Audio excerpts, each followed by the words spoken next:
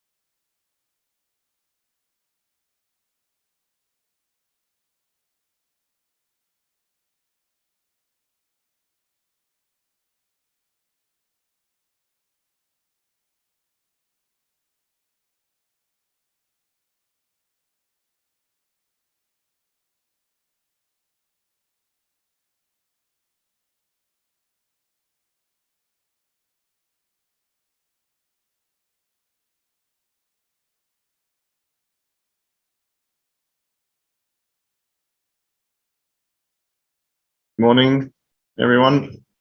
Welcome back to day 3 of what's turning out to be a long conference. So good morning from Copenhagen, good afternoon to Tehran, Turkey, and probably good late afternoon to Japan. Before we get started with our first talk, I just want to flag up that due to a few cancellations, the program is slightly changed. There's a new version, although not the latest version, available on the website. And the major change today will be that we have the paper that we couldn't do yesterday will now be at 11 a.m. That's Afshin Akbari et al., which is a recorded talk, will be on at 11. And then followed by Judith Tomalski at 11:20, Hassan Fazeli and Michael Gregg at 11:40, and then we have lunch break. And then at 1 o'clock we have Azu Abdi. At 1:20, Amy Richardson and Sam Walsh. At 1:50 is Deborah Merritt et al. On the Ganjari burial practices and social memory. And then at 2 o'clock, we have Arkadiusz and Hodjat on with a paper on Alikosh. And then in the afternoon will be Amaya Aranzotayegu at 14:50, Golnaz Zahadi at 3:10, and Birgül Ögüç at 15:30. That's all Copenhagen time, of course. So slight change to the program, but this morning will stay the same, and we're now going to get started with the first talk, which will be delivered by Professor Barbara Horesh. Parallel Neolithic Landscapes, New Survey Data from the Sirvan and Khardaval Valleys in the Central West Zagros Ilam province. Thank you very much. All right, good morning, everybody. Let me first ask if you can hear me and see my presentation. All right, wonderful. Well, first of all, I really warmly thank the organizers for not only bringing us together in these difficult times, but also because you make the papers already available via YouTube, and which gives me the chance to follow the conference in the evening, because I'm already back in the field now to prepare our next excavation season, so I can't participate during the day, but could follow thanks to your online organization. So I'm glad to present the first results from the new field investigations in the Sirvan and Khardaval valleys in the Ilam province in Iran. This new Austrian-Iranian project was initiated in 2017 as a collaboration between the Austrian Academy of Sciences and the Iranian Center for Archaeological Research, represented by our main collaboration partner, Lily Niakan, who is also co-authoring this paper. Our project aims at exploring the long-term dynamics of human activity and interaction with the environment in the Central Zagros region. The overall project focus is modeling potential settling patterns within this distinct microregion within a long durée perspective, from prehistory to the Islamic period. And for instance, you can see some Sassanid ruins of Sarab Kalan on the right side. The focus of my team is the Neolithic, which is embedded in the broader research context of my group. And within this broader framework, we are focusing on the Neolithic and the social transformation within the Neolithization process in particular. Our interests are aiming on PPN and PN and its transformation periods, and especially on the social-cultural development after the first agriculture established successfully, such as the development of the Neolithic village as a social concept. And the social dimensions of the later phases in this process have been discussed, for example, yesterday afternoon in this conference, which I found very inspiring, especially about how we should use the concept of the village in our future approach. So our approach is embedded in a long-term research of my group in Vienna with various fieldwork projects located not by accident in regionally different trajectories of the Neolithic. So we are conducting long-term fieldwork and analysis in Western Turkey and Southeast Europe, representing more or less, the second and third steps in the spatial distribution of the Neolithization distribution. The sites where we are investigating are located in kind of border zones, either by the dating of their particular initial Neolithic or by their cultural, material, and environmental aspects. And they are here marked with red stars on this, known distribution map. So it was a great opportunity for us to accept the invitation by ICAR to continue our work in one of the core zones of the Neolithization, which we initiated together in 2017, and which then finally could start in 2018 in the field. And due to various reasons, we could not continue our field work immediately in the next year, but we are still optimistic to go back after the pandemic. So we are doing a geoarchaeological approach with investigation of archaeological remains contextualized in the environment. The landscape forms the basic framework for our extensive and intensive service, topographical studies, GIS analysis, and raw material studies with the definition of lithic sources. So all methods could offer just a first overview of the landscape and its potential for our approach. Our preliminary results create the basis for more detailed investigation, which we are planning currently for the future. So it's well known that the Zagros Mountains represents one of the earliest zones of the crucial transformation from mobile hunter-gatherers into farming societies around 11,000 years ago, as has also been shown in various papers of this conference. As an outsider, starting to work in this region only recently, I'm thankful to the authors of these extremely helpful books and quite a number of substantial articles, which offer us a brilliant overview of the Iranian part of Zagros and the peripheral zones of the Hilly Flanks. New research of the last decade in the Zagros seems to be particularly also focusing on the environment and associated questions of early subsistence practices, for which the location of the sites are for sure quite important. And based on Bradwood's fundamental theory of the upland assets for early agriculture, the elevations and spatial distribution of sites are substantial for defining suitable patterns for early farming. So our new project is embedded in this zone of the Hilly Flanks, marked red in this map, which I'm glad to present some of our first results now. Our main focus in the first phase of the project are the potential settling patterns and their relation to available raw materials and environmental conditions within the elevation between the high ones of around 1,500 meters and the lowlands with altitudes around 500 meters. This GIS-based map shows you the newly defined sites of our fieldwork in 2018. Each dot represents a find spot dated only by surface finds so far, so please keep this in mind. The zones of Sirvan and Chardaval valleys are shown on the map as well.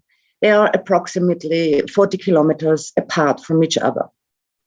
We started with intensive service in the Sirvan Valley, where we spend also most of our time in the field. The altitudes of the Sirvan are not reaching more than about 1,000 meters, while the Chardaval Valley with surveyed spots are situated slightly higher than 1,000 meters.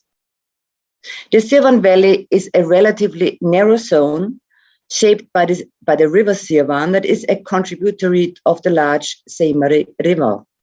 Our extensive service revealed altogether more than 40 locations with high archaeological potential, of which 22 are of prehistoric date. The Sirvan River is dominating the landscape with broad flooding zones and used intensively in modern-day agriculture.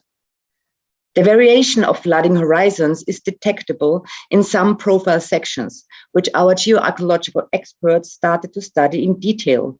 But again, also the sedimentation process of the alluvial landscape is not dated with radiocarbon yet. Anyhow, the suitable settling areas appear only on the elevated terraces or potential natural mounds located in the alluvial plain. Therefore, we included also the Hilly Flanks into the extensive zone of our service by means of walking along them systematically in rows and geoarchaeologically describing the flanks. The first geoarchaeological studies of the available and collected lithic raw materials let us assume that pebble-sized cherts and radiolarites seems available in the valley.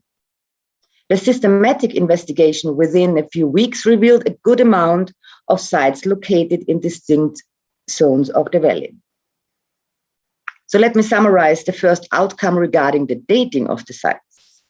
Prehistoric activities in the Sirvan Valley indicate the evidence for potential Middle Paleolithic, potential PPN, Pottery Neolithic, and Chalcolithic and later human activities based on the collected chipped stones and ceramics. The red marked sites in this map provided these evidence, which are scarce, and we have to be cautious with further interpretations based on these results only. The Tepe Sirvan is a large and impressive tell with the height of almost 25 meters and diameter of 200 meters. The Tepe is clearly dominating the visual impression of the valley and is widely visible as a landmark. The top is covered with architectural remains from later periods, but most of the monument appears to consist of Chalcolithic and Bronze Age times. Some sherds might also date to the Neolithic, which can perhaps be associated with the lithic trapeze we collected on site and which you can see on the right side. In the region of the central Zagros, trapezes were documented from a number of PPN contexts and remain in use at the later pottery Neolithic sites as well. So they are attributed to the late 8th and 7th millennia. Trapezes were also recorded from other find spots in the surveyed area, with assemblages indicating occupations during the Neolithic. So despite the fact that the evidence for the Neolithic in the Sirvan Valley is still very scarce, 4 lithic scatters were outlined due to the presence of pressure bladelets and characteristic tool types. According to the topographical studies, we could recognize a couple of potential spots attested to likely short-term occupations in the Neolithic times. Distribution and chronological determination of finds, together with the study on geology, geomorphology, and topography, yielded the information about several settling patterns in the valley during prehistory.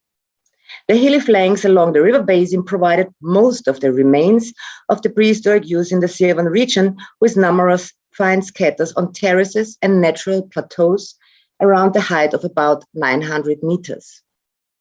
On the contrary, the floodlands of the Sirvan River do not seem to be used in the earlier prehistory, except in the case of already existing natural mounds as geological elevations in the valley, which we could not identify so far to be used during the Neolithic. Let me conclude my talk with a contrasting view into the neighboring Chardavol Valley, located around 40 kilometers northwest from the Sirvan, where we got the permission for service as well and finally could start to investigate a promising PPN site.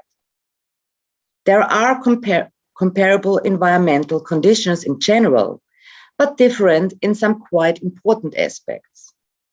The elevation is higher of around 1,200 meters, and the site in focus is situated on the right bank of a small stream in the broader Chardavol Valley. The potential evidence of primary sources of cherts could add another important aspect. Our first investigations along the upper terraces, you can see on the right here, and in the rock shelters of the adjacent mountains were promising, and let us expect potential data for source procurement of radiolarite and chert during the Neolithic.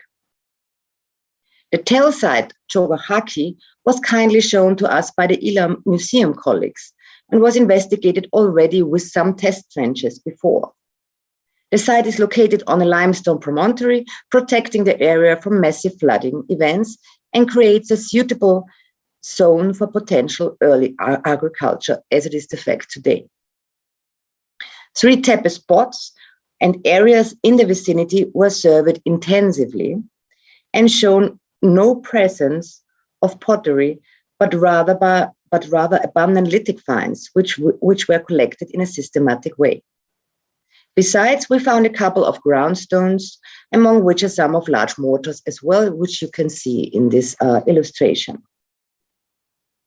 The high number of chipped stones with more than 300 artifacts cover the whole site, and they are offering a wonderful assemblage, which was studied by Bogdana Milic. Parts of her results concerning the production strategies have already been presented at conferences, and maybe some of you have heard that already, and they are currently in print for publication.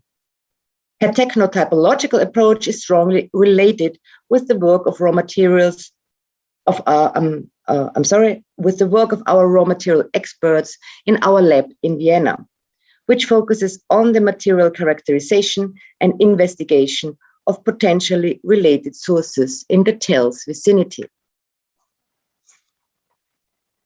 Small bladelet cores, flake and blade blanks, core preparation and rejuvenation elements, and possible napping waste were differentiated in her study. Her first results likely regard the on-site production by pressure and direct percussion, where blades, microblades, and flakes were the aimed products. Alongside the previous dating of the site into the pre-pottery and pottery Neolithic by Davoudi and colleagues, new techno and typological study of the collected material from the 2018 campaign gives more insights about closer dating of the assemblage to the end of the 9th and 8th millennia. And for more details, if you want to know more details, the lithic expert Bogdana Milic is available in the audience and for sure very interested to discuss some of her technotypological details. Finally, a couple of obsidian artifacts were recorded in the surface collection as well, and they concern only finished products, which were fragmented too. It's a well-known fact that the obsidian procurement within the sites of the central Zagros is related to Southeast Anatolian sources, which brings in focus the long-distance exchange networks, which also involve now Chogahaki during the pre-pottery Neolithic. So overall, the results of our diachronic and geoarchaeological approach in the microregion of the Sirvan and Chadawo valleys appear very promising.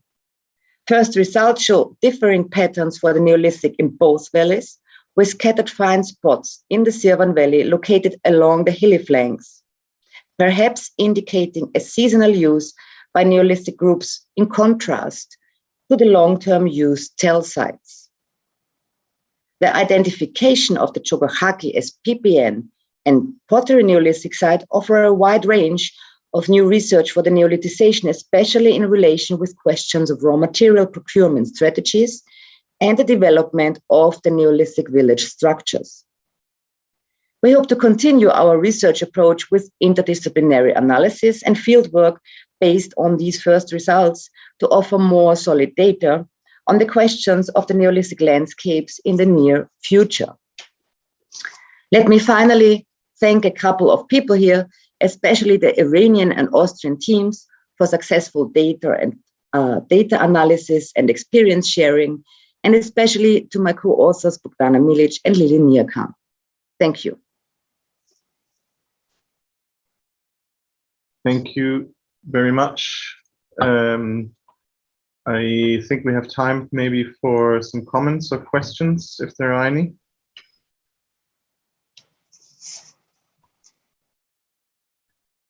Yes, Roger, please.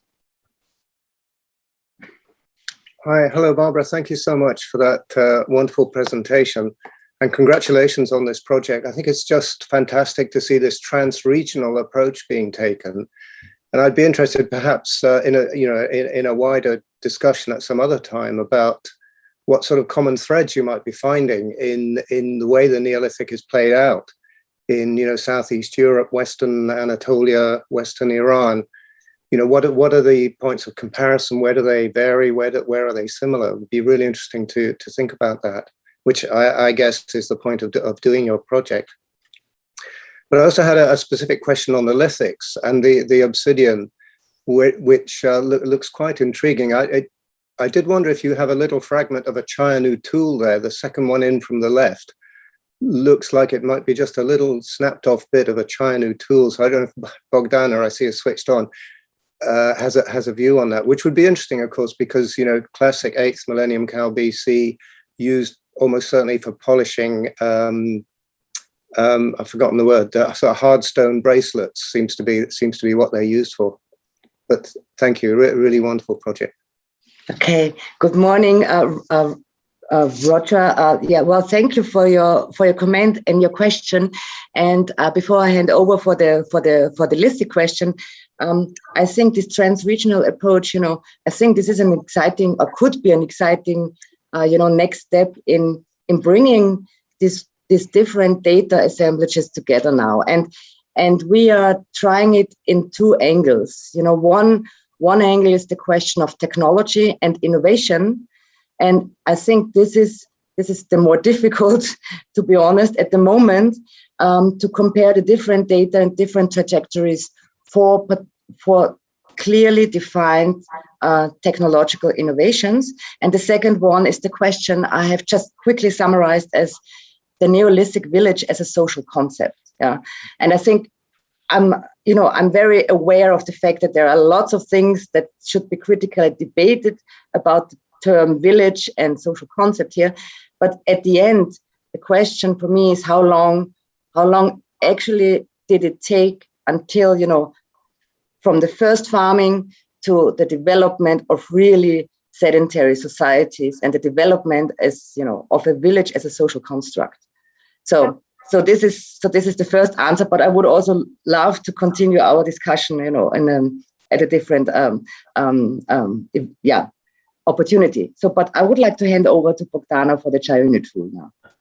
Yeah, thank you very much for the comments and the question. In fact, there was this one piece, as you noticed, the second from the left, and I think it has a little bit of a strange retouch on it. I'm not sure right now that it's something related to Chayanu tools. I mean, in this paper that we were preparing for the PPN9 conference that was held in Tokyo, I discussed a little bit about that. And it seems that the situation between Iraqi part and Iran, Zagros, it's a little bit different in terms of distribution of Chayanu tools. So it would be indeed very important if we have something out of it. But at the moment, it doesn't look like. Thank you very much. Thank you. Thank you. I think we have one more question or comment. From Judith. Yes, please. Thank you so much, Barbara.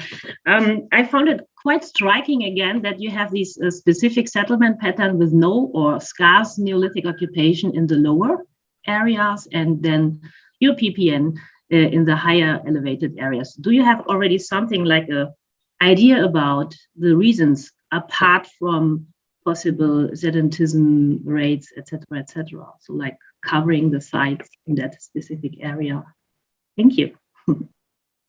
Good morning, Judith. It's so nice to see you all again in this virtual world, at least. Well, I think this is one of the crucial questions we should follow with more interdisciplinary studies in the future. But to try to give you at least a quick answer, I think that the landscape is really the dominating factor here by means of the sedimentation of the plain, and this perhaps constant flooding of the potentially, suitable areas which are not so well suitable when you go into the details. And that's why our next step would be to do some quite small test trenches and to do more drilling cores and to date the flooding in more detail. So this is our plan when we go back to the field. And yes, I think the landscape is the factor here. Thank you. One final comment from Barbara or question? Good morning from Barbara to Barbara. Many thanks for this presentation, which I think, since you're very close to the same array confluence, I was wondering, just from remembering the way a site like Chiasubs East looks like, when we walked to the site in 2006, it was, I think, or 7, we had seen that this was a Bronze Age site and it was located in a spur situation. But then there was 3 meters of clean red soil. And Hojat, if this is wrong in my memory, please correct. But the whole of the PPN layers of East Chiasubs was covered probably by a later landslide. Since we're regionally very close, I wonder if you have a possibility or opportunity to check this geological situation, really. Well, yeah, actually, so first of all, good morning too. Well, actually, our geological experts and geomorphological experts, they really want us not to, define the landscape just by eye. Yeah, they really went with us through the landscape and recommended strongly to do much or many detailed drilling investigations and to make core sections really, and to make sections along the valley and crossing the valley, and when we try to define a fine spot, a site, a potential, we should do drillings as well. So I think maybe this could be an approach, but you're right, when there are 3 meters of red soil covering a Neolithic site, I really wonder if we would detect it. Then I'm skeptical too. Thank you. Thank you very much. It's now time we move on to the next paper. Thank you very much again, Barbara, for your contribution. And the next talk will be by Morteza Khanipur and Mohammed Hussein Azizi Kharanji, Geographical Zone and Evaluation of the Neolithic Period in Fars, Iran. And this is a recorded talk. Hi everyone, I'm Morteza Khanipur, and here with Hussein Azizi present Geographical Zone and Evolution of Neolithic Period in Fars, Iran. Here I thank all the members of the organizing committee for holding this conference. In advance, thank you for your attention, and I hope you enjoy. And Marvdash Plain. Regarding the diversity of the Fars region environment, composed of various valleys and plains with different environmental characteristics, as can be seen in the picture, we can generally consider 3 zones for Fars. Northern highland with cold and wet climate, central areas with temperate climate and normal rainfall, and the lowland areas in southern parts have hot and dry climates and low rainfall. More comprehensive studies as well as surveys and excavation in other regions are required to present a more accurate analysis of the Neolithic period in Fars. The results of the studies conducted in Dara Plain demonstrate different Neolithic cultures in southern Fars. According to these studies, in the regions such as Fasa and Dara of southern Ara-Agaj River basin had a different pottery culture from that of northern Fars. Considering the long history of innovations during the Neolithic period in Fars, there remain a number of fundamental questions that have not been answered yet. Of these unanswered questions, the most important concerns that of the chronology of the early Neolithic that would provide insights into the early phase of settlement and production of food in the region. Also, the cultural characteristics of the Neolithic period in its different regions are unknown. In this presentation, we try to zone in the Fars Neolithic period based on cultural finding and also to provide the absolute date of the beginning and the end of Fars Neolithic cultural periods based on C14 analysis. So here we start with a short background of Fars archaeological studies in Neolithic period. For the first time, some archaeological evidence regarding Neolithic settlements in Fars found out from Stein surveys. The excavation of the prehistoric site Tolle Bakun had not uncovered any material earlier than unpainted ceramic from Bakun B1. Waldenberg was the first archaeologist to conduct systematic studies of Neolithic sites in the Fars. Waldenberg excavated 2 Mushki and Jari sites. After him, the Japanese team excavated Neolithic sites in Marvdasht. Sumner also identified several Neolithic sites during his survey here. In addition to Alizadeh re-excavated 5 major prehistoric sites named Tolle Bakun A and B, Jari A and B, and Tolle Mushki in 2004 to identify absolute chronology and subsistence economy there. Other investigation in Khor River Basin included excavation on Tolle Bashi and systematic survey on Kushke Hazar. Tolle Nurabad in Mamazani was excavated in 2003. Another excavated Neolithic site is Tape Rahmatabad in Saudat Shah and Qasr Ahmad in Kabar, where uncovered a ceramic Neolithic occupation.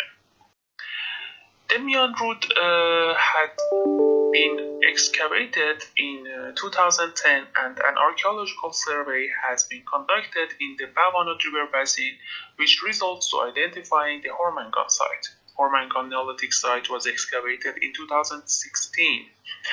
Tolle Sangi, that is located in Morghab Plain, had been excavated in 2019, had revealed pre-pottery Neolithic and early pottery Neolithic period in the region. During the excavation of Tape Pushi Shiraz, evidence of late Neolithic was found, which is the latest excavation in Neolithic area of Fars.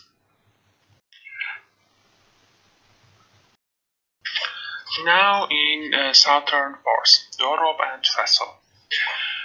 Neolithic pottery has also been collected from surveys in Fasa and Darab valleys, Jalian and Binsdan Bayers. During his research in Darab, Mirsheji, by examining the surface findings, identified a new type of pottery different from the potteries from Khor River Basin, which he introduced as Binsdan pottery and related to the Neolithic period. He also named the Neolithic pottery from Fasa as Jalian.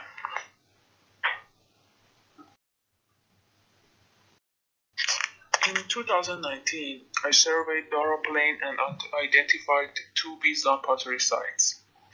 In this picture, you can see the Briskan site and the stone tools and pottery of this site. It seems that it is one of the key sites related to the Binsdan culture.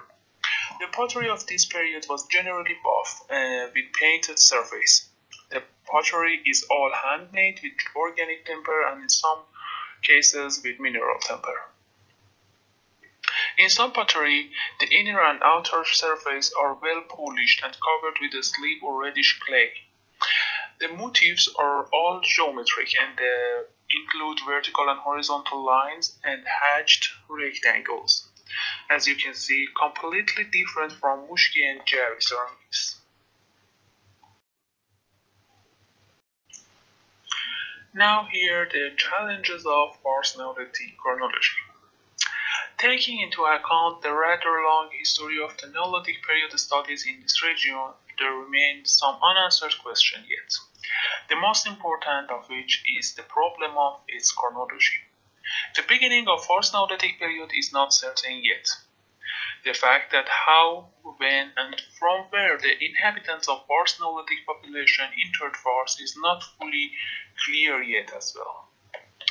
Before the Rahmatabad excavations, most scholars considered the Mushki period to be the oldest phase in Fars Neolithic period. Vandenberg surveys focused on the core river basin, complete with a series of test excavation in selected sites to recognize the stratigraphic position of pottery types. Two excavated sites consist of Tole Jari and Mushki, which provide two different painted pottery styles earlier than black on buff pottery from Balkan period. Waldenberg believed that Jari pottery predated Mushki. Some investigation continued on Core River Basin by the excavation of Japanese team at Tole Mushki, Jari A and B, and Tole Bakun B. By Japanese excavation in the lowest cultural levels of Tole Jari, many Mushki potteries were discovered. However, based on their excavation at Mushki, the excavators believe that the Mushki pottery style is older than Jari. In 2003, Tole Bashi was excavated by Abdi, Bernbeck, and Polak. The excavators of this site believe that a phase could be added between the two phases of Mushki and Jari by the name of the Bashi phase, which also added to the challenge of Fars Neolithic chronology. Taking into account the similarities of Bashi material with Hormangan, Rahmatabad, and Mushki sites, and the absolute chronology of these regions, consideration of Bashi phase does not seem logical. The absolute chronology of Rahmatabad shows that the pottery introduced as Bashi in second half of 7th millennium BC was common at the same time as the Mushki period. So the difference in motif in some potteries is probably a local feature that we should consider for each region.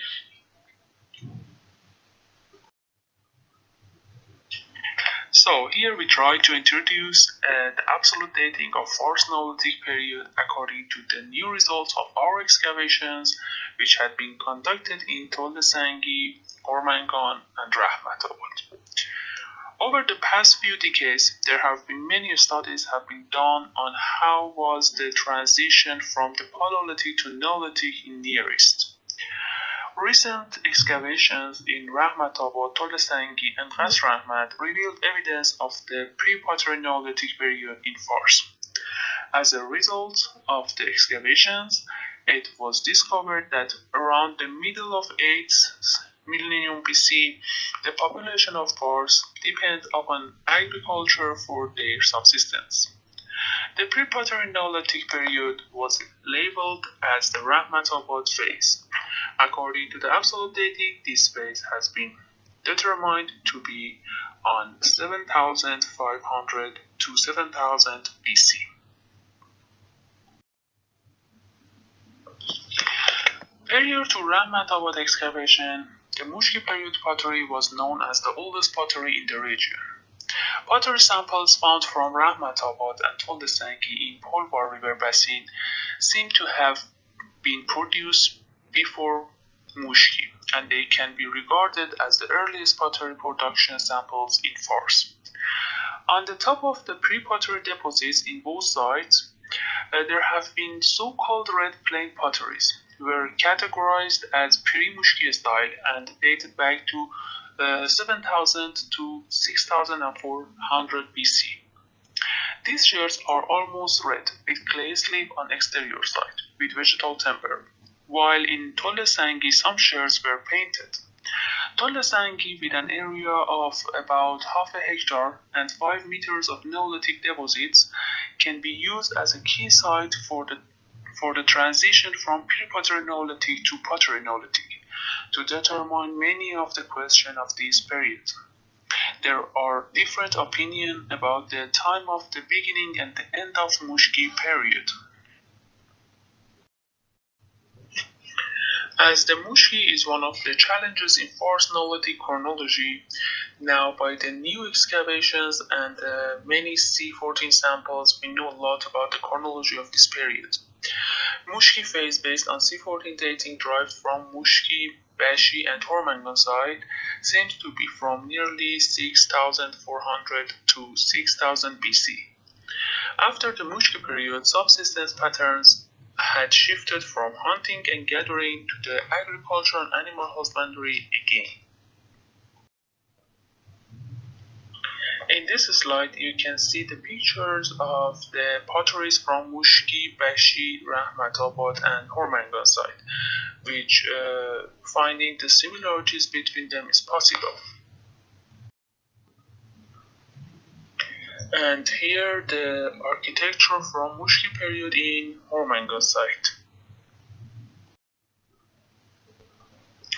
Subsequent prehistoric cultural period in Fars, known as Jari period, has been identified after the excavation at Jari A and Tolen-Rabad.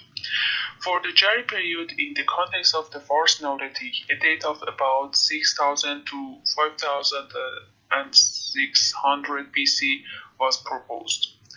This point, of course, should be taken into account that the Mushki and Jari period have more likely overlap for a short time after that.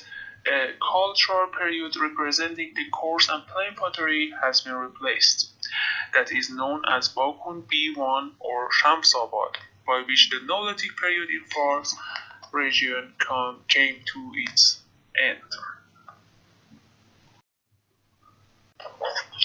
It is necessary to mention here that according to excavation carried out in the various parts of the Fars region, the Jari phase were followed by Bakumbi or Shamsabad phase, about which there is not much more information available, and the only cultural characteristics which are known from which are the coarse and unpainted potteries have been found from Tolle Bakumbi and Jari layers. Nevertheless, the absolute dates of Shamsabad period and therefore the end of Neolithic period in Fars region remain to be determined.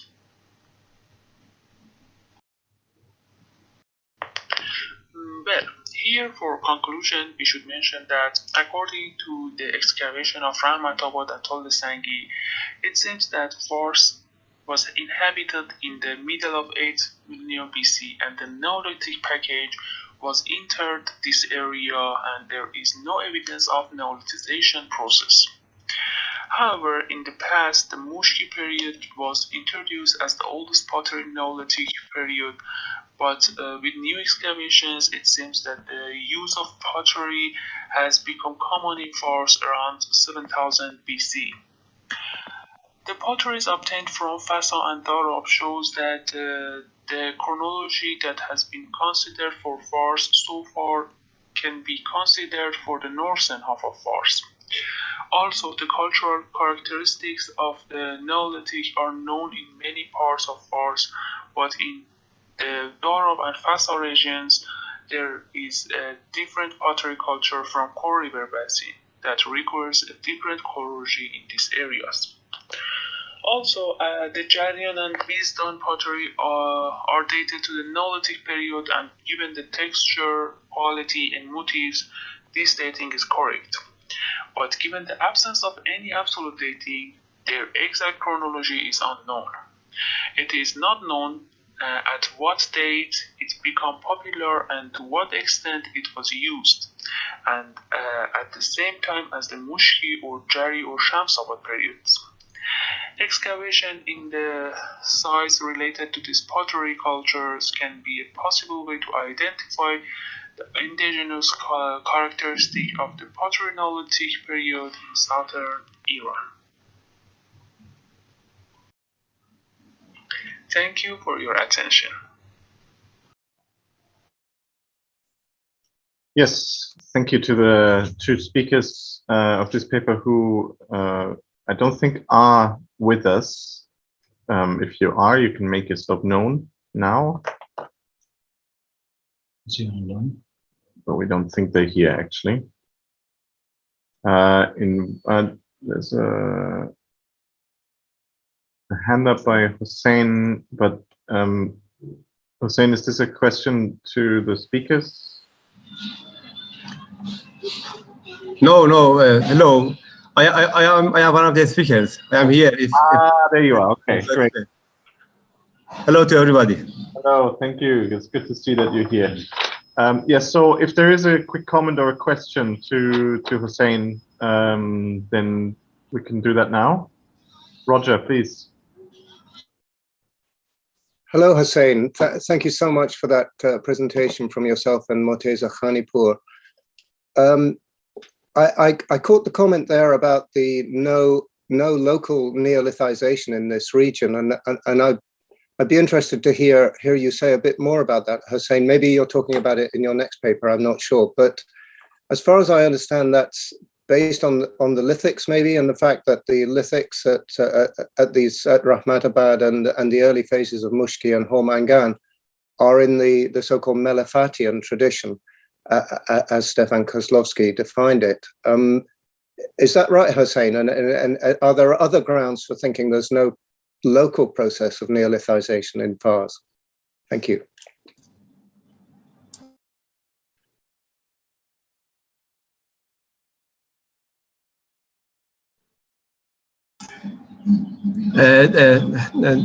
Hello, Roger. Thank you. I have to show my yes, it's better. Okay.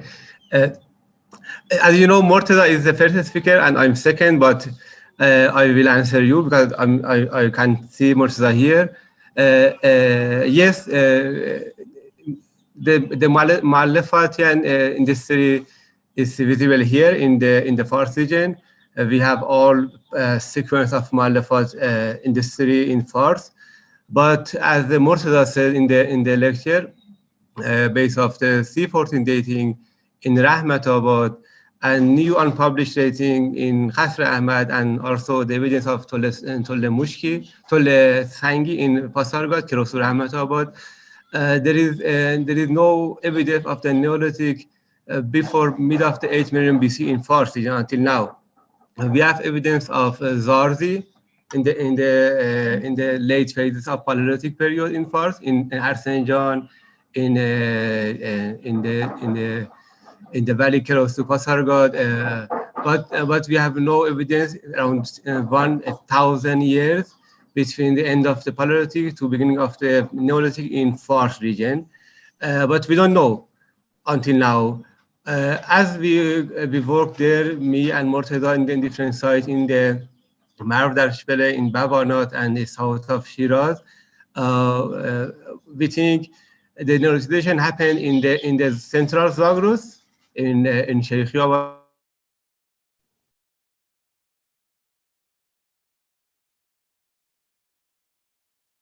Over there, the all evidence we can find in Fars is the belonging to the Neolithic, not neolithization. Kheli Mamnoon. Thank you, Hussein. Okay, we have one more question or comment by Margareta Tengenberg. This will be the last of this talk. Yes, it's just a comment because I studied the plant remains from Rahmatabad, and there's no sign of domestication of cereals on the site. In the earliest levels, there are a lot of wild plant species, a lot of wild legumes, and then we have some, how do you say, there are some domesticated cereals from the earliest levels, and they increase quite a lot in the later levels, but there's no sign at all of progressive domestication of wheat, for example, or barley. So that was just a complement to the discussion. Thank you for that. Great.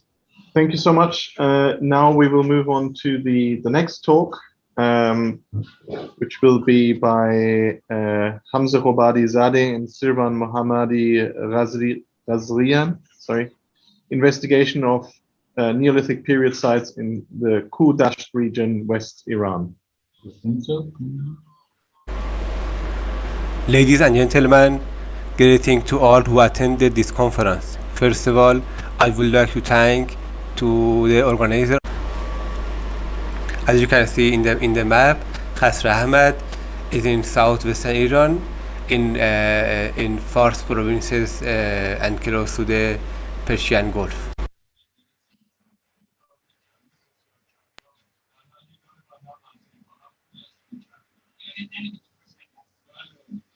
Sorry, I made a bit of a mistake there. I was one paper ahead. So the talk we're listening to now will be Hossein Azizi again and colleagues, relative and absolute chronology of Kasra-e-Ahmad, Fars, new Neolithic site in southern Iran. My apologies for the mix-up. The site located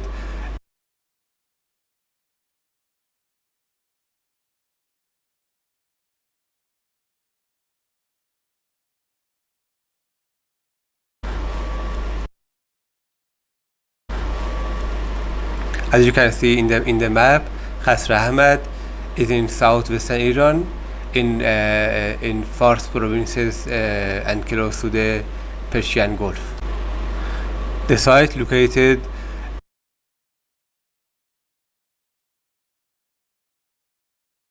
uh, 54 kilometers southeast of Shiraz, 8 kilometers from Kabar town, and in the fertile plain of Kabar. The area of Kabar plain is about 27,000 hectares with northeast southwest direction. It is located between also southern Zagros mountain valleys and the south of Maharlu Lake. The site also is 100 meters southwest of Kasra-e-Ahmad modern village and on the edge of Kharagaj river.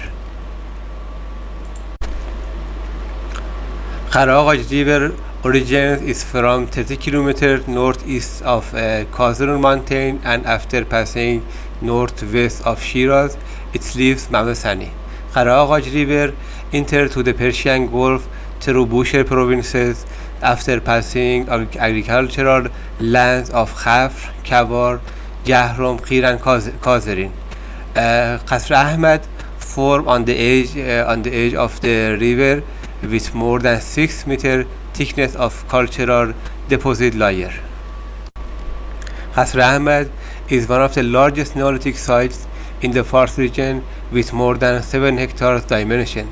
Unfortunately, due to the agricultural activities, a lot of destruction has been done in the site and more than 2 meters of cultural deposit have been destroyed by the bulldozers. The first season of archaeological excavation carried out in 2012 with the financial support of Cultural Heritage Organization of Fars Province. During the excavation, 3 stratigraphic trenches A, B, and C were excavated on this site.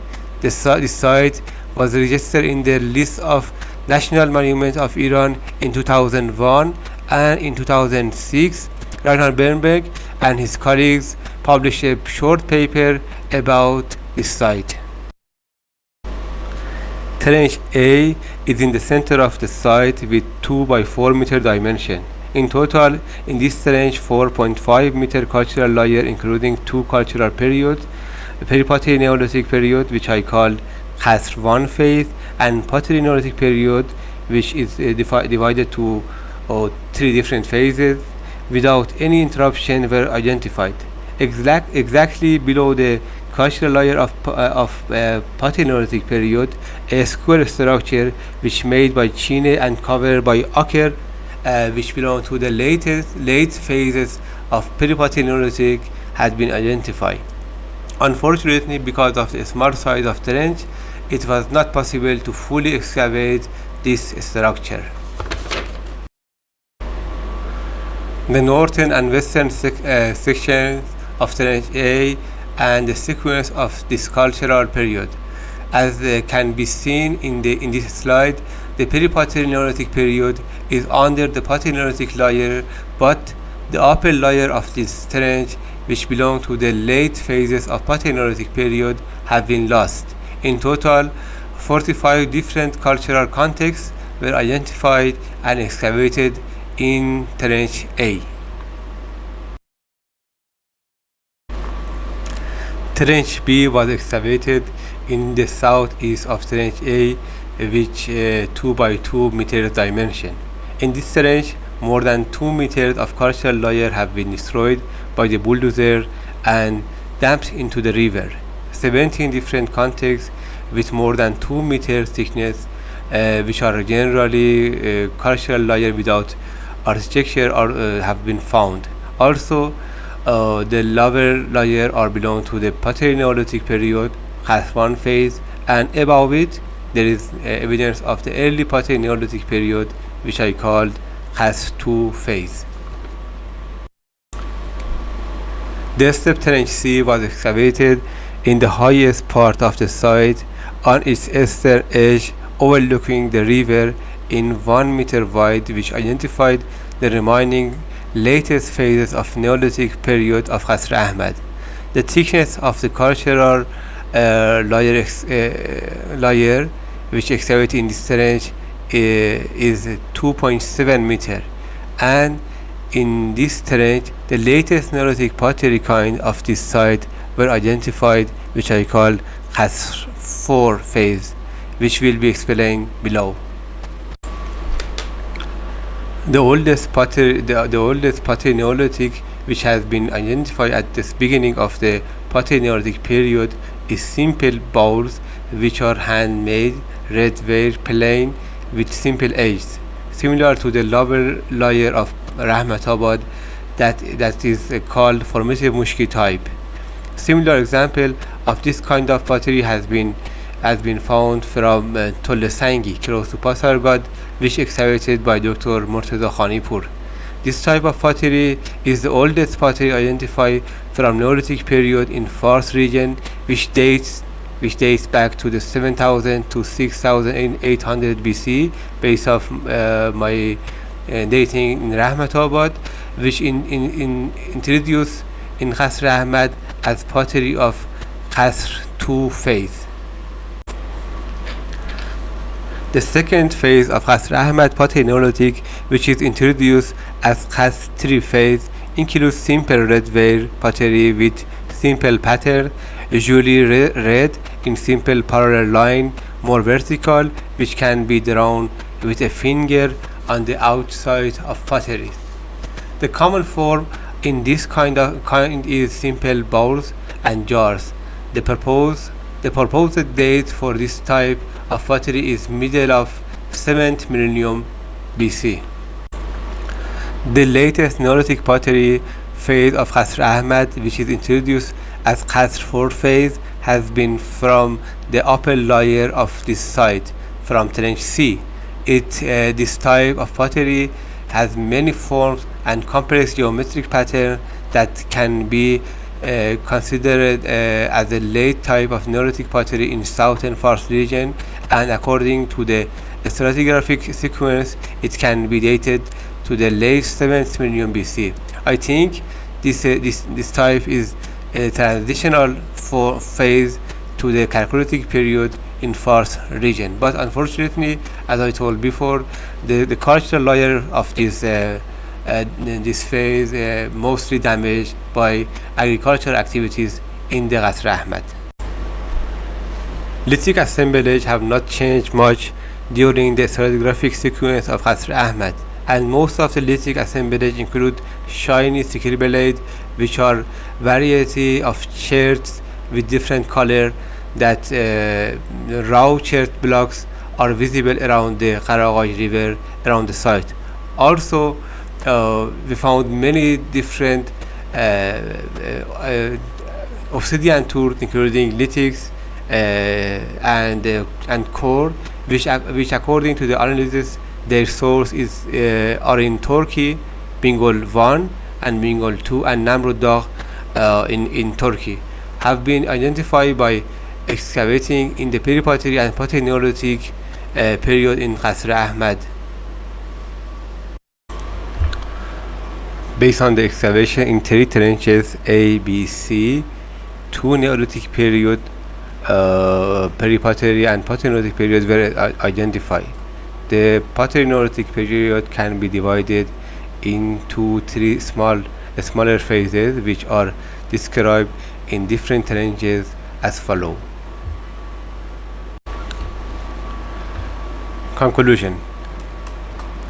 As mentioned, based on the excavation which carried out in the first season of Qasr Ahmad archaeological excavation, the main purpose was stratigraphy to find chronology of the Neolithic period, especially in south of Fars region.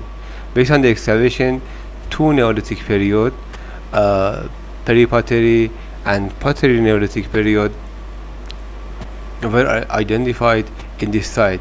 The beginning of the Peri-Pottery Neolithic period, which is known as the Qasr I phase, dates back to the late 8th millennium BC. The Pottery Neolithic period can be divided in three different phases, from Qasr II to Qasr IV, which you can see the dates, the proposed date, and how they continued in the different tranches in Qasr Ahmad in this slide. I would like to thank the team members of the excavation who worked hard during the first season of Qasr Ahmad excavation in 2012, and also thank you for your attention.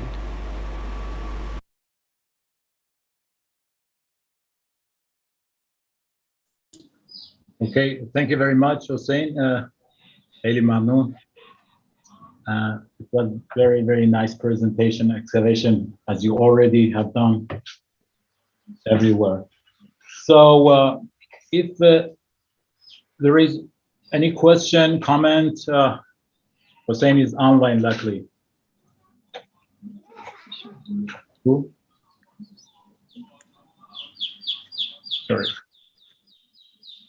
Okay, Roger, I see that you have a question or comment. Yeah, sorry, I don't want to hog all the questions, but really, I think this is the last paper on the Fars region. And I just wanted to stress and to explore with Hossein and Morteza, just how interesting the region of Fars is through the Neolithic, because, it's a region that really, it's a very stop-start process, I think, the Neolithization in Fars, because it seems to be imported from the Zagros, judging by the lithic traditions that come with them, as we discussed just a moment ago. And as Margareta said, there's very much a wild emphasis in the plants and very much in the animals too, until really quite late. I mean, it's something like a 2,000-year process in Fars. And even, not just stop-start, but even take a step back. And I know Morteza and his colleague Moshache Abe have argued even that the 8.2 KYA event, rapid climate change event at the end of the, 7th millennium Cal BC, has a significant impact on people giving up farming and going back to hunting and gathering. And I think Marjan is here as well, could comment on that, maybe from the point of view of the zooarchaeological remains, which also show a shift back to wild, much greater emphasis on wild exploitation of resources. And it's really not till the mid to late 6th millennium Cal BC that people in this region take farming seriously. I mean, so I think one might label them reluctant farmers. And it's back to that broader argument, perhaps, or discussion we started, I think it was yesterday, about, okay, we define the domestication and explore the early steps in this process, but equally intriguing are the later steps and why people are reluctant to take up farming. And I think the region of Fars is just a great arena for exploring those sorts of issues. Thank you. Okay. I hand over. Sorry, I'm back. Yes. Talk to Tobias. Okay. Judith? Yes, please. Thank you so much, Hossein. Salam, great to see you here. I have not a question, just a remark. So for your wonderful pottery development, and do you have some, and we have a more or less maybe a significant change or shift in the technology from your Qasr 3 to Qasr 4, so where we have this change towards the brown on buff potteries. Do you have first implications about stronger evidence of technological style and pottery production in your site? Sorry, Judith, can you ask me again? Yeah, I just wanted to highlight this significant shift or change in technological pottery manufacturer from Kassel 3 to 4. Do you have some more details maybe? So is it really like what we can see? So the change towards brown to buff painted and... You know, as I told in the presentation, the Qasr Ahmad had destroyed, done badly by the agricultural activities. Before we came there for excavation, maybe 2 years before that, we were there. And the people removed more than 2 meters of cultural layer of Qasr Ahmad and just threw up to the river. If you see the if you see the photo of the edge of the river, it's many like a jar is just top of the river, and the surface layer badly damaged. We couldn't find the painted pottery belonged to the late phase of Neolithic in main trench A and trench B, but we have some evidence in trench C. Trench C was very small, 1 meter and 70, and in general, our excavation in Qasr Ahmad is very limited and is very few, just 3 small trenches. I have a plan to back to site, maybe in future, but until that time, we don't know anything more than I show here. Thank you so much. Thank you. Now we have Mohsen Jayes. Mohsen. Hello, everyone.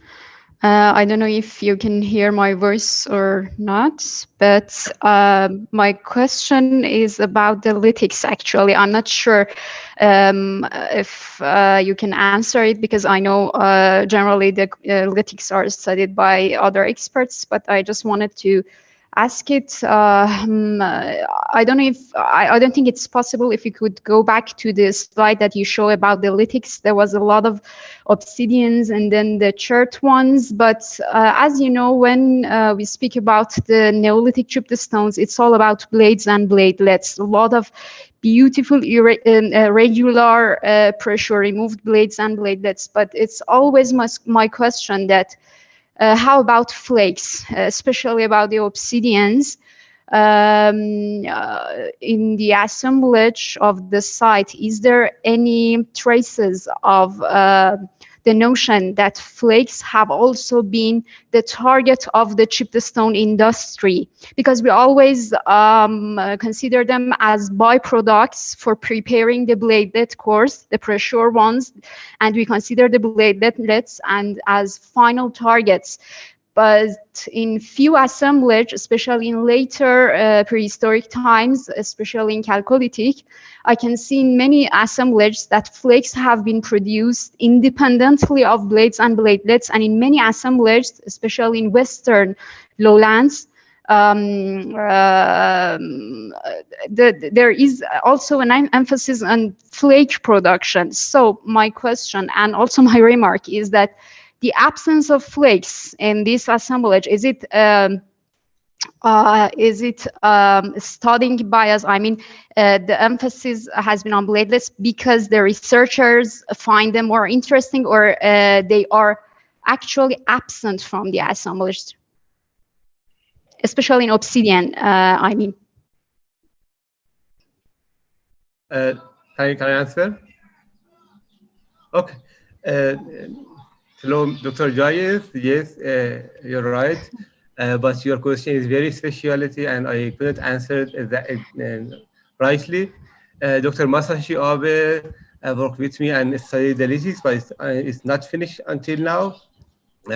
But as he told me, we don't have much differences in the different layer from the bottom to the surface.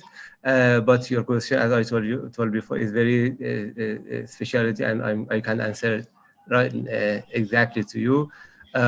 Just I can tell we examine the obsidians. They're from Turkey, but about the detail, I have to ask to my friend Dr. Masashi Abe. Thank you. I hope there will be an opportunity to talk to him about the subject. Thank you anyway. Inshallah. Thank you. Then we have a hand up by Marjan Mashkour. Yes, hello everybody. I just wanted to answer to Roger about the fauna. It's true that the patterns that we see in Fars are very interesting, and I have highlighted that previously in my the study of Mushki in particular, and raised this question of how it is possible to have this pattern, this unusual pattern in Mushki. So now that I have studied more assemblages, Neolithic assemblages in Fars, and the last one was the Qasr Ahmad. We didn't present here the fauna, but it was studied by Safura Komijani and myself. Well, we have, I mean, still I would say that this Mavdash plain and the in particular Mushki is really coming out of the picture, whereas the other sites are maybe falling more in the sheep goat exploitation and less sheep. And just to come to Qasr Ahmad, what is surprising for me is the question of sheep really emerging here in this site. So there is something to explore with sheep in Qasr Ahmad, and the first evidences of beginning of domestication of the animal, or the introduction of the animal in that region. So yes, Fars is very interesting, and I'm very looking at this evolution of these different sites. So many things still to explore. Thank you. I'm gonna call on Hassan Fazeli as the last question. Melinda, if you have another question or comment, maybe you can put it in the Q&A or in the chat so that we don't run too late. Hassan Fazeli, please. Okay, can you hear me? Yeah, can you hear me? Okay, Hussein, thank you so much for your wonderful work, and I'm so happy with Mortaza and your work. So my question is that I'd like to know more, because the Fars region is the pathway of early farmer go to the Kerman province. And the Gulf Kushi site, so we have same, when they go to Kerman, so the ceramics style is independent. And then later the second half of 7 millennium BC, you can see some similarities style between Fars and Kerman. So can you explain more about such a regional style rises from the two important regions?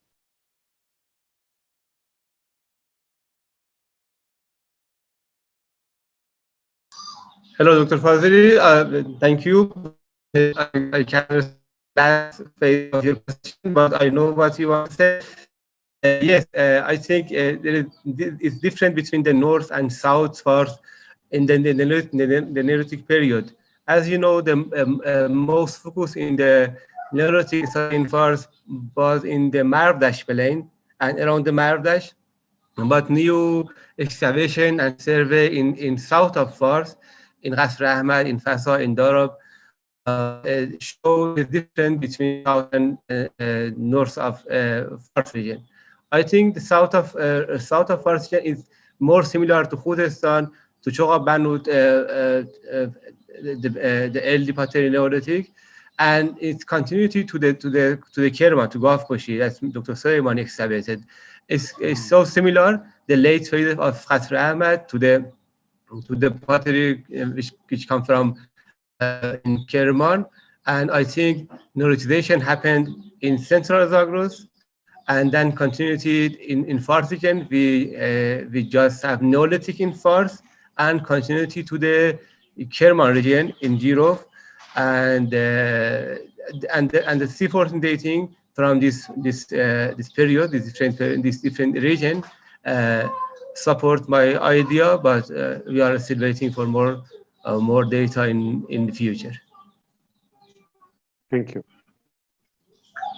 Thank you very much. Now it's time we move on to our next talk, and this time I'll try and get it right.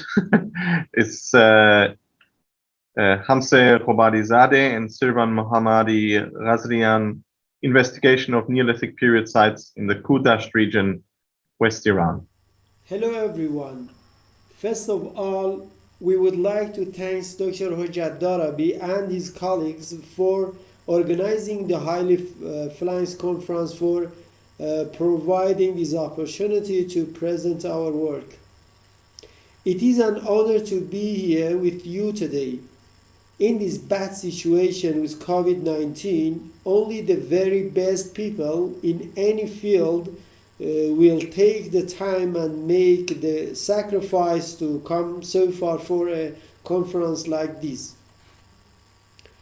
Let me briefly introduce myself. My name is Hamza Robadizadeh, and I'm delighted to be here today to talk to you about the investigation of the Neolithic site in the northwest region of Kuhdasht, western Iran.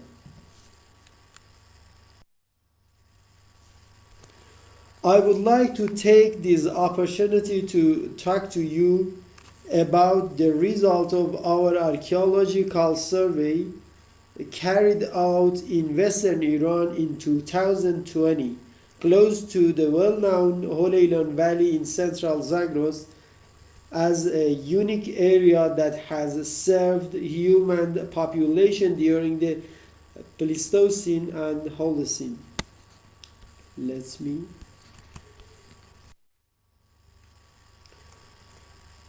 I would like to give you some background information about the geography of the survey area.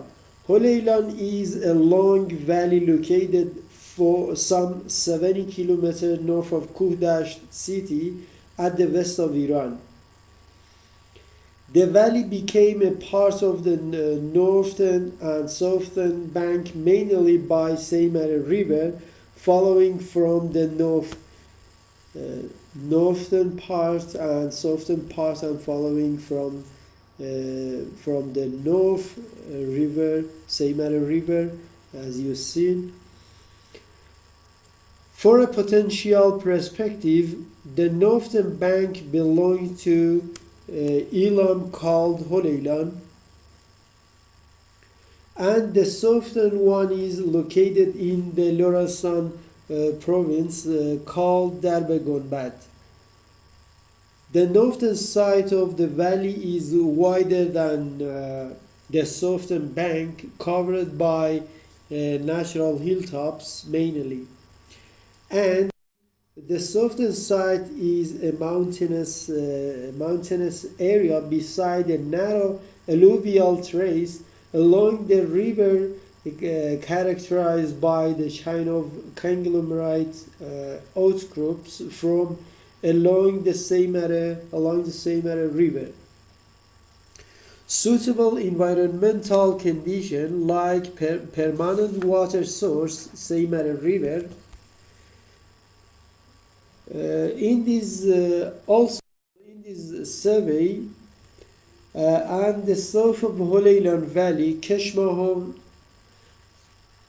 and Buluran Valley were also studied, which are higher than Holeilan Valley in terms of altitude, those in terms of vegetation and also in terms of temperature.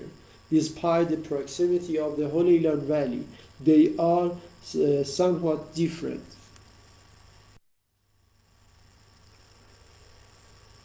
As you can see in this map, there are well-known some Neolithic sites like Tape-Guran in the Holeilan Valley, north of our survey area, and others Neolithic sites are same, such as Chia Sabz Sharqi, Kalek Asad Murad, Ali Kosh, and the other important Neolithic site, as you've seen. archaeologically, these Neolithic sites showing that great potential of the area regarding the Neolithic occupation.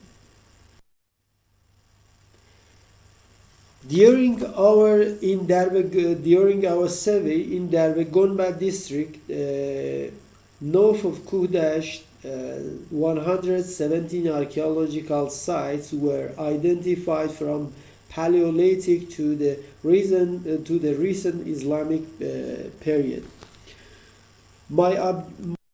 Today, my objective is talk about 10 Neolithic and Neolithic to Chalcolithic transition sites. From the first time these sites were identified for the first time, that if we added them to the sites like Guran, Chia Sabs, and some the other sites, we received exciting numbers. Noted that this great potential for forming archaeological sites dating back to most ancient times and Paleolithic period. The Holeilan and Kuhdash regions are the main canyon for the formation and also dispersal of people during the Paleolithic in the west of Iran. We can see the exact condition during the Neolithic period also.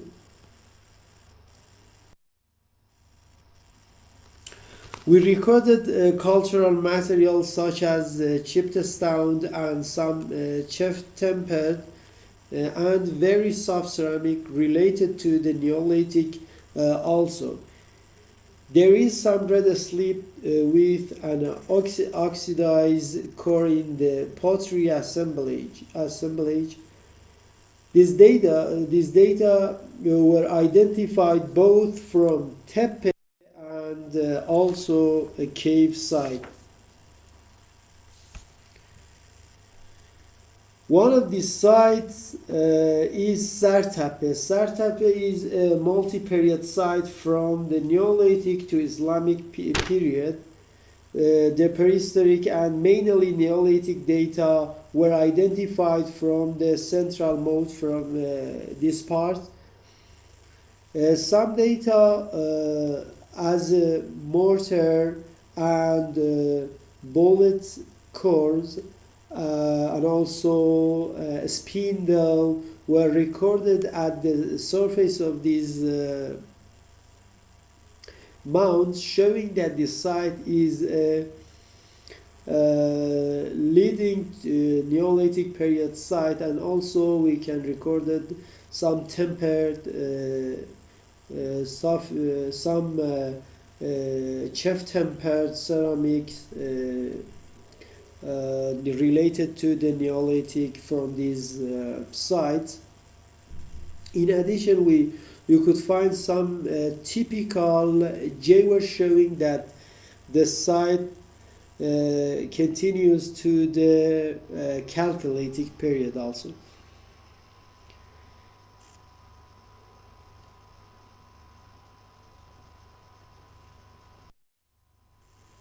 And this is some chef-tempered ceramics related to the Neolithic from the Sartepe site.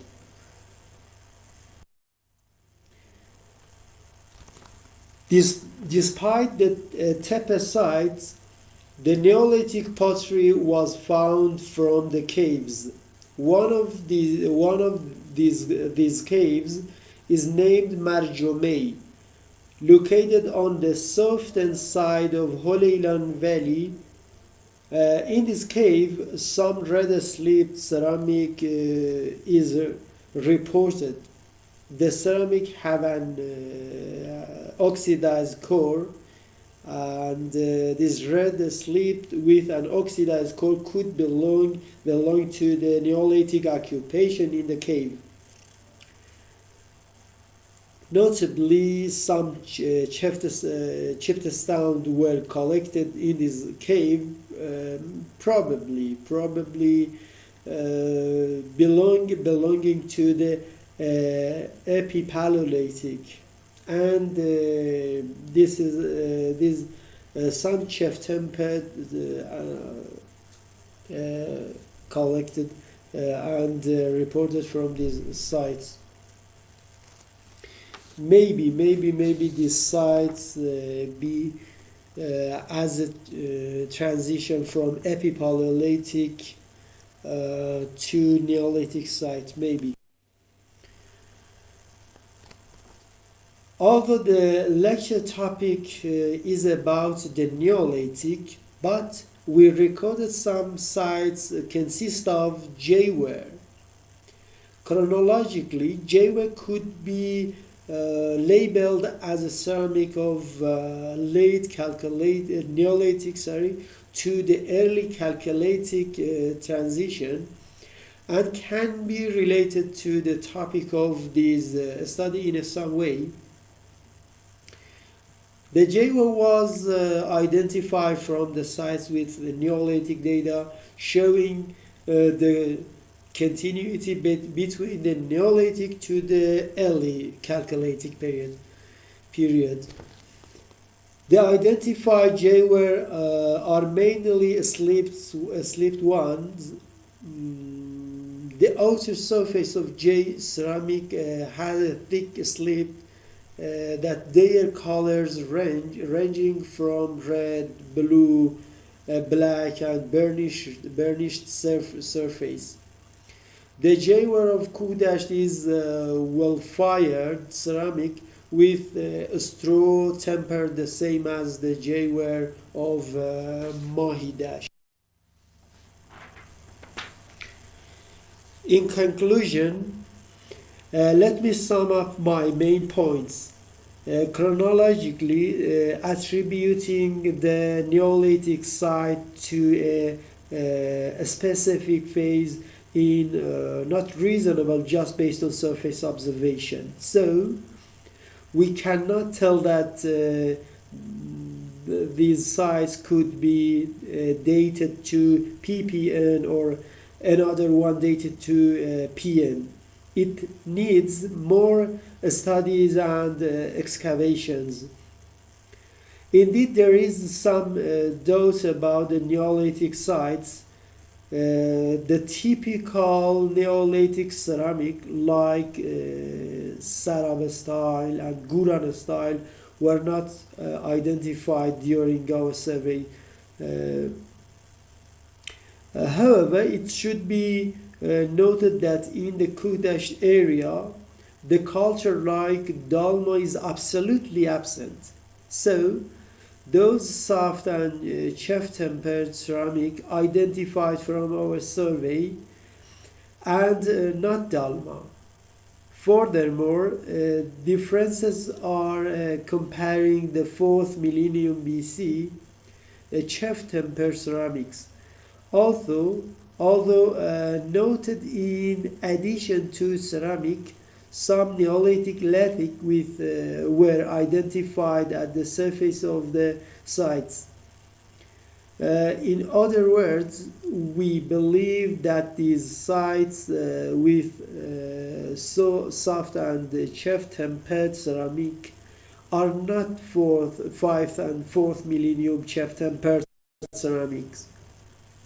Although in this area we have typical Neolithic sites like Guran, Kalek Asad Murad, Chia Sabz Sharqi, and our identified sites are not the only Neolithic site in the Kuhdasht region. Moreover, previous studies by scholars demonstrated that Neolithic people settled this area. Even there would be some uncertainty about Neolithic period site, but we have typical J-ware sites. The dating of the earlier phase of J-ware in the west of Iran, dating back to the second half of 6th millennium BC, and could be considered and integrated into the Neolithic pottery period.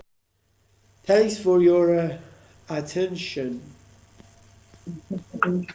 Okay, thank you very much to the presenters. I'm not sure whether any of the presenters are present. If so, please make yourself known. Okay, it doesn't seem like that. Therefore, I think we're just going to move on, and thank you again to all the speakers of the morning session. It's now time to take a little break until 11 a.m. Copenhagen time, and that's going to be in about 20 minutes. So yeah, time to get some coffee or some water or something like that.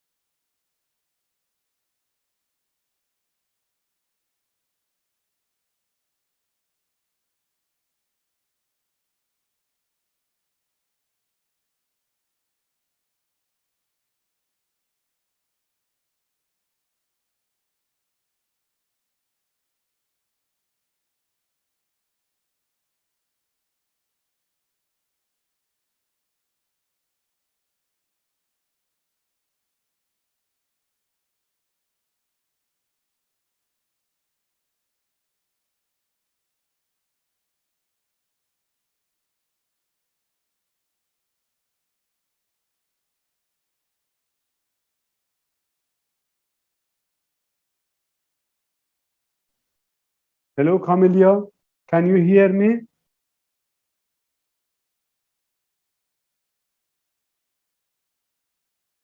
Hujjat Salam, can you hear me? Hello, yes, yes. My internet is very slow today. I sent my PowerPoint to your address. So have you got it or not? Yes, we got it. Thank you very much. Okay.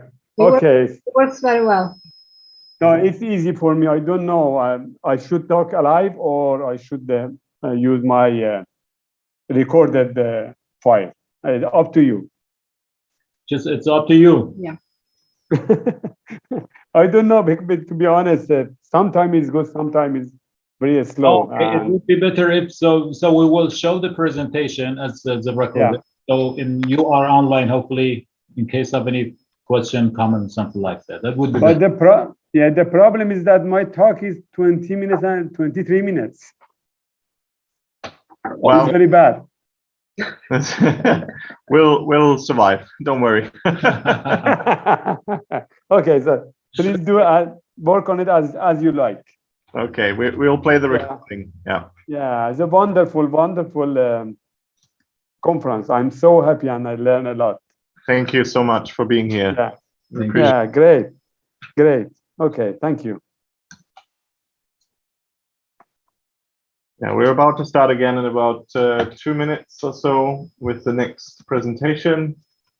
Yeah. And this will be the talk that we couldn't deliver yesterday for some technical issues, which will be Afshin Akbari and colleagues, archaeological investigations at Tape Pahlavan, a late Neolithic site in Khorasan, northeastern Iran. So just gonna load that up now. So Afshin will talk to that now? No, we're doing another one first, and then after that it's Yudo Tumalski, and then it's you. Okay, yeah, understand. Yeah. Okay. Okay. Yeah.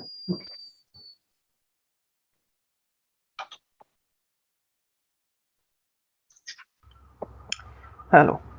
Greetings and thanks to the organizers as well as the attendants of this conference. I'm Afshin Akbari and I intend to present this article entitled Archaeological Investigations at Tape Pahlavan, a late Neolithic site in Khorasan, northeastern Iran, on behalf of my colleagues whose names have mentioned in this article. Since Robert Berryford's pioneering investigations in the Zagros mountain in 1960, Western Iran has been an exciting area for scholars who have been searching for the early evidence of the investigations.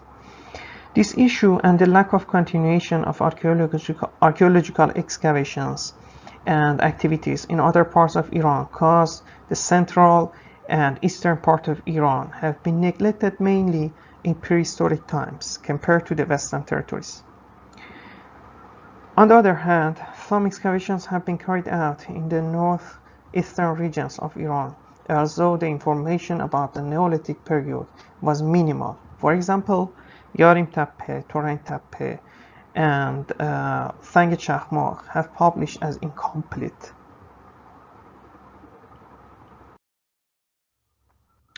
In general, since the second half of the 20th century, based on excavations by Soviet archaeologists at the Jeytun site in the north of Kopetdag, the Neolithic of northeastern Iran and southern Turkmenistan has been known as the terms of the Jeytun culture.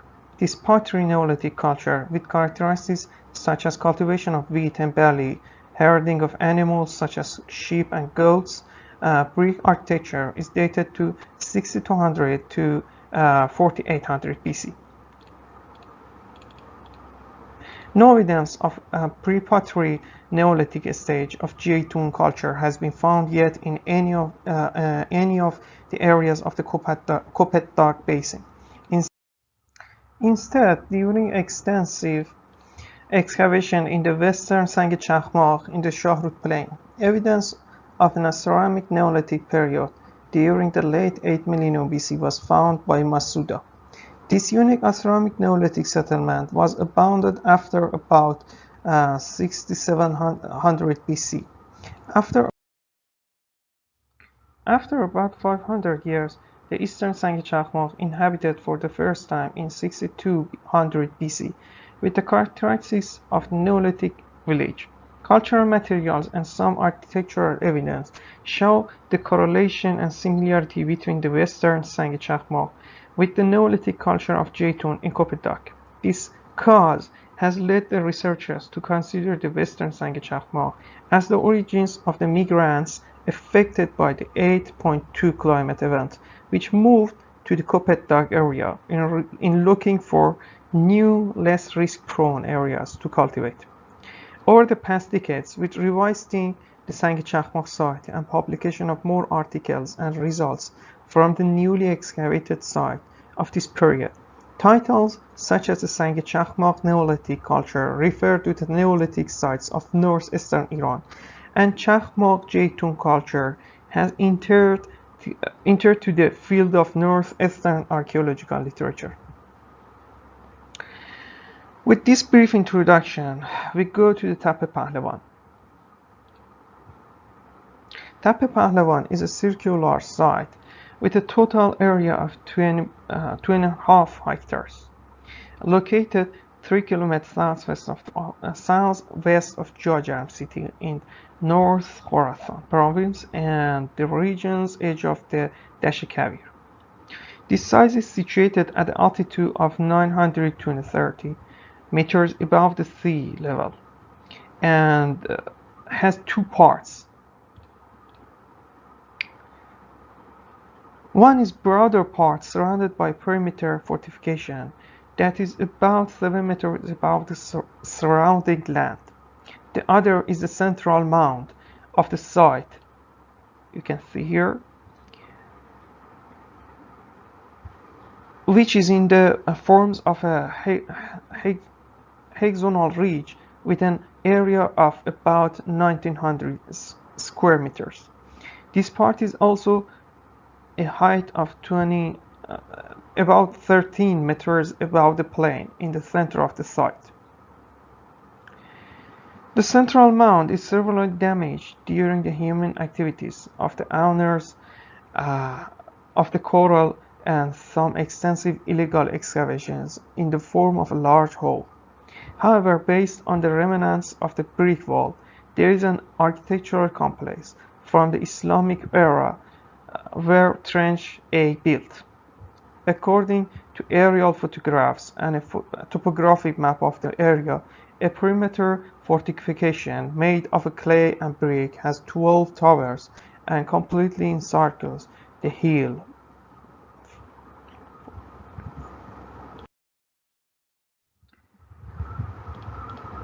Although Spooner first introduced this site in 1965, he was mistaken in introducing the name of the site with another, called Haydaran. Then Masuda visited this site based on surveys pottery considered the site to belong to the prehistoric and Islamic periods. Later, various people mentioned this site during visits and surveys, but for the first time, Ali Akbar Wahdati mentioned this Tape as a settlement from the Neolithic period. Finally, the first archaeological research on Tape Pahlavan was conducted to delimit the site in 2014, and in the summer of 2017 under Azizi Kharanaqi, and provide a relative and absolute chronology, study livelihood, technology, and realize the possible sequence of Neolithic to the transitional Chalcolithic period.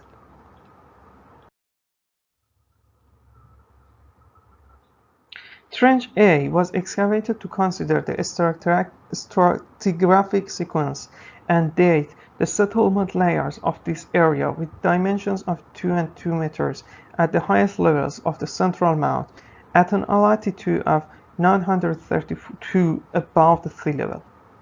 This trench context and cultural layers consist of soil and heated textures without traces and evidence of architectural structures with a thickness of 1700 on virgin soil with a very dense sandy textures. Trench C opened in the northeastern part of the central mound, where the surface study of the previous season showed a higher density of surface cultured materials to find layers of cultural remnants from prehistoric periods with dimensions of 2 to 2 meters. The sequences of deposits in this trench ended with 8 separate culture contexts with a total thickness of 180 centimeters on virgin soils without any architectural structures. On the other hand, the enormous volume of different cultural materials found from the excavations of this trench.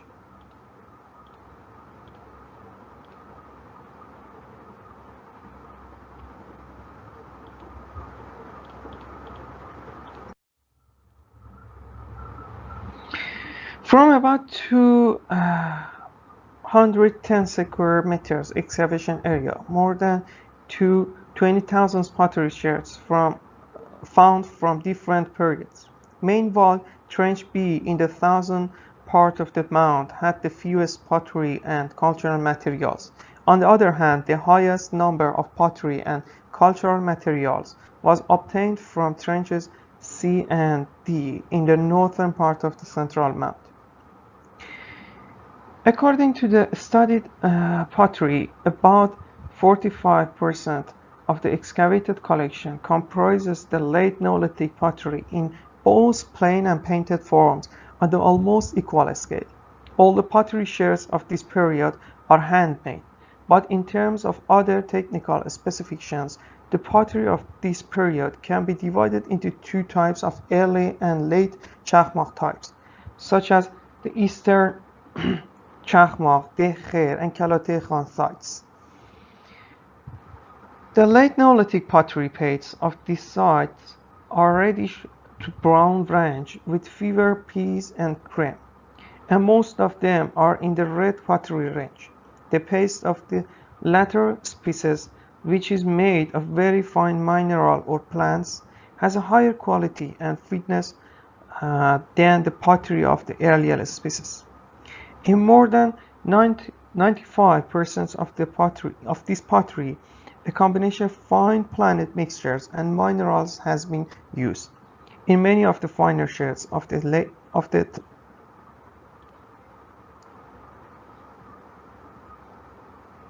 later species, such as Kalate Khan and the Eastern Sangi Chakmak, no trace of plant temper is seen. In the pottery paste, more like only minerals. In 57% of the pottery of this period, regardless of their type, there is evidence of firing at a sufficient temperature and in direct relation to the thickness of the pottery. Contrary to the prevailing abundance of the Neolithic painted pottery in the Shahrud Plain, plain and painted pottery are equal here. In most of the collection, only the outer surface is painted. In a few cases, both or one surface of pottery is used to draw the patterns. The motifs in the early or classical species, such as areas of Shahrud, have been drawn using colors for the red to brown spectrum and in the form of lines with faded margins.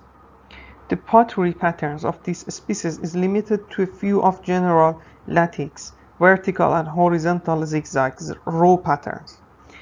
But in the latter species, the designs are primarily in black and dark brown colors, mainly only on the outer surface of the pottery with simple and visible geometrics and linear motifs.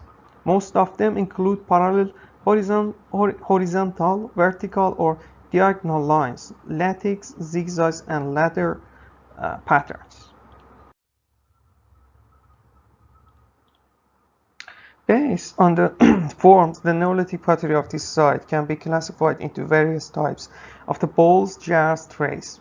Only a teeny pieces of threshing tray or husking tray from context 403 of the trench D was found, probably part of the trench bottom. Although some zinc black polished pottery has been found, they cannot be attributed to the Neolithic or transitional Chalcolithic period, for 2 points. No polished black pottery was found from Trench A, which contains only the sequence of new Neolithic deposits. Instead, all 21 pieces were found in mixture deposits of Neolithic and transitional Chalcolithic cultural materials. An varied volume of lithics have been found, which have not yet been studied in detail. Almost 80% of the lithics finds belong to either drilling or piercing tools or appropriated debris. Cores and core residues indicate microblade production on site. Very few other tool groups can be identified, among them notch and baked blades. In most cases, the edges show use wear in the form of fine but irregular nibbling and abrasions. Only 5 blades have glossy edges and can be classified as cycle implements. Finally, flakes and bladelets should be mentioned, made from translucent chalcedony.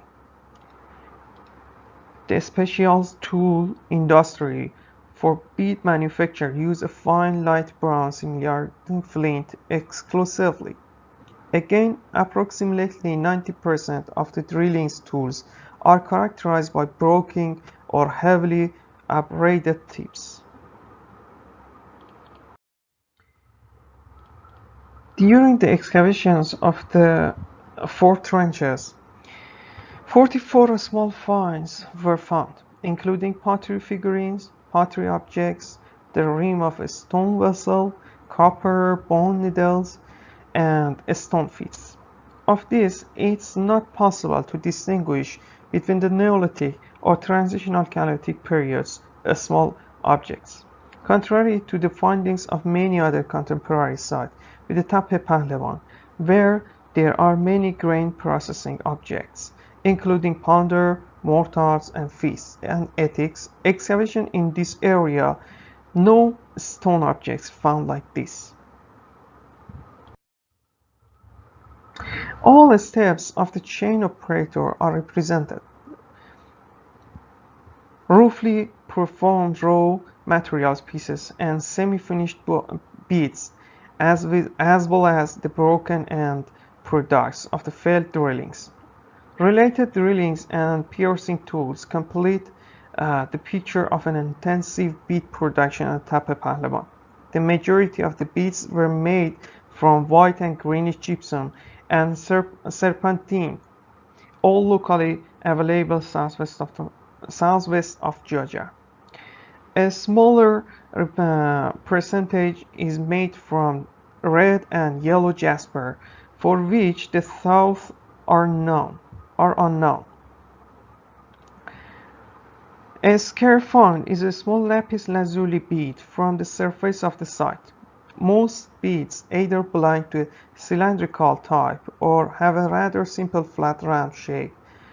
They have one perforation. Besides the bullets into slice techniques, the crushed materials pieces were also directly modified into the favored shapes through deliberate flaking and rasping that can be identified as the different chain operator.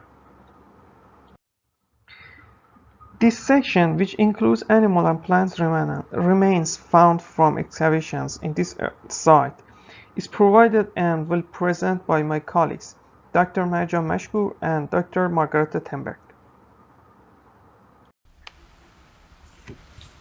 Around 3,500 animal bone fragments were recovered in Tepe Pehlevan.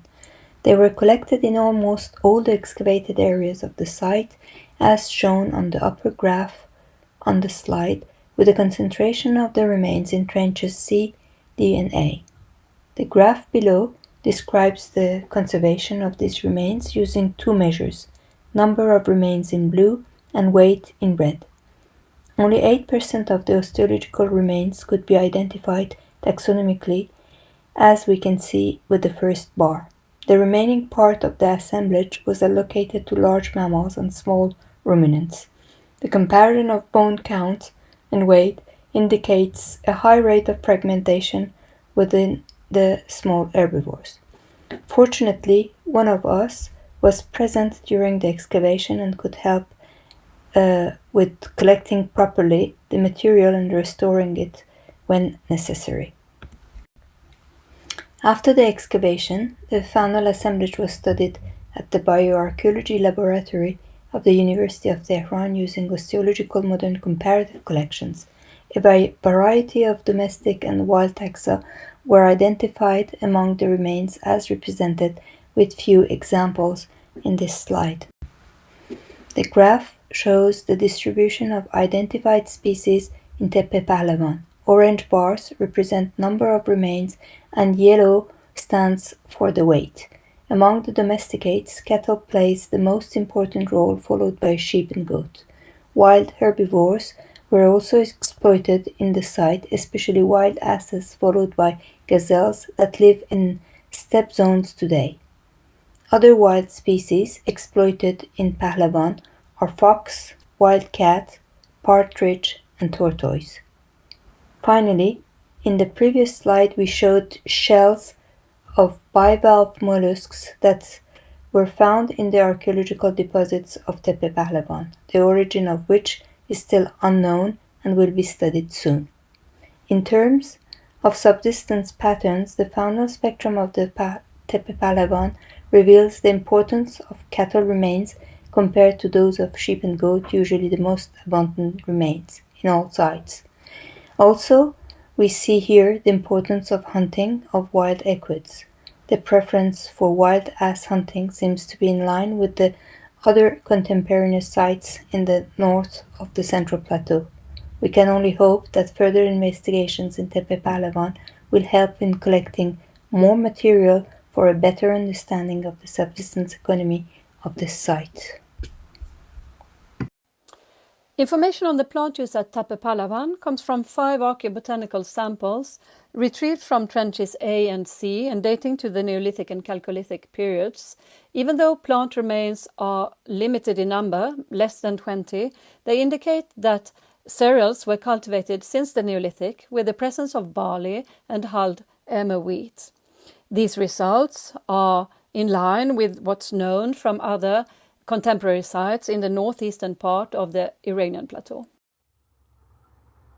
During the first season of field activity in the Tepe Pahlavan, although no excavation was carried out except for limited boreholes to determine the area, the excavation team succeeded in extracting 6 samples of coal from an illegal dog pit where that was excavated in the second season of Trench A. The results of these 6 samples generally presented a line period from the 9 millennium BC to the 8th century AD, which clearly could not mean a continuous cultural sequence throughout this period. In the second season, the results of 3 examples of carbon datings presented the period of 5700 to 4800 BC. Considering that context of Trench A was located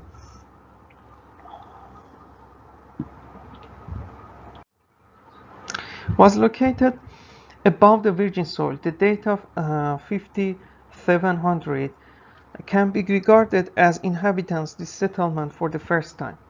On the other hand, the presence of pottery called early Chakmak type in the oldest context of the unvirgin soil with thresholding tray indicates the sequence of Tepe Pahlavan has resemblance with the layers 3 to 1 of the eastern Sankt Chakmak, Dekher and Kalatekhan, which confirms with absolute dating samples. With this result, 4 of the 6 samples dated in the first season can be approved for the prehistoric layers of the Tepe Pahlavan, and the time of 5800 to 4800 BC for the entire length of the settlement in the Neolithic and transitional Chalcolithic period.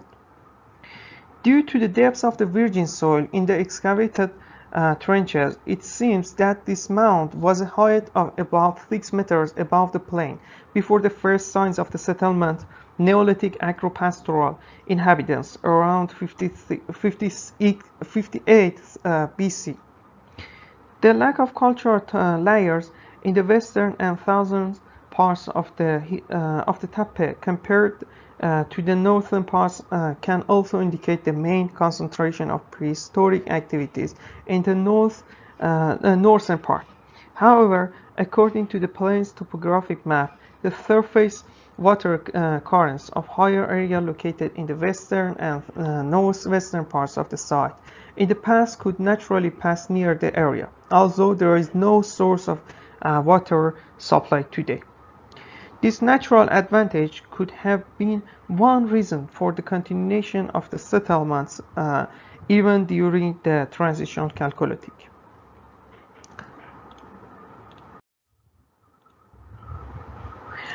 The evidence, such as lack of objects related to grain processing or residential areas, other than some pottery objects, the lack of architectural structure and thickness of cultural deposits compared to a millennium-long settlement sequence seems a different community than Sang Chahbagh, Dekher, or Qaleh Khan sites. However, a similar pattern has been identified in the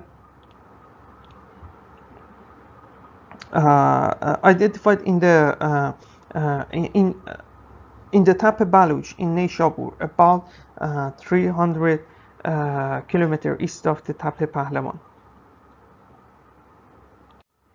This study of the last decades on the cultural materials of the Sang Chahbagh area and the excavation of other sites such as Kalate Khan and Dekher in the Shahrud Basin have created a suitable context for recognizing our cultural materials and chronological statues of the Neolithic and even transitional Chalcolithic northeastern of Iran.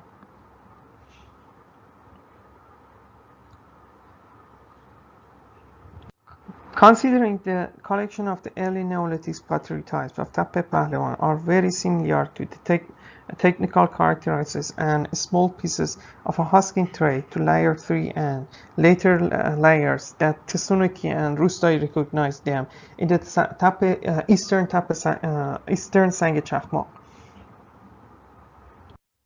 Thank you for your attention. Okay, thank you to all the presenters of this talk. I know that some of the participating authors are here, and we do have Dr. Jayes has a comment or a question.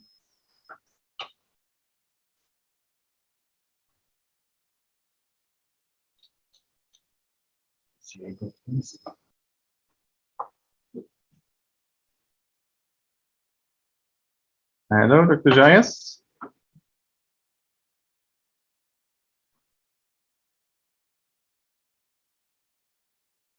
We can't hear you at the moment.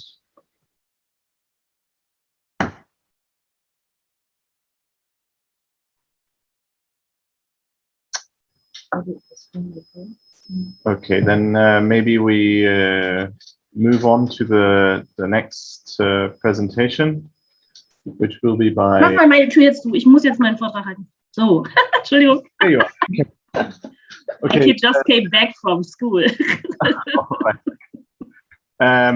Will we be playing your recorded presentation, or are you doing it? No, I guess I can share it right now.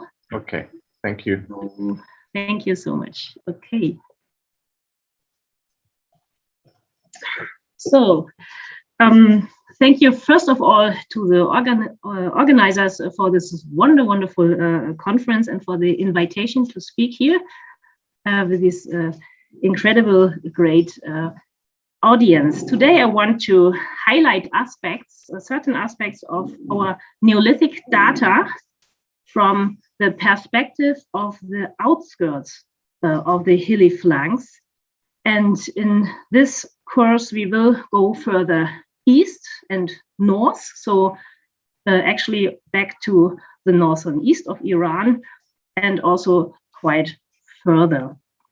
The classic perspective of the spread of Neolithic lifestyle we saw already this morning with its core zone in the fertile crescent and the directed spread towards Europe is depicted here on the left, but we do have also a global perspective of independent hearths of domestication as on the right, which is quite clear that these indeed are not to explain with cultural contexts or diffusion.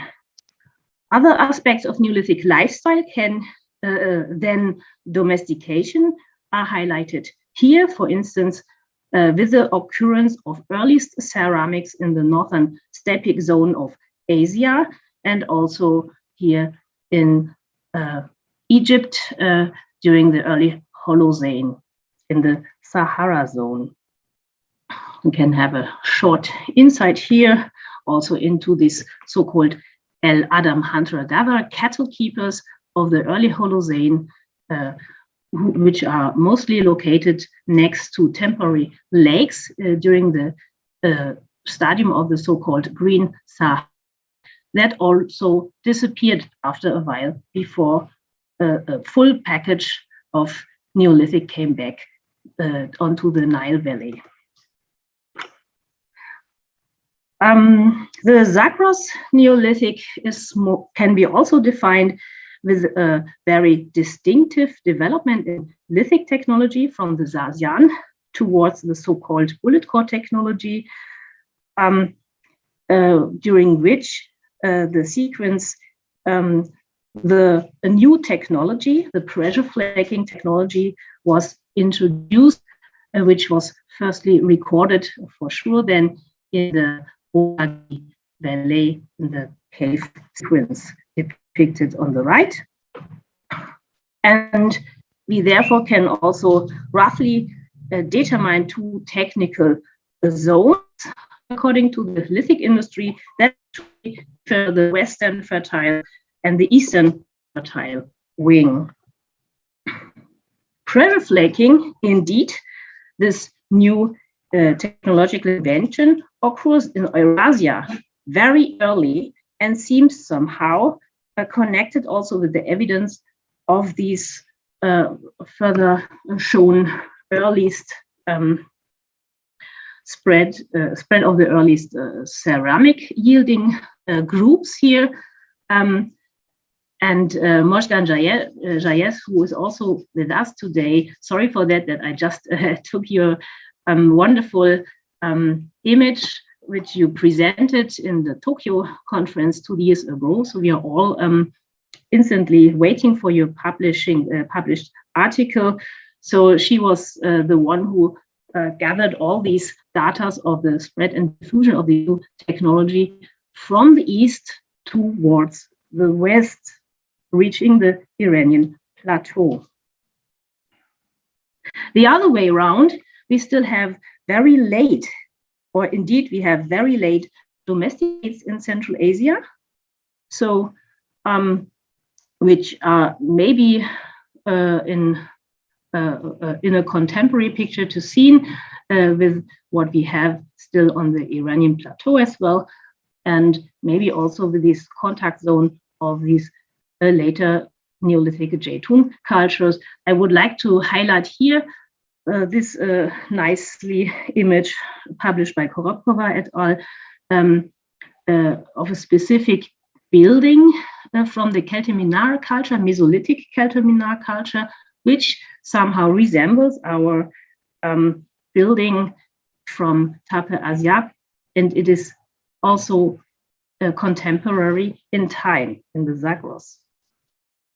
Here a glimpse into a distinctive material sequence of the rock shelter Obishir 5 in the Fergana Valley in Kyrgyzstan, which resembles certain lithic materials sequences what we have in northeast of Iran during the same time horizon. We can roughly put our points on this broad map. Southwest of Iran is more or less excluded due to time limitations, etc. So, but we can provide major sequences, which are centers, as already Dorian told us or discussed the days before, along the hilly flanks of the Zagros or the hilly flanks of Braidwood. But we also see clusters of epipaleolithic sequences, and then coming along with the earliest Neolithic occurrences here in the northeast, which are indeed as well hilly flanks.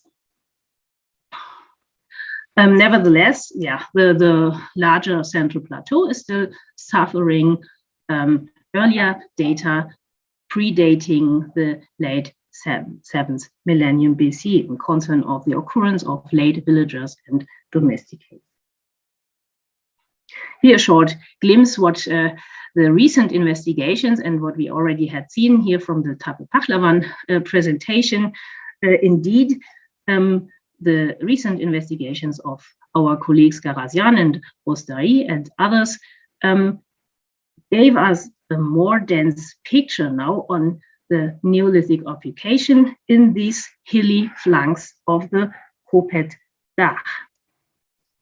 Nevertheless, our more or less general picture or idea about the diffusion or roots of the diffusion of Neolithic lifestyle is still adopted on these long established migratory pathways from the west toward the east. Or did we just maybe miss the evidence?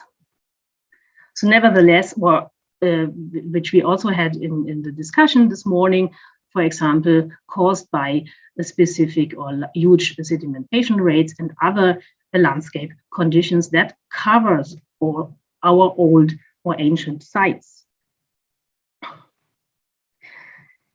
In this regard, I would like to emphasize the fact that indeed we do have several hilly flanks in our region under study, where we find Neolithic occupation clusters, like along the Zagros flanks, as well as the northeast of Iran, here the eastern Alborz in particular, and also the Kopet Dagh range. Here a short glimpse into these long developing sequences of our cave sites in the northeast, from which we will learn more in the following presentation. But we can say more or less that we do have, in fact, of course, a local long durée development here. And here again, a short insight into the lithic collections of here the Komishani cave, which can be, of course,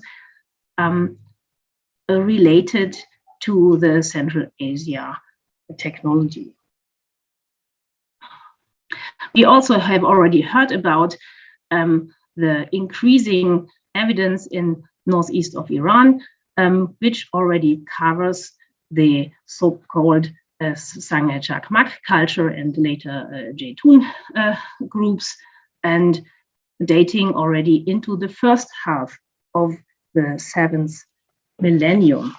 Also here, we already had heard about Tape Baluch. A rather provocative picture was drawn by Edward Pegler, who related more or less the spread of early farming cultures with the long communication route of the Silk Road. And in fact, this drawn line follows the earliest or diachronic occurrences of earliest ceramics and other Neolithic technology east-westwards as well as west-eastwards. And finally, also this distinctive diffusion of our pressure flaking technology. From the northeast of Iran, we can find, of course, also relations to the central western plateau here with Sialk 1, earliest occupation here, a short insight of the cultural material here, and a short picture toward the developed architecture we do have here in the Kashan plain already during the late 6th, early 5th millennium BC. We also have distinctive burial practices in Tape Sialk that are not commonly known so far, actually, like the cremation burials in Tape Sialk. And we do have also distinctive technological attributes in the tool production, which differ, for instance, the Sialk geometric tools from the contemporary Mushki tool, geometric tool inventory. For northwest of Iran, again, a region that can be regarded as the Hilly Flanks. We do have the long-known evidence from Haji Firouz. We are currently investigating this specific area because we have the hypothesis that we can find pre-Haji Firouz sites in this specific area, which need to be approved as soon as possible. Here a short glimpse to the later stages of the Neolithic Haji Firouz development, which at least gives a broad range of flora and fauna exploitation which took place there, adapted to these specific surrounding environments, the Lake Urmia marshes, etc. Haji Firouz has also a quite distinctive burial ritus, which is characterized by these numerous ossuary burials, where the bones had been collected after the skeletonization and had been stored or placed in specific architectural features here in the houses of the village, and maintained also or treated also during or over a long period of time during the 7th and 6th millennium BC. We also have all known already the specific fins of obsidian tools from Haji Firouz, which indeed reflect a direct interconnection to the northern Mesopotamian area in form of the Chayone tools, for example, which are made from the Bengal obsidian, but also in form of the microboring technique segments, as well as also some splintered pieces, a technology which is not common in the northwest of Iran. Indeed, we can draw a tripartite obsidian network. First, the already emphasized Eastern Turkey sources, which spread from Eastern Turkey towards the southern Lake Urmia area along the Zagros hills. But we do have also a more regionalized obsidian network, which is recently more or less detected then by Marie Orange and others, that spread Armenian obsidian throughout the northwest of Iran from the Neolithic time onwards. And some specimens from the Sionic obsidian sources also reached the central plateau.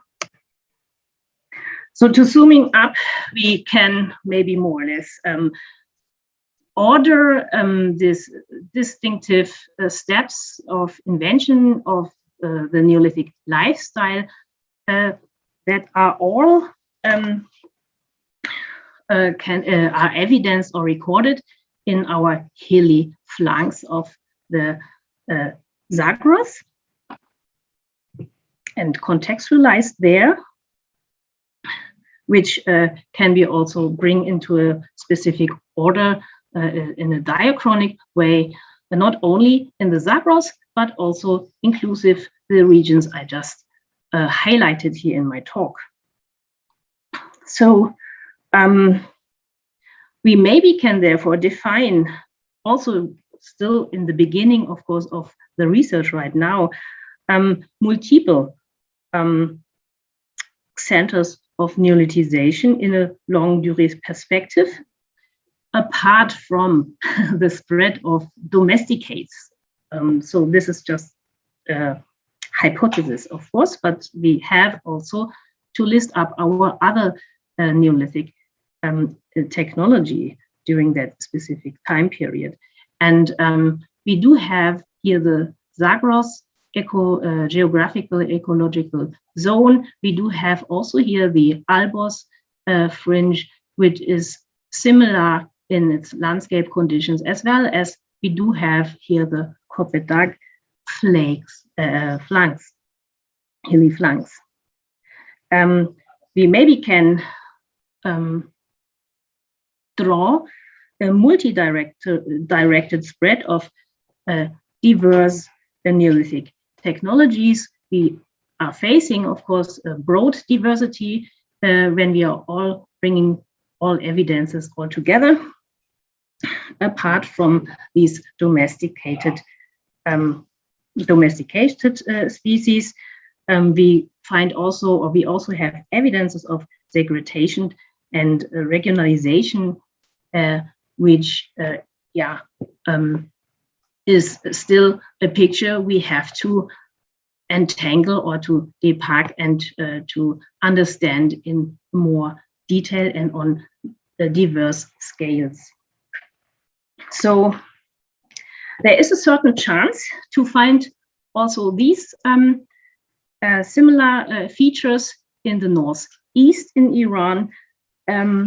We need more braidwood teams there, and with this perspective, I would like to thank you for your attention. Thank you so much. Thank you very much, Judith, for this very interesting overview of these developments. We maybe have time for one or two quick questions or comments.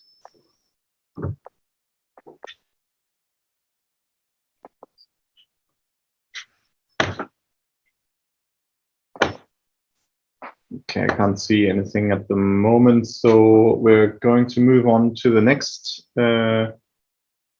speaker, which will be Hassan Fazeli and Michael Gregg, dispersal of agricultural societies on the southern flanks of the Alborz Mountains during the Neolithic period.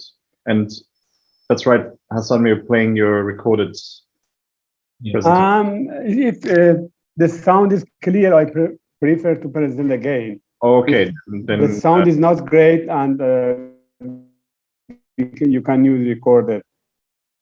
I don't know from outside here. It sounds a little bit. Is it okay now? The sound? It sounds like there are a little bit some disruptions sometimes on our So end. it's better to record my recorded file. Okay, Yeah. we'll go with the recorded one, then you're available for questions afterwards. Great.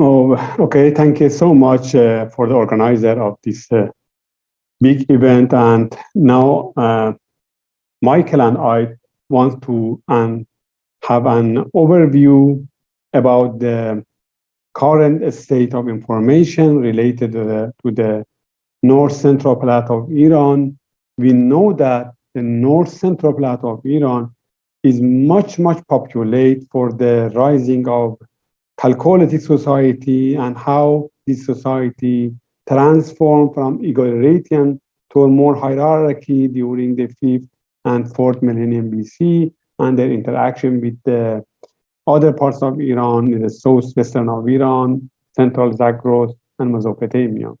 So what was the background of such society? And I spent nearly 15 years of my academic life on the north of Central Plateau to find the origin of agriculture in this part of Iran. So this lecture is an overview about the past pioneer archaeologists such as the Dr. Sadegh Malek Shahmirzadi and other young generation, and also my research activity within the region. And Raja and I will publish soon a book, The Archaeology of Iran from Paleolithic to the Achaemenid Empire. And in this book, in a big chapter, we have summarized most of the past and current research work related to the Neolithic lifeway, and we have divided the Neolithic society into the Epipaleolithic, Neolithic transition, early Neolithic to the Zagros, and initial Neolithic dispersal, and Neolithic climax.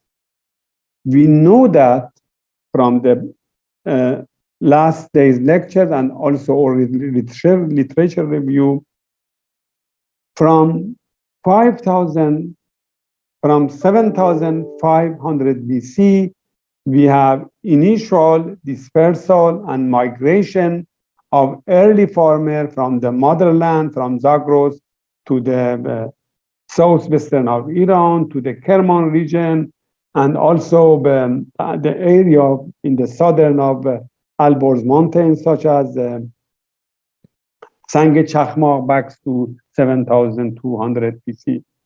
So the question is the nature of this society in the other parts of the fully sedentary society during the late Neolithic period, the regions such as Kashan, Tehran, and Qazvin plain. We know that most of the Neolithic sites are located below the Chalcolithic layers.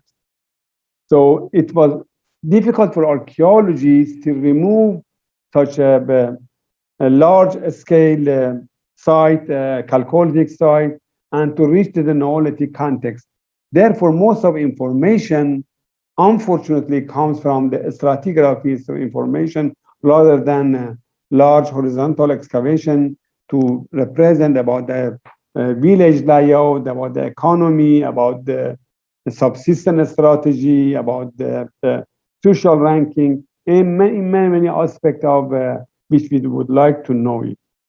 And what we know, so what we have for such a long term of historical research in this part of Iran, the Qazvin plain, the Kashan, and the Tehran plain. We know that the Alborz mountain, the north part of Alborz mountain, in the central part, doesn't have any Neolithic background, any strong Chalcolithic background, and the formation of society in the north central of Alborz started during the late 4th millennium BC, and the Bronze Age with the large cities and large sites, which is not related to our topic today. But the southern of Alborz, we have number of sites which is located in the elevation 900 meters above the sea level. So it's a narrow plain surrounded by Alborz mountain, and also the big desert on this part, and the population. So the density is high from late Neolithic to the present time. So we should mention the Neolithic archaeology of the southern Alborz mountain is mostly directly related to the alluvial fans influence. So most of the modern village and the recent past cities of north central plateau are located in the edge of the alluvial fans, which represent plenty of water and very good soil for agriculture and house construction. Therefore, the early farmer, when came, this region just settled in an area which is the water surface was high, and they easily could use the irrigation system for agricultural activities. We know that how it is important with Vogel theoretical approaches of the primary cause of the growth of social complexity related to irrigation system. So we know that he focused on Mesopotamia and Egypt and some other parts of Asia. But in my view, while in Mesopotamia, in Indus civilization and Egypt, irrigation system helped to have indirect access of water to irrigate agricultural lands, but settlement within the north parts of Central Plateau, they use simple irrigation system because the platform and the nature of geology of the region doesn't allow them to have indirect access, for example, to use water channel 5 to 6 kilometers far from the river. Therefore, most of the village, not only for the Neolithic, not only for Chalcolithic, even for 50 years ago, most of the village, this village are very, very close to the river bank. They use the simple irrigation system.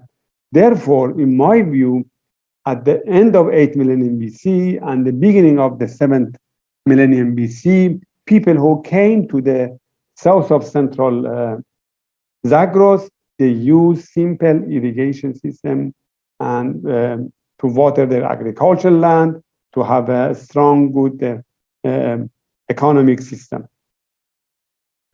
Archaeologically, as far as we know, the sites such as Tappapatlis, which back to late 6th millennium BC, we have water channel here very close to the village, and the date back to late 6th millennium BC. Back to the chronology of the region. We know that most of the village within the Ghazvin plain, Tehran plain, and Kashan plain, which I mainly excavated sites such as Tape Charmone, Ibrahim Abad, Sial, both with me and also with Sadiq Malek Shahmirzadi and Roman Grishman. And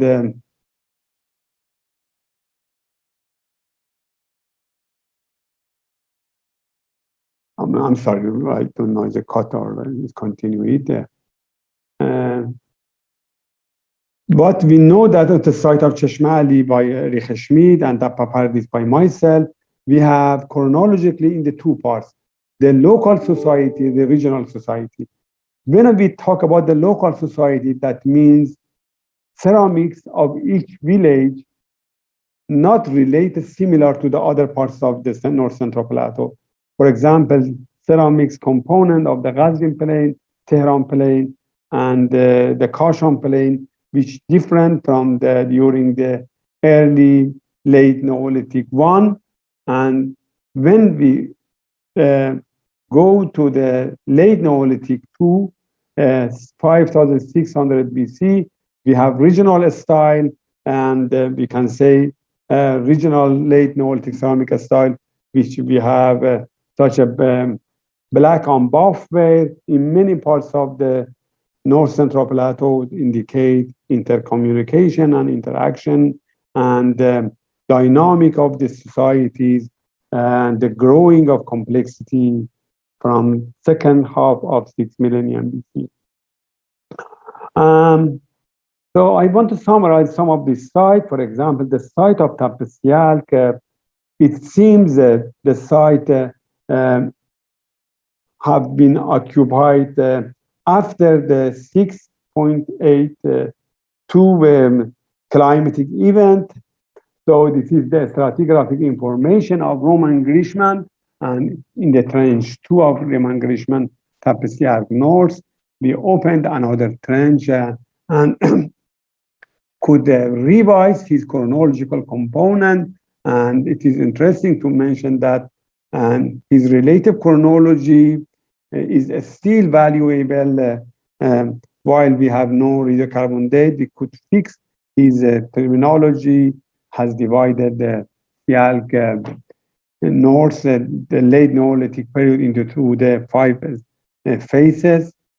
So here, or stratigraphic information from trench 5 and trench 6, and indicate the site probably started 5,800 BC, not earlier than this period. So we have a good village layout. You can see most of the floor paved by mud brick wall, and then we have good structures. Some of walls around above 2 meters in height is still well preserved, and some walls you can see here the 2 sides was completely painted with red color.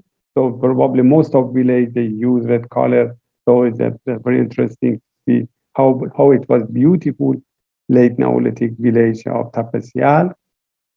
And in the lower part, so we have in the late Neolithic one, we don't have any structure. We have more ash layers without any structural component or architectural component. And we have gray ware, we have red ware, late Neolithic one, and also late buff ware Neolithic ceramic, which I mentioned on the after this Neolithic, late Neolithic one, they become regional style with different type of ceramics.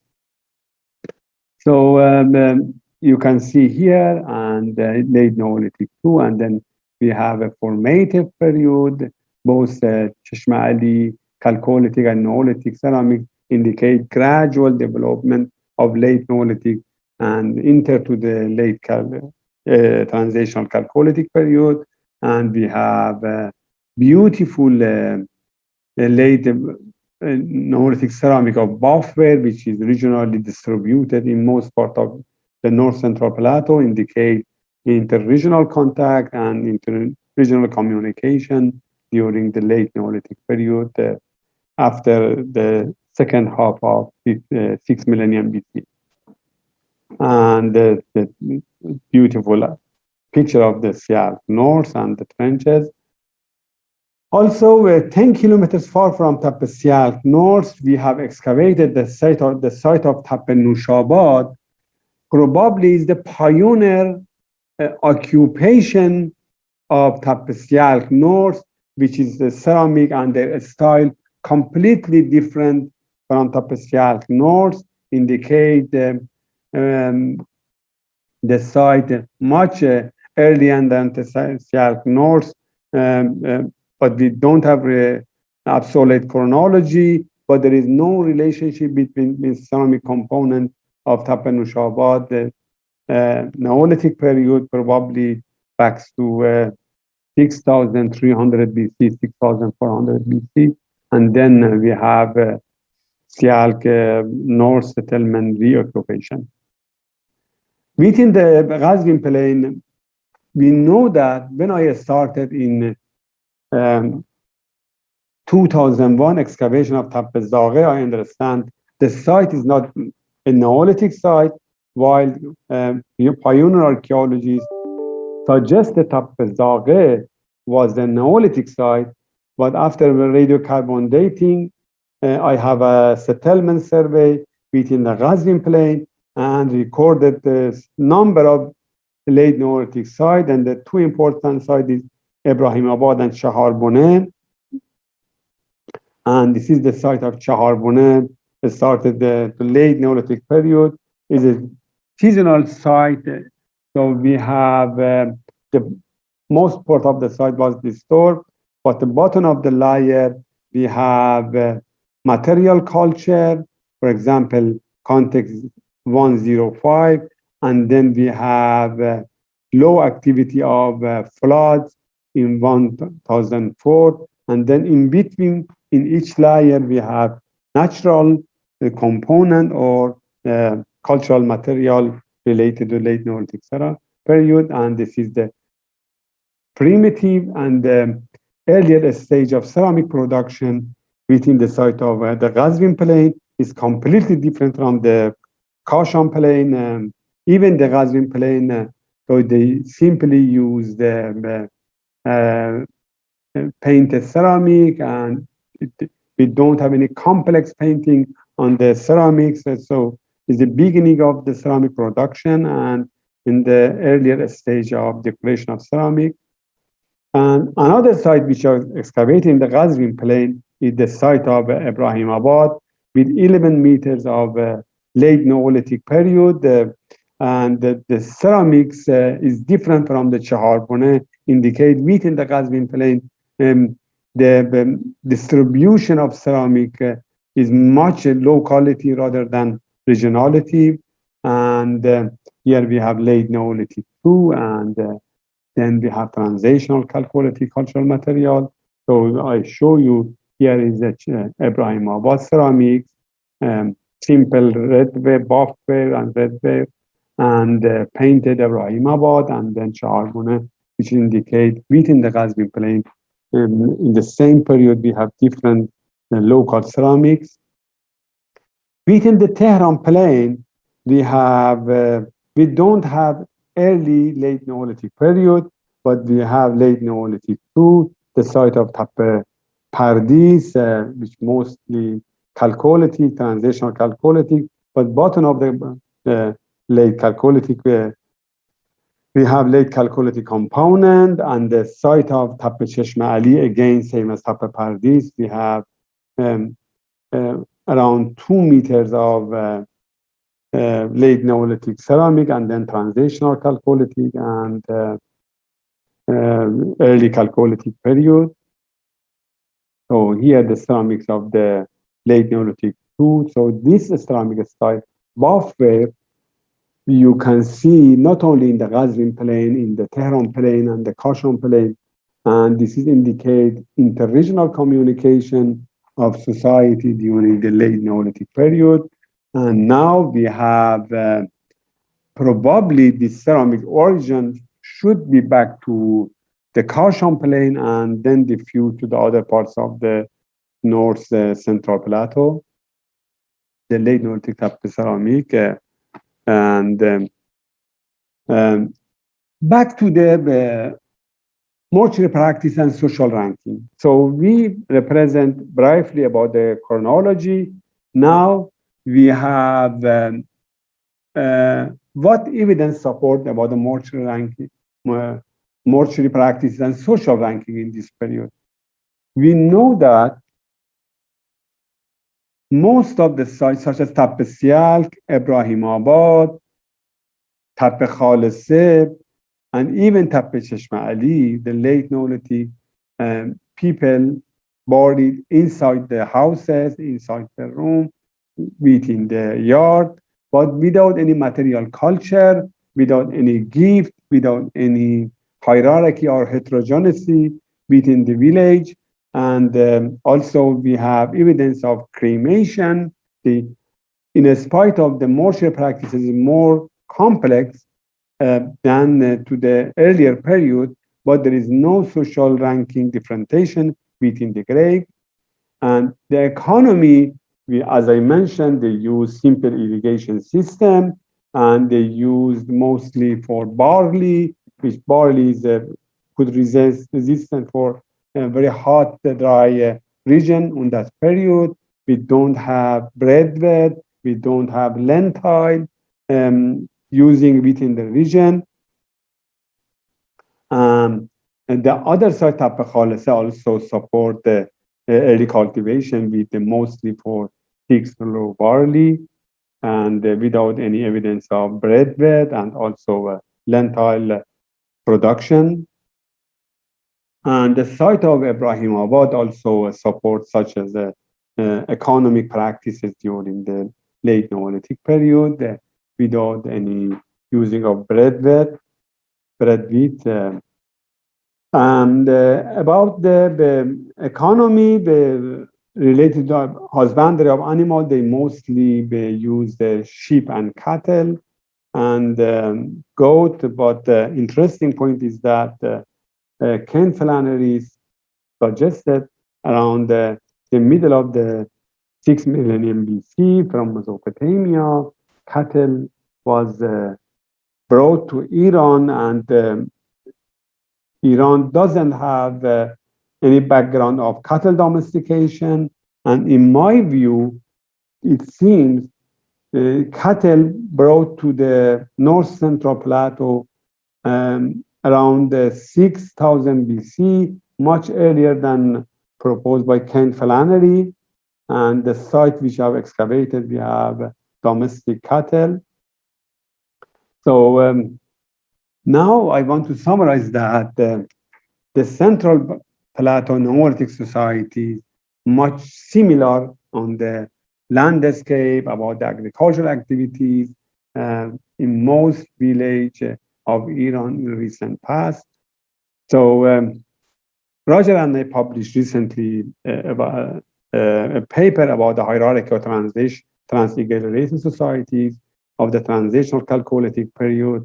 But unfortunately, our information about the Neolithic background is very little, and I hope new generation and Iranian and international team could come back and have a large horizontal excavation on sites such as Tappe Cheshme Ali, Tappe Sialk, and Tappe Ibrahimabad to reconstruct many aspects of the Neolithic life.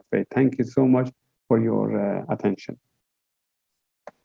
Thank you, Hassan. Thank you, Michael, for your presentation.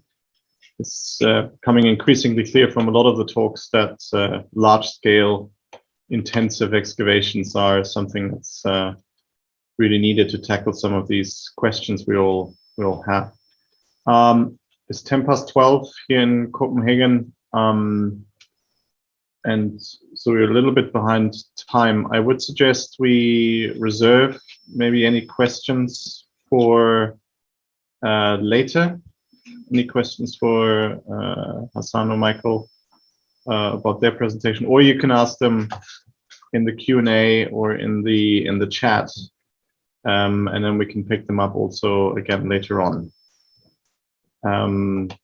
So we would now take a break from the presentations for 50 minutes until 1 o'clock. 1 o'clock Copenhagen time, that is. So in about 50 minutes, we reconvene again. Okay, thank you very much. Thank you. Thank you so much. Thank you.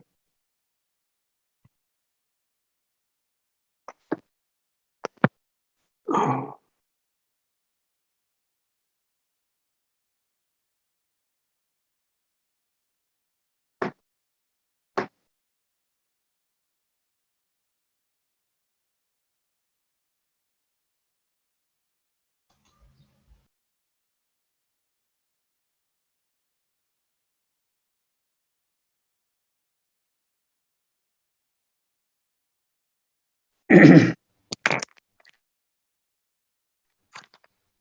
الو سلام دکتر فاضل زنگ زدید به من.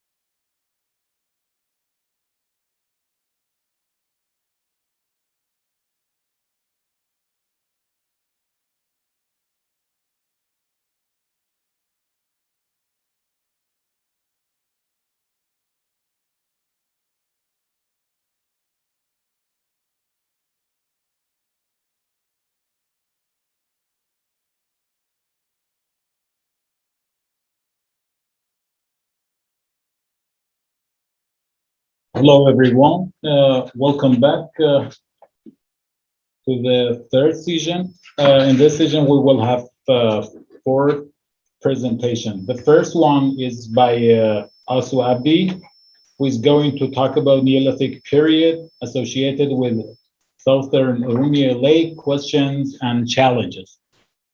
So if you hear me, we're wondering if he's available.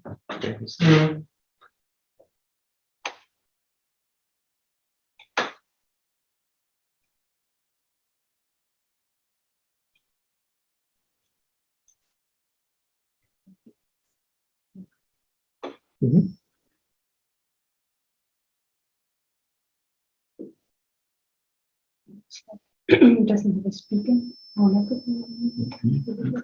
So this is on. Just because no reaction. Yeah. Can I ask you to start video? Yeah, maybe. Nobody is reacting at all. Not at the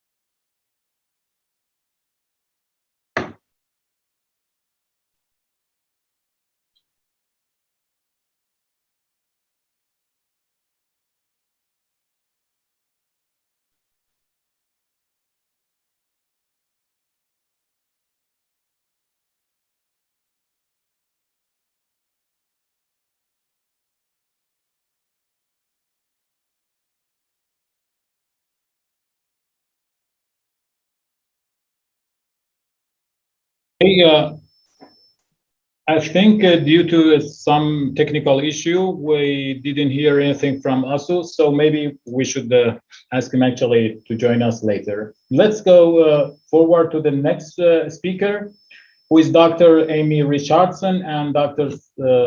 Soundwash. They're going to talk about treatments of the dead at best answer evidence for mortuary practices in the early Neolithic. If you hear me, I would pass the talk to you. Hello, I'm here. Hello, yep, You both already here. hear me? Yep, all ready. Okay, and everyone can hear me, I take it? Yep. Okay, so hello and welcome to this talk on treatments of the dead at best answer. And this talk by Amy is by both Amy and myself. I'm starting and Amy will be carrying on. So the research we're discussing today is part of the Mantika project, which you will have heard about already. And you can see an overview here. This paper brings together Amy and my research on communities of the dead and connected communities of craft at the site of Best Ansur, Iraqi Kurdistan. Next, please. So the site of Best Ansur is located in Sulaymaniyah province at the foothills of the Zagros Mountains. And on the right are some views of the site with locations of various trenches, with burials being found in trenches 7 and 10. Next, please. That's it. So most of the burials are commingled and fragmented, with the majority being from trench 10 and only 2 from trench 7. So there's currently a minimum of 81 individuals from the whole site. Of these, 25 are adults and 56 are juveniles, and of the juveniles, 54% are aged from 0 to 2 years. And just to mention some early results on a few DNA samples by Pinhazi and colleagues, which may show population diversity. Next, please. So I'm going to focus on Trench 10, which is the largest area of burials, and especially on buildings 5 and 8, which are the largest found so far at Best Ansur. Building 5 is the larger building in pale grey, with the largest room outlined here in red. And this building overlies Building 8, which is shown in dark grey, and both of these buildings appear to have been the focus of burial activities. I will also be talking a little about Space 48, which is outlined in yellow. Next, please. So burial practices at Best Ansur include primary burials and secondary burials, including successive interment, cranial deposits, potential rat burials or deposits, and scatters of small bones and teeth. There's a total of 16 probable primary burials and 62 secondary burials, and also 3 which were not possible to categorize. And I say probable primary burials as it's difficult to be certain of some of them. For example, the individual in the photo on the right looks very complete, but was missing a large portion of the spine. Next, please. So I'm now going to talk about 2 examples of extremely compact burials which may indicate wrapping of the burials. There is evidence of woven reed matting in other contexts, which I'll get onto, but not in these cases. So firstly, on the right, context 1731 is predominantly the remains of a child aged around 5 to 8 years, mixed in with the remains from up to 3 other individuals. So while the other juvenile remains, which were infants, could be from the soil that this deposit was on, there was also an adult wrist bone directly on the skull of the 5 to 8-year-old. And as you can see, these remains were very compact. The second example is that of an adolescent, context 1863, and you can see the postcranial bones are extremely compact and flattened. There's an area of different sediment or possible plaster around the spine, and it is unclear if this skull belongs with this body. The position of the skull isn't quite right, and the skull is better preserved, so it's possible there was some differential treatment of this crania and the postcranial bones. Next, please. So I'm now going to talk about deposits of scattered remains in space 50. Context 1775 was scatters of small bones, bone fragments, and teeth on a floor surface, and this included the remains of woven reed matting shown in this photo, on which was a human skull fragment.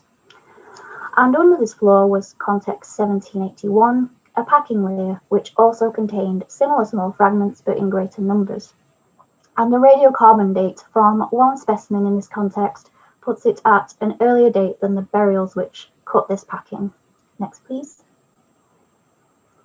So the fire installation in space 48, which is adjacent to space 50, also contained small amounts of human remains in the fills, which were ash deposits. These human remains are the bones of infants and young children, with additionally a couple of adult teeth. These fragments all show coloration consistent with charring. In addition to this, there is evidence of burnt phytoliths from reeds and grasses, which Kate Dudgeon discussed yesterday, which together seems to point to the disposal of burial wrappings with the small bones and teeth falling down when the matting was burnt away. Next, please. So small amounts of disarticulated human remains have been recovered from Neolithic contexts across the site, and the stars here show where these were. And this, along with the burial aspects which I've discussed, could indicate the movement of bodies around the site. So while we don't have radiocarbon dates for all of these remains, there are other fragments in the wider areas of Trench 10 closer to Space 50, so this supports this theory. Next, please. And to look at some other treatments of the human remains, we also have evidence of bone staining, which is mostly of red ochre, and half of these affected elements are skulls. In some cases, it seems that the red ochre was placed with or around the bones, as seen in these examples. Next, please. But in this deposit of disarticulated bones, the red ochre placement is slightly different.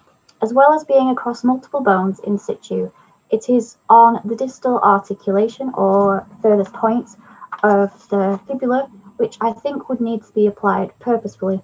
And these bones also have possible plaster. Next, please. So this brings me to my last slide, which is on the different concretions which we have adhered to the human bones, of which we have 3 types. Firstly, natural lime formations on bones from Trench 7, which are also found on the animal remains. Secondly, we have the possible plaster, which I just mentioned. And lastly, we have a mystery concretion, which I'm currently calling burial concretions. These are affecting mostly juveniles and are most common in neonates and other infants. Early chemical analysis indicates they're some kind of calcite, but further analysis is needed. But either way, whether these concretions are caused by human agency or a natural taphonomic process it still seems to point to either a different burial practice or a different initial place for some individuals. Thank you. Over to Amy. Thanks, Sam. And moving now to the material culture that appear with the burials. We have a range of materials included with the burials. These include things like a fragment of an alabaster bowl, occasional obsidian blades, clay tokens, or geometric shapes, and a seated figurine. But I'm going to focus today on the most substantial category, the personal adornments. We have more than 200 small red and white stone disc and cylinder beads, which were recovered from the burials in Space 50. These were mostly recovered through the heavy residue processing, as Ingrid discussed yesterday. But we also have stone beads made from materials brought from further afield, including things like carnelian and chalcedony and variscite. And it's worth highlighting at this point that all the bead types also occur in domestic contexts too. So we have some reason to trust that these mortuary materials have a close relationship with the personal adornments of the living.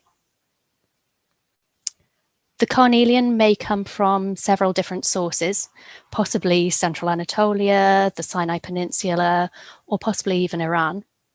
And we see similar ranges of carnelians at Jarmo, although it's notable that at Bestançon we have no evidence for the working of carnelian on site and presume that it's probably reaching the site as finished objects. Braidwood noted that casual contexts by nomadism or by transhumance may have incorporated exchanges of materials such as carnelian and marine shell, and we really have no reason to counter that speculation at this time. We also find a large number of small river mollusks and some crab claw, with Bestançon being situated at a springhead. But we also have marine shells, and amongst the marine shell assemblage, we find dentalium tusk shells, some of which might possibly be from fossilized deposits, as was observed at Jarmo, and we also have cowries. So the Bestançon cowries appear to be of an exclusively Red Sea species rather than from the Mediterranean. And this is very much in common with the dominant species at sites across the Levant. The Bestançon examples show extensive use wear, indicating that they've been in circulation for considerable periods of time. Now, we know that cowries were strung as pelvic girdles and diadems at Tel Halula, but at Bestançon, the perforated terminals of our cowries appear to have been deliberately subsequently filled in with bitumen. We also don't tend to find cowries or bitumen in eye sockets, although they are in close proximity to crania. So it might be that the Bestançon cowries were fixed to materials that wrap the dead, suggesting possibly a local form of mortuary display. And we possibly have some early evidence for body modification in the form of piercing. So the stone spool depicted here was found resting on the mastoid process, around about where the earlobe would have been. There's an absence of wear on the spool from contact with a hard surface, such as teeth, which suggests that this probably wasn't worn as a labrette, but it could have been worn in the ear. And spool-shaped studs are commonly seen at sites in the Zagros from the Chalcolithic onwards, but the Bestançon stone spool appears to be a particularly early example. So if we start correlating the beads with individuals in what are largely mixed burials, it's a very difficult process, but we do now have a wealth of evidence and sufficient data to start to draw out some statistical inferences. For example, the vast majority, so 73% of our bead assemblage has been recovered from the 2 central grid squares in Space 50. And as Sam has discussed, the use of plaster-like materials on bones and use of ochre both occur. But those treatment techniques tend to be applied to burials around the margins of the room with very few burial goods.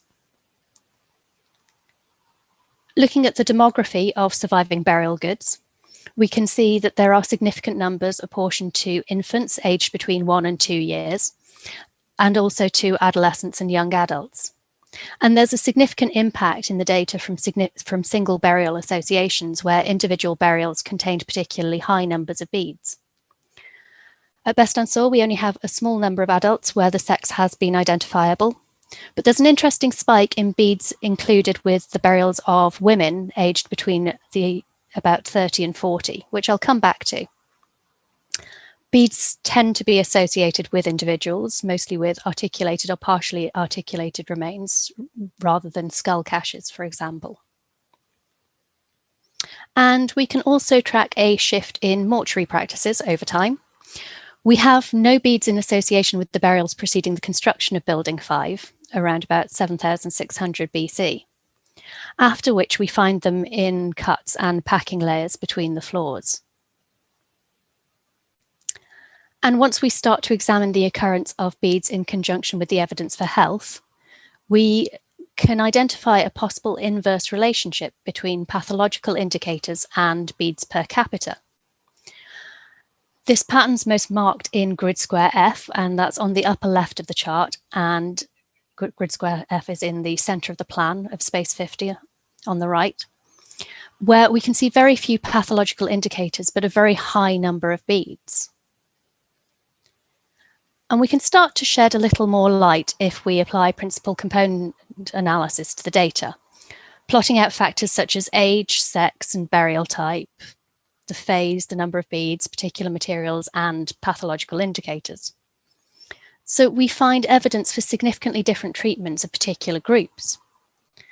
If you look at group 2 on the left, this represents the women aged between 30 and 40 that I mentioned earlier, and they're mostly occurring in grid square F. And this group of women have very few pathologies and a high proportion of beads, one of whom had the stone spool. In contrast, in group 3, at the top of the chart there, we find one juvenile with a very high instance of pathological indicators and shell beads possibly wrapped around the remains. So, to bring some of that information together, what we have at Best Ansor is a highly diverse set of burial practices, including substantial post-mortem practices and secondary burials. And we see some interesting parallels with concentrated burial spaces at sites to the west, such as Tel Halula, but also in particular at Giade, as well as at Zagros sites. We know that the distribution of human remains around the site indicates the movement of bodies or body parts post-mortem, and that the staining and concretions on the bones point to aspects of curation and some multi-staged burial practices. In the burials, there's a suggestion of social diversity and possibly even some indications of inequality in the community at Best Ansor, exemplified by the spatial distribution of burial practices and this possible inverse relationship between burial goods and pathologies as a proxy for diet and health. And we also find evidence for wide-ranging and multi-directional networks, as indicated by both the carnelian and the cowries, which appear to be shared throughout the community, regardless of age or sex. And we note that particular individuals were accorded significantly different burial rites, such as high bead numbers, marking them out as exceptional for one reason or another. So, in future, continued excavation of the inhumations in this and the surrounding buildings, where we also find burials, will refine these insights further and set them into the context of the wider neighbourhood. And our collaboration with Copenhagen on the DNA should shed some more light onto the genetic connections and mobility between communities across the region. So it just remains to say thank you for listening. Thank you to the organisers for this wonderful conference, and we would like to welcome any questions or comments. Amy and Sam. It was very nice, interesting presentation. Any question? There's one in the chat there from Kevin. Oh, okay. Kevin, if you hear me, you can just read out the question. Kevin is asking, really interesting presentation and comprehensive analysis. You might not be able to answer this in detail, but are there any recent faunal results or possibly faunal genetics? I'm very glad to say that tomorrow our two of the faunal specialists who have been working at Best Ansor will be presenting, both Robin Bendry and Donna de Grune. So they'll be presenting hopefully the faunal results so far in full. Okay, thank you. Barbara, please, we're here. Thank you very much for this very impressive presentation, once more, we can see how much can be achieved if we do careful excavation, as Nick advocates, together with large-scale exposure. Hopefully this will continue and spread. But my question is, because this is such a special space with all these curated skeletons in there, I'm puzzled by the age groups that are best represented with so many small children, really. Yeah. Because, of course, the next comparison that comes to mind would be the Skull building in Schallnü, where we have a focus on young adults. So this seems to be some very different things happening. So just wondering about your opinion on this. Well, it's in some ways, this might be due to, depending on the time that other excavations took place, methods of recognizing infant remains were not as far along. So it's, and also some of the publications have quite limited data on the age groups of juveniles as well. So some publications might say that the individuals were younger than 5. And of course, if they're badly preserved, that might be all you can say. But while our bones aren't very well preserved, but we do have a lot of teeth, so it's quite a focus of mine to give the best age that I can with the remains that I have, and we're lucky to have the teeth. But otherwise, yeah, it's interesting. And as Amy mentioned, we have some pathologies, which we'll be publishing more about in future. And a number of the juveniles do show possible evidence of malnutrition. So it's interesting thinking about the wider effects of Neolithic lifestyles. Okay, thank you very much. One more question in the chat. Yes, I have also myself a question. Okay. But I don't want... shall I read out the question? Yes, this is please, from Judith Tumalski. Is asking in the chat, do you have evidence of elevation of the soil before the construction of the building, which might have led to the shifting of the skeletonized burials? Yes, and the stratigraphy has been quite complex to piece together, because what we have are 2 superimposed buildings. So we have building 8, the lower level, and then we have a clear destruction and leveling layer, where a thick layer of packing material has then been placed over the remains of building 8, and building 5, this kind of expanded larger building, has been constructed over the top of it. There's no question that we definitely have been having to tackle issues of whether some of the remains actually in that packing material in building 5 was brought in from elsewhere, as a process of the leveling, and certainly with so much material scattered throughout it, that was a consideration. I think what we've managed to do really now, and I think, you know, Sam having excavated all of this material will agree that what we have evidence for now is a lot of cuts, a lot of reuse and recutting of the remains. So the shifting seems to actually largely be deliberate, very deliberate processes, rather than a consequence of movement of soil around the site. Would you agree, Sam? Yes. Okay, great. So let me make a comment or ask a question.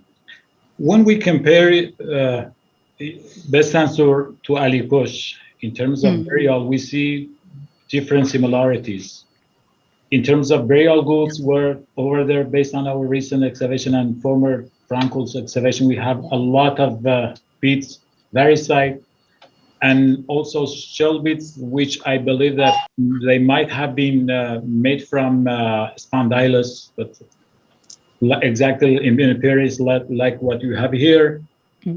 And in terms of using ochre, but I was wondering about something like skull deformation, and if you have something here, and or the seated position of the burial if you have something like this. And the other one, other thing that I wanted to ask is about doing any possible isotope analysis on the bone to look at the mobility, as mentioned by Roger yesterday, of the settlement inhabitants. And chronologically, these sites are also, I mean, Ali Kush and Besansur, at least in terms of the burial, are more or less contemporaneous. Thank you. So on the skull shaping, cranial deformation, we don't have any of that so far. But also because a lot of our remains are so fragmented, it's quite difficult to tell. But I think if there was any obvious ones, we would notice. And on the isotopes, we are hoping to be doing that in the future. So far, we only have one human isotope result, so we can't do a lot of that yet. But hopefully, in future, we'll be getting more of those. I hope that answers your question. Okay, thank you. Okay, let's move on to the next presentation, which is by Professor Deborah Merritt and the colleagues. They will be talking about Ganjara burial practice and social memory. If you hear me, so it's a recorded, I'm sorry. So we will play the recorded presentation. We would like to thank the organizers of this conference for facilitating our revisiting of the Hilly Flanks.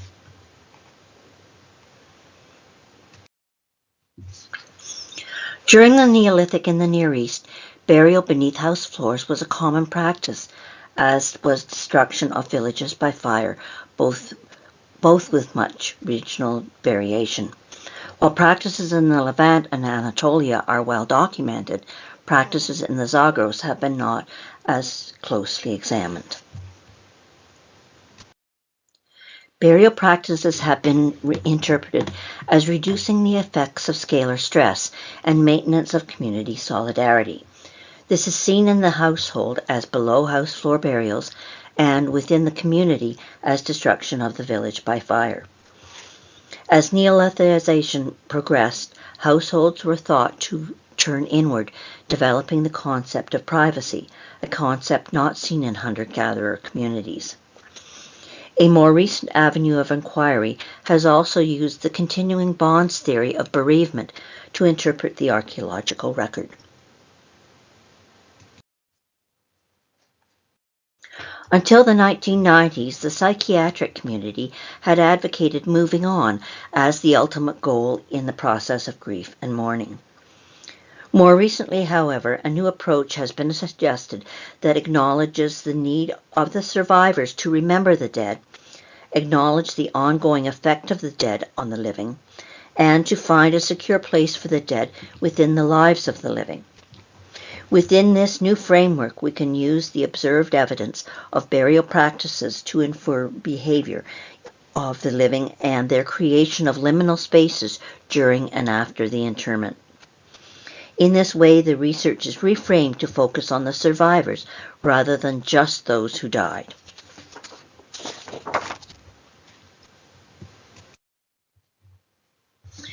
The human skeletal remains used in this study were excavated under the direction of Philip Smith of l'Université de Montréal in 4 field seasons between 1967 and 1974. The objectives of this study are characterization of burials by whether the body was placed on the right or left side, flexed or extended, position relative to house floors, and degree of exposure to fire. Burial groupings were also identified.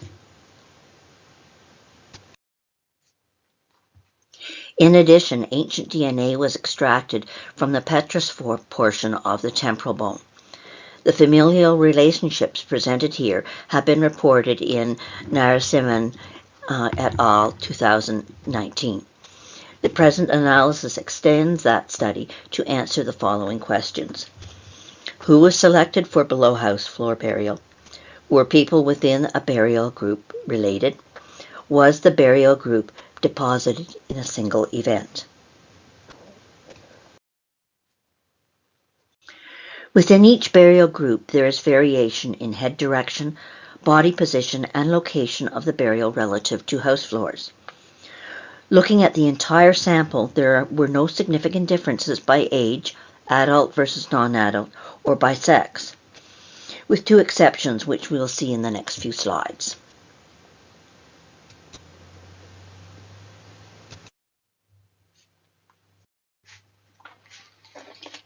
Non-adults were present in all four locations: in burnt rubble, in non-burnt collapsed debris, under house floors, and not under a visible house floor. Of note is that the adults were not recovered from collapsed debris, nor from within mud brick walled chambers.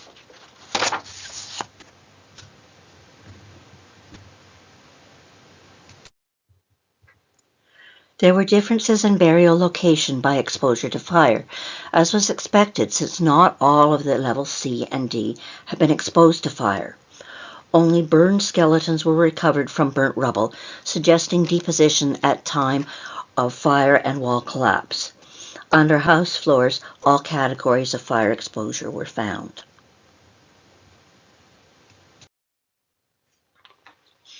However, if we look only at the dichotomy under house floors, not under house floors by age, there are no significant differences in burial location between non-adults and adults.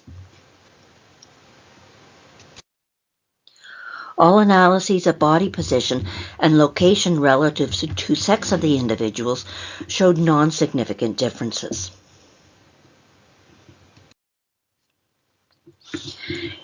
Ancient DNA preservation was extremely variable. Of the 30 extractions attempted, 14 were either from burned or calcined material, reducing the number of successful extractions to 9. Of the 9 successful, 8 were unburned and 1 was partly calcined.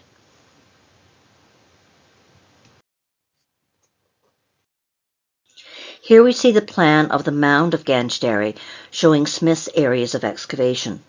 Level C is to the west, and Level D is located more centrally in the mound. Through the next few slides, adult identification numbers are labeled in red, non-adults in black. Those with ancient DNA extracted will be identified by a red star. Those with unsuccessful extraction are represented by an unshaded red star.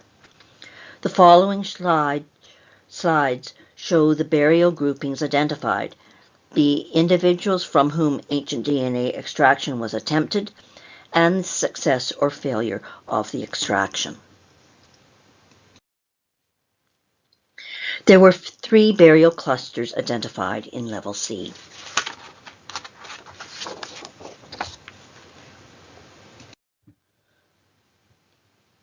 In Level C, all groups were recovered from within a single mud brick walled structure.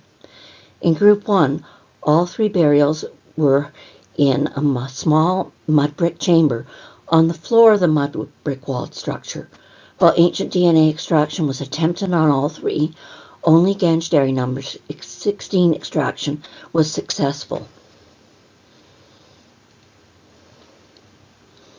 Recognized as at least 2 individuals at time of excavation, Group 2 is on the floor of the mud brick walled structure with 1 successful ancient DNA extraction.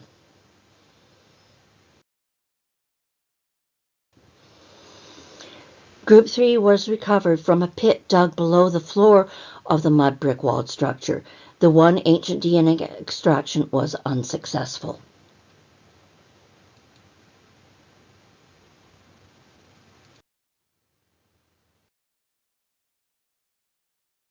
The central area, Level D, had reasonably well-defined architectural features, especially in the area destroyed by an extensive fire. 6 groups of burials were identified, including those from test pits 4, and 5.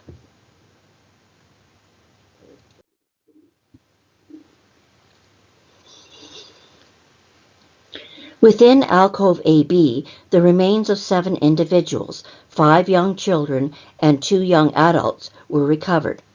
All were below house floor burials. Although 6 had petrous portions available for ancient DNA extraction, only 1 was successful. Ganj number 41. The 6 unsuccessful extractions were highly calcined.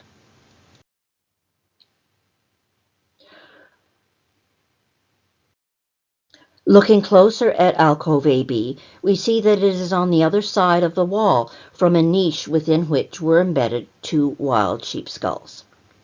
This is an extremely interesting juxtaposition for exploration of burial practices, compounding the disappointment of the poor ancient DNA preservation.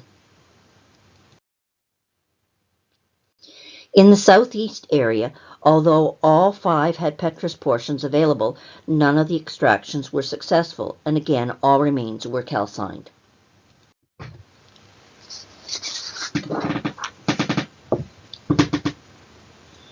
In the south-southwest area, 1 of 3 extractions was successful.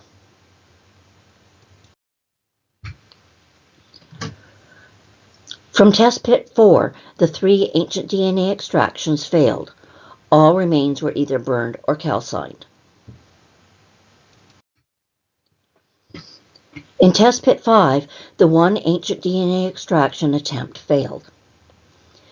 In the groups examined so far, lack of ancient DNA recovery has meant little can be said in answer to the question who was buried beneath house floors, other than to give burial location, burial position, sex, and age at death of the individuals.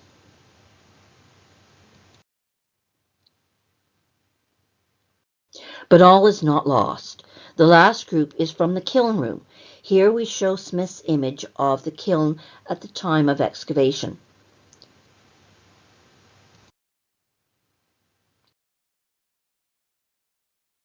In the kiln room, burials were to the west and the north of the possible kiln feature, and all were under house floors. And finally, success. 5 of 6 individuals had successful ancient DNA extractions, making this the only burial grouping where familial relationships could be tested.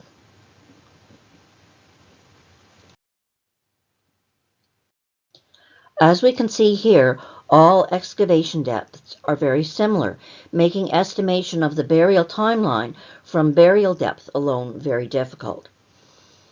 The individuals marked with a blue star are related, a father, number 20, and his 2 sons, number 22 and number 40.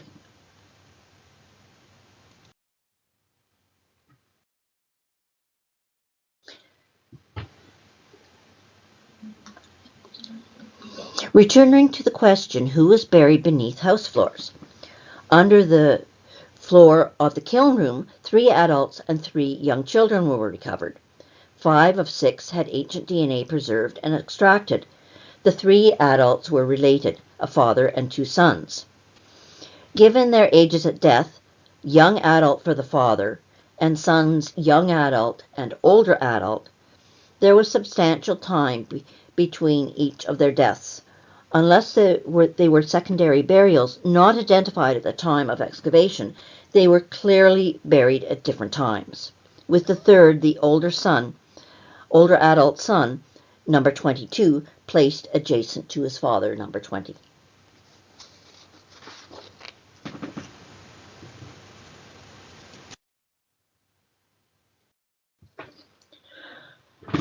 Patterns in burial placement were observed. No adults were recovered from collapsed debris or in mud brick chambers. There were significant differences in fire exposure to the skeleton relative to location of burial.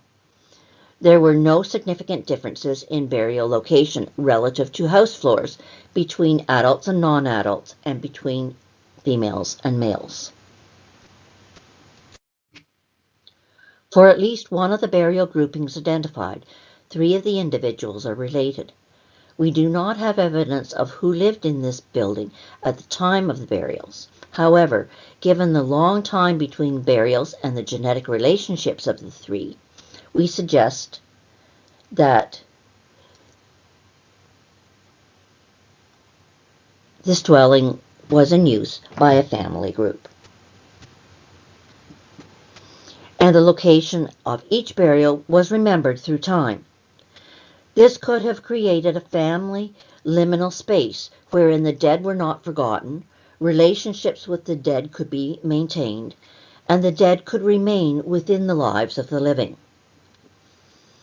However, we do not know the relationships of the 3 young children to these adults, nor the reason for their burial within this family liminal space. Localized concentrations of burials were identified at Ganj Dareh. Placement of burials is within buildings, which is consistent with the proposed development of the concept of privacy during Neolithization. Some of the burials are from within collapsed or burnt rubble. However, there was no one building with the majority of burials. This contrasts with the contemporary site of Bastansur in northeastern Iraq, where at least 48 individuals have been recovered from below the floor of Building 5. The finding of related individuals within a single dwelling at Ganj Dareh is consistent with early Neolithic Anatolian sites of Ashtli-Hoyuk and Bokuklu, where individuals within buildings were found to be related, but contrasts with later Neolithic Anatolian sites of Çatalhöyük and Barsin, where individuals within a building were not related. Clearly, further research is needed to explore burial practices specifically at Ganj Dareh and in general in the Neolithic of the Central Zagros, so that intra and extra-regional comparative analyses can be conducted. Thank you.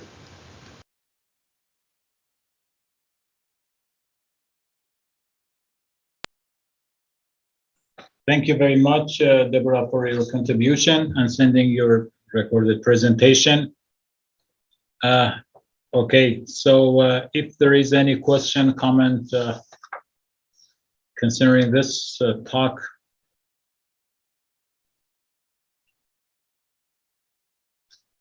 No, you don't find any.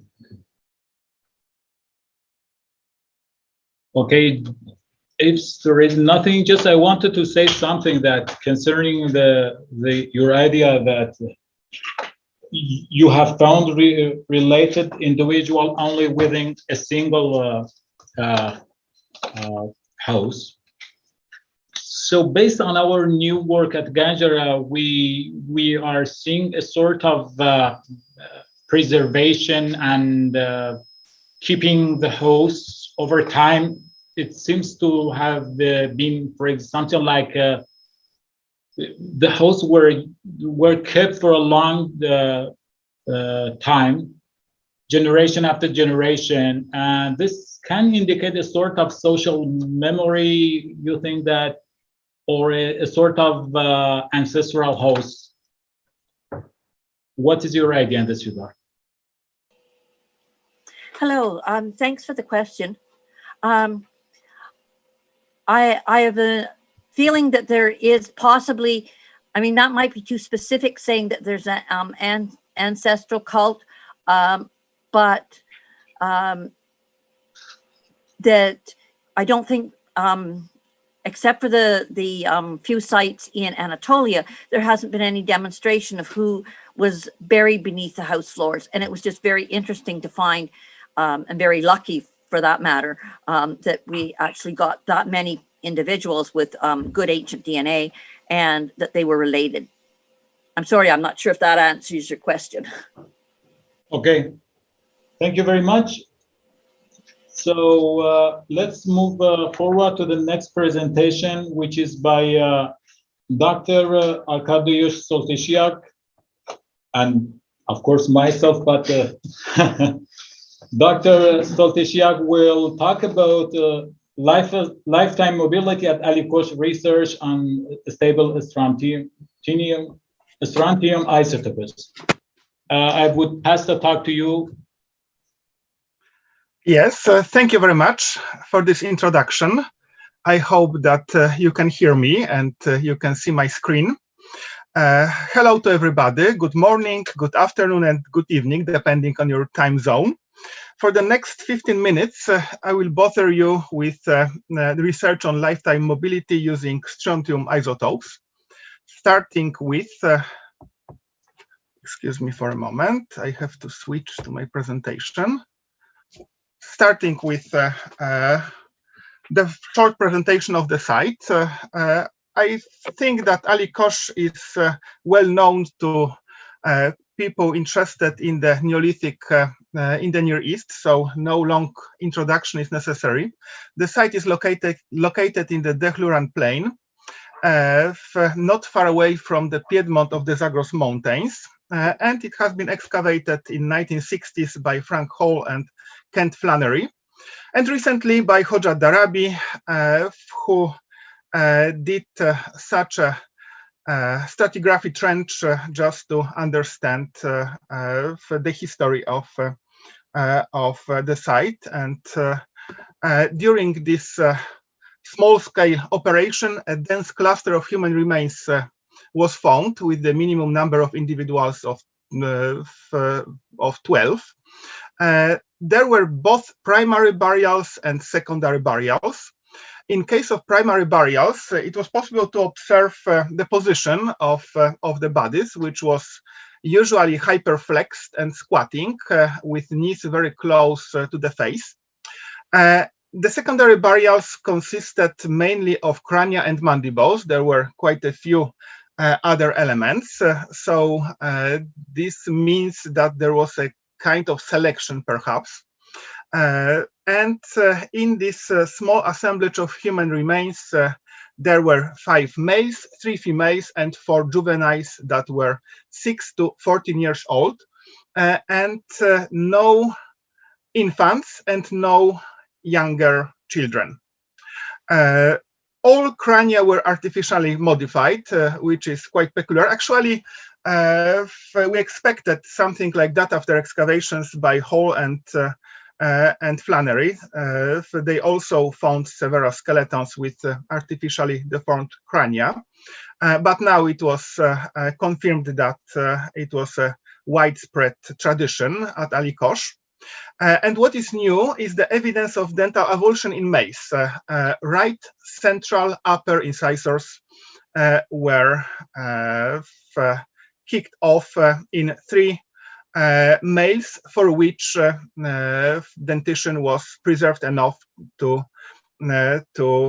assess such avulsion. There is also quite interesting seasonal pattern of linear enamel hypoplasia, suggesting that there was a seasonal stress in this population. However, I wouldn't go into details because I would like to focus on strontium isotope research. Here is one picture showing cranial modifications that are quite obvious with this clear elongation of crania. It happened to all those individuals for which crania were at least partially preserved. But let's move to strontium isotopes. There are 4 stable strontium isotopes. One of them is radiogenic, which means that this is the product of radioactive decay of rubidium. And there are quite clear differences in the abundance of rubidium between the crust and the mantle of the Earth. And for that reason, also the concentration of this radiogenic isotope of strontium is different in rocks of different origins. We can expect that the mantle rocks, like for example basalts or other volcanic rocks, have relatively low concentration of this radiogenic strontium isotope. And those rocks that formed in the crust, like for example granites, have a much higher, clearly higher concentration of this radiogenic isotope. And it is possible therefore to observe some differences between bedrocks in terms of ratio of 2 strontium stable isotopes with the mass number 87 and 86. Of course, the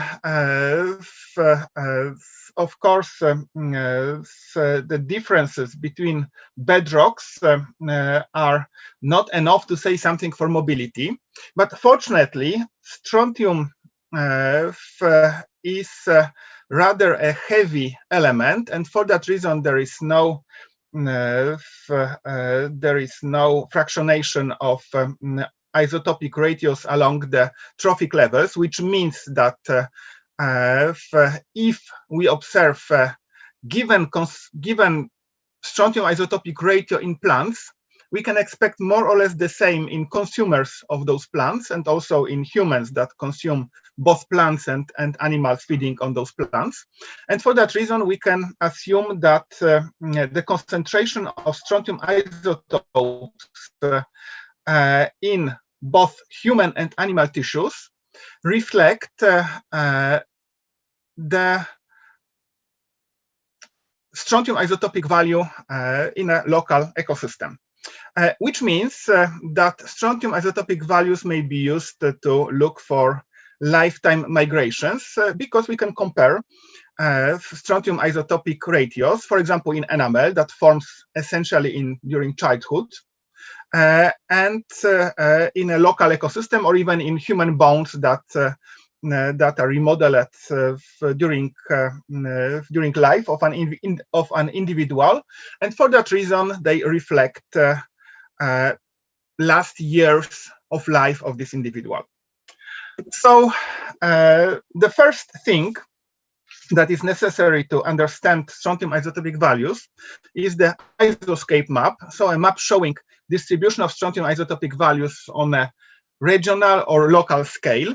And we are working on such a strontium isoscape map. As you see, there are still some gaps. It is still under construction. For that reason, in this research, we used local plant samples to establish the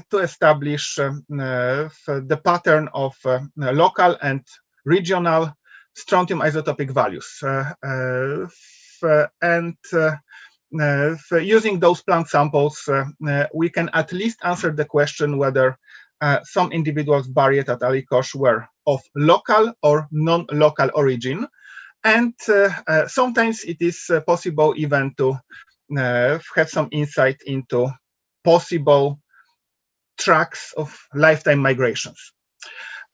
For this kind of research, the best source of strontium is enamel because it is much less affected by the taphonomic agents than bone, and moreover, it reflects the residence of humans during their early years of life, and it is possible also to have insight into some history of life, taking samples from those parts of enamel that form at different stages of life.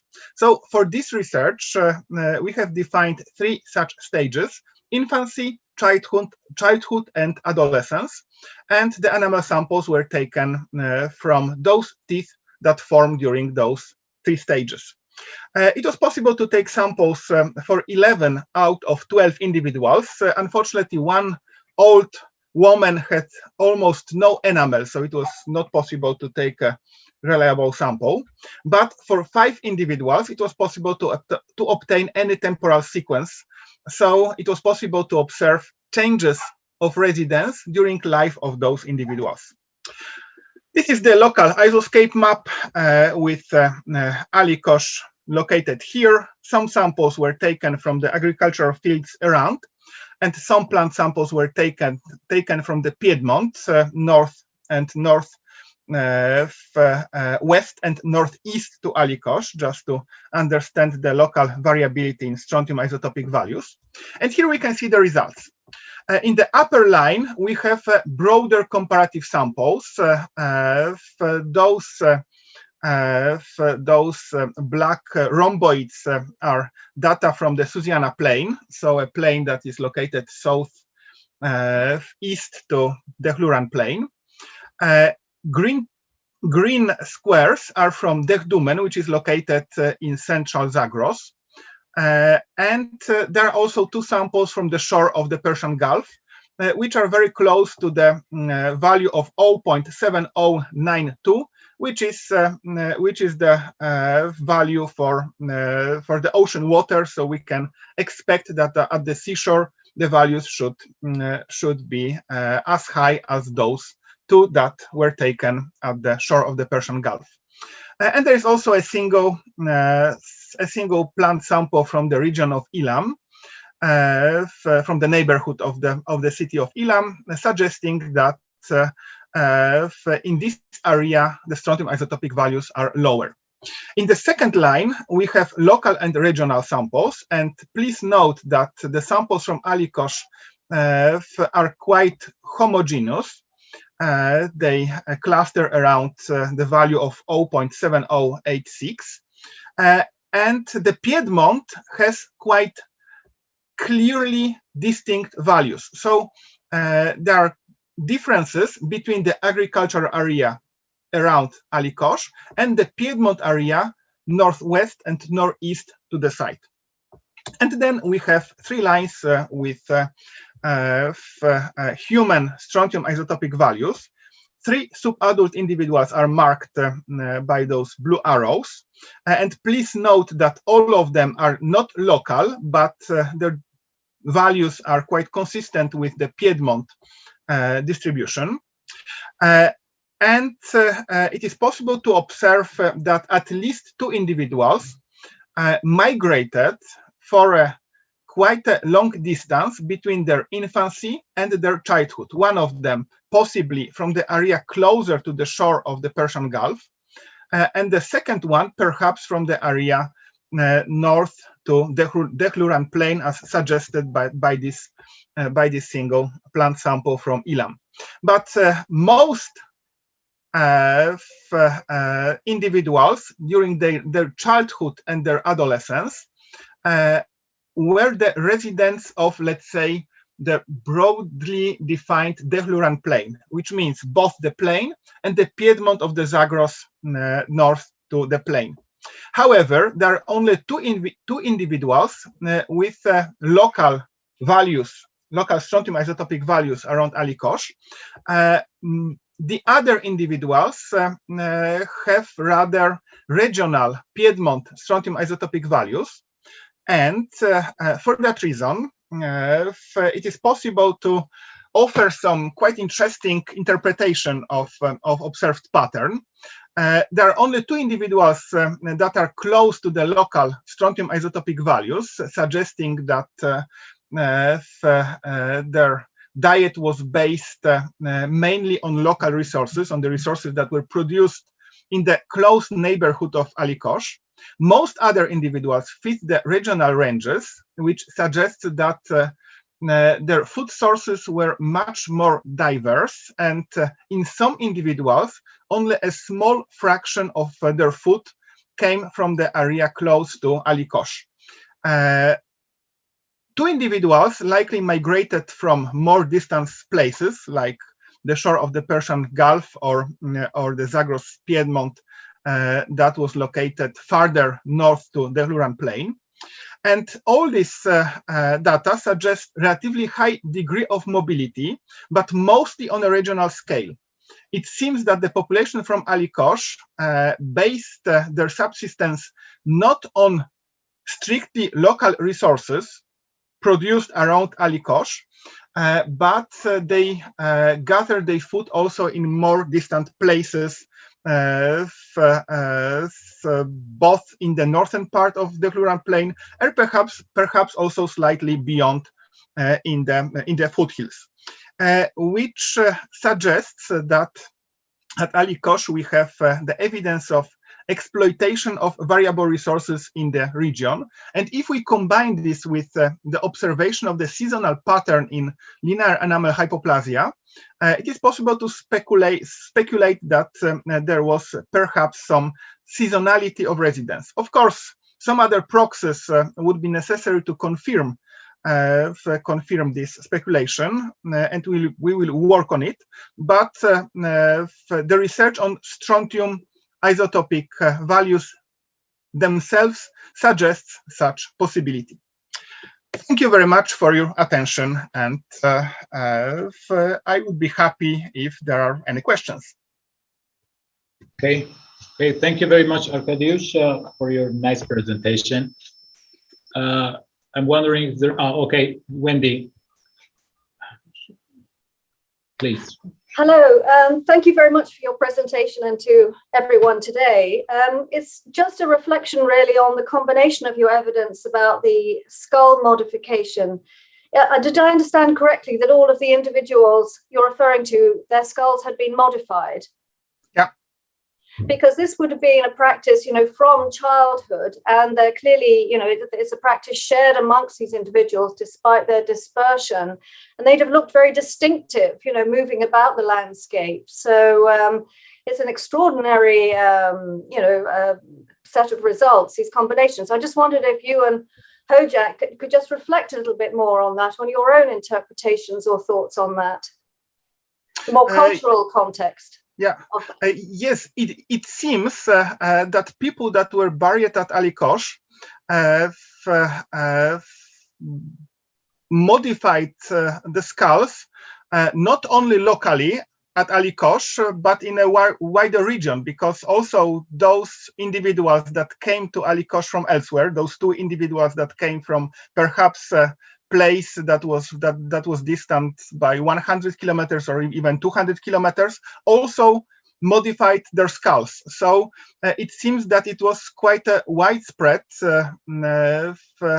cultural tradition, at least in this part of the world in this time.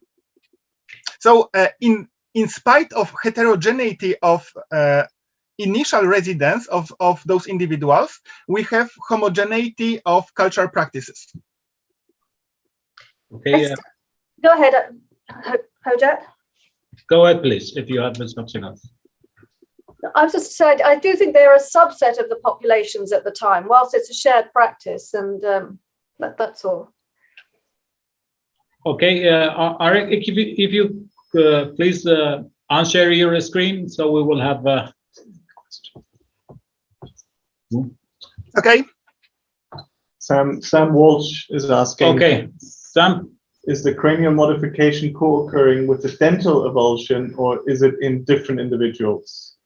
Question. Cranial modification is in all crania that were found at Alikosh, both males, females, and juveniles, but dental avulsion is only in males. Okay, that's really interesting.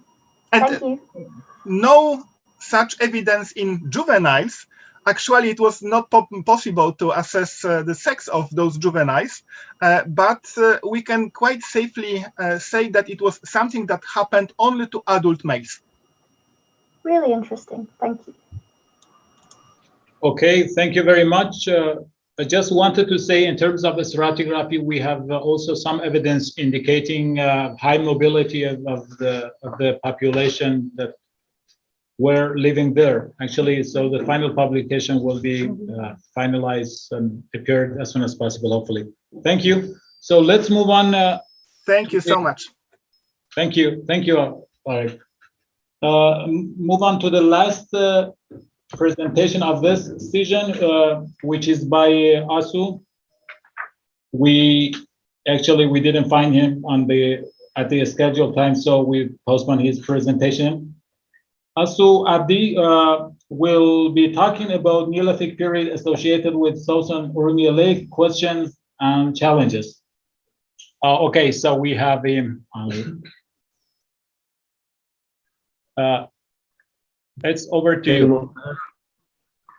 سلام، خیلی مفتخرم که در این همه شرکت میکنم. به دلیل مشکلات زبانی مترجم من این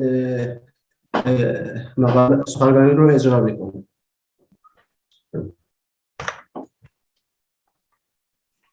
So hello and thank you.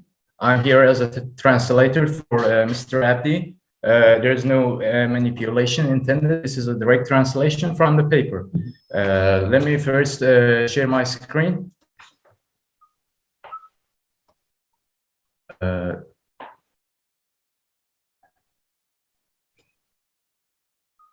Apologize for the wait.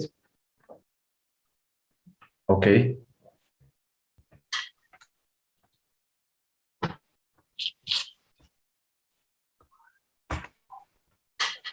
There is a technical issue with the PowerPoint. I'm trying to solve it. So, evidence acquired from several excavations signify that the Neolithic settlements had extended in northern Zagros and central Zagros as well during 8 to 4,000 years before Christianity. To be exact, remnants of early villages to new villages as well have been found in the area. The significant and promising sites of the mentioned period are first in northern Zagros, Jamo from the villages, Hasuna, late village, Halaf, middle village, Obeid, new village, central Zagros, and those of central Zagros, those can be mentioned like Ganjera from early villages, Godin, late villages, Segabi, middle villages, and Hasanabad Tepe, new villages. In the area of southern Urmia Lake, which is located in the eastern side of northern Zagros,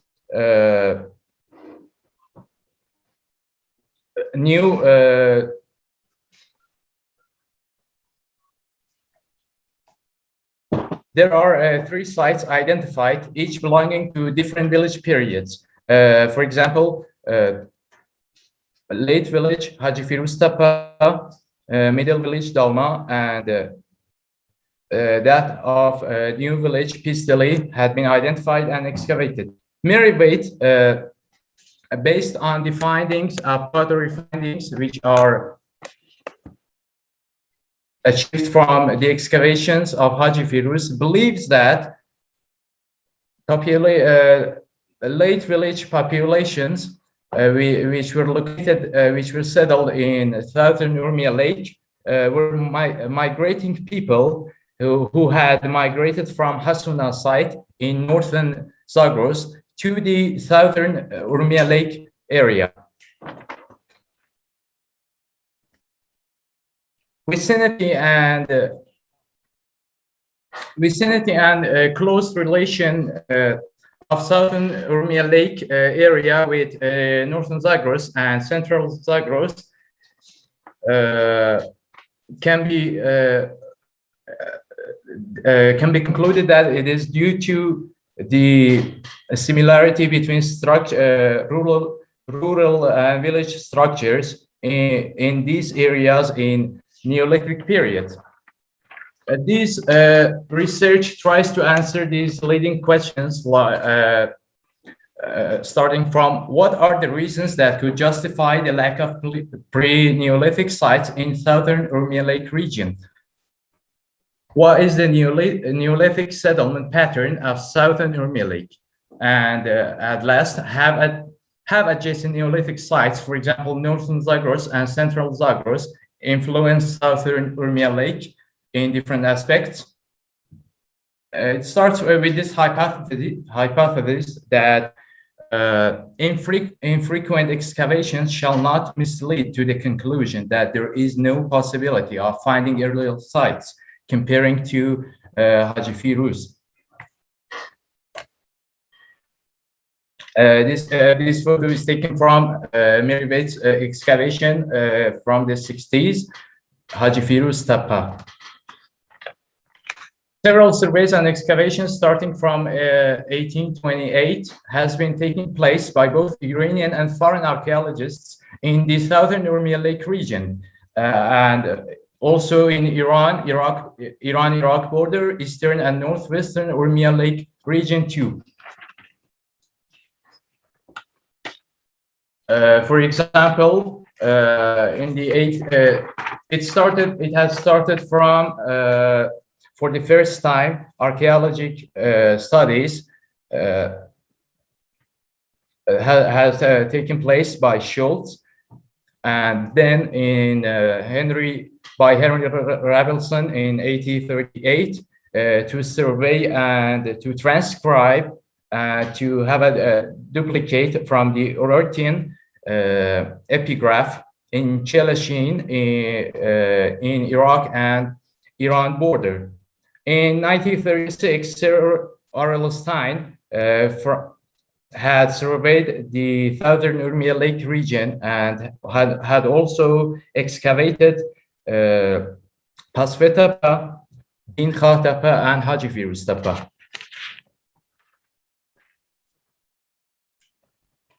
In 1956, the infamous Hassan Loop project, which supervised by Robert Dyson, started to initiate the studies in southern Urmia, southern Urmia Lake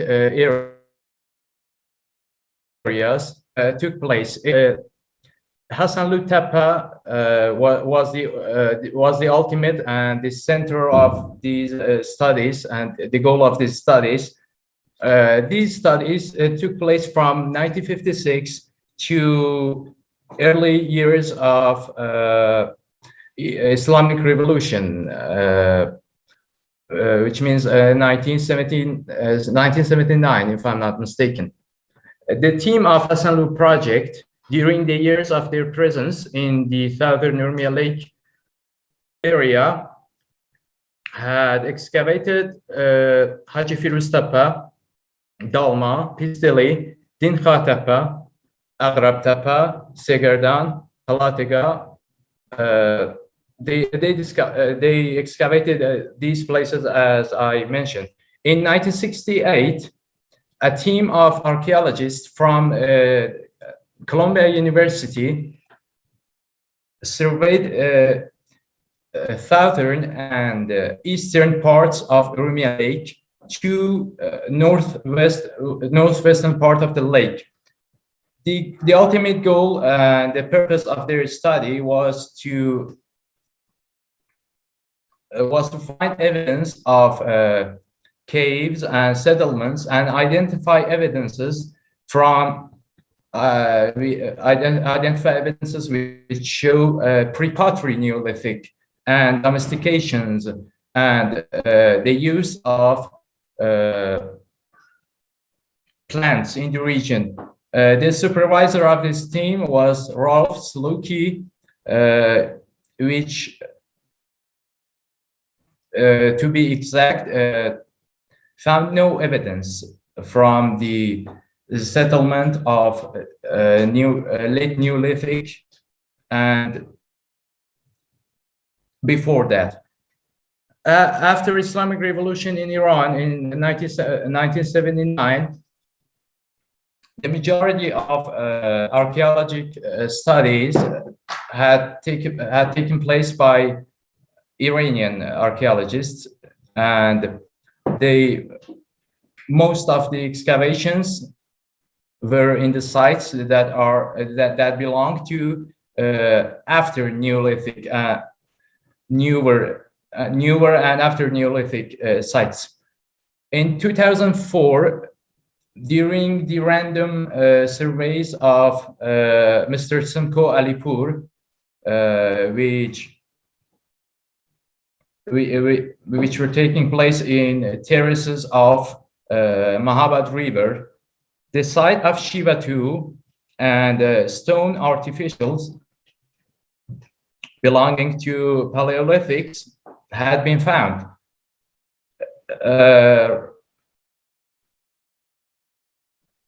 Study and other surveys of these findings had been done by a Belgian team, and also in 2004 and also in 2006 by a team from both Iran and France. And these findings were concluded to be belonging to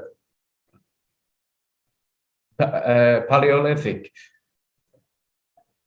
Other surveys that had been taking place in these sites can be mentioned. One of Mr. Rahmat Naderi in 2006,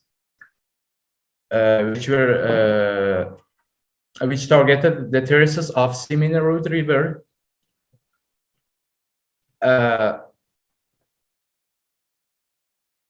A diverse stone artificials belonging to Paleolithics had been found.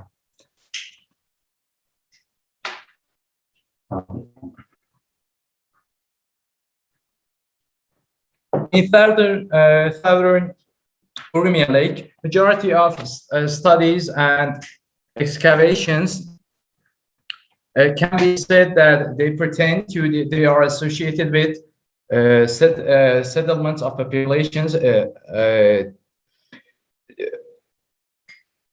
that belong to village period, sedentary period in the Oshnavia Plain and Nagada Plain, and most of them had been most of them are taking place by the Hasanlu team, the project of Hasanlu team.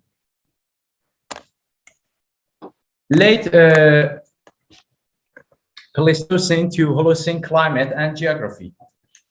The southern Urmia Lake region is located between Caucasia in between Caucasia from north, Anatolia from west, northern Zagros from southwest, and central Zagros in south. It had witnessed a dry and cold climate during 11,000 to 12,000 years ago. Sedimentology studies related to Quaternary period of southern Urmia Lake region signifies its much wider area than it is today. This shows the location towards Zagros Mountains, the location of Haji Firuz toward Zagros Mountain. A southern Urmia area has a various topographic situation. This area is one of the fertile regions of northwestern parts of Iran, and it has the same. It can be that it is same. It has the same situation and same. It has same features like that of Zagros. The sedimentology of the lake shows that the consistency of the Urmia Lake and dehydrations and a dry climate had not been effective on the Urmia Lake. Mountains of Zagros from northwest are located from northwestern of Iran to southeastern parts of the western side of Iran, and from north they are located to northern parts of Mesopotamia. These mountains work like they block the air masses of Mediterranean humid air masses from which come from west to south of Iran plateau. And this is also applicable. This can be same can be said to southern Urmia Lake region. Palynology studies that had been taking place in one lake from Holocene to present time signifies a consistent climate. And also sedimentology that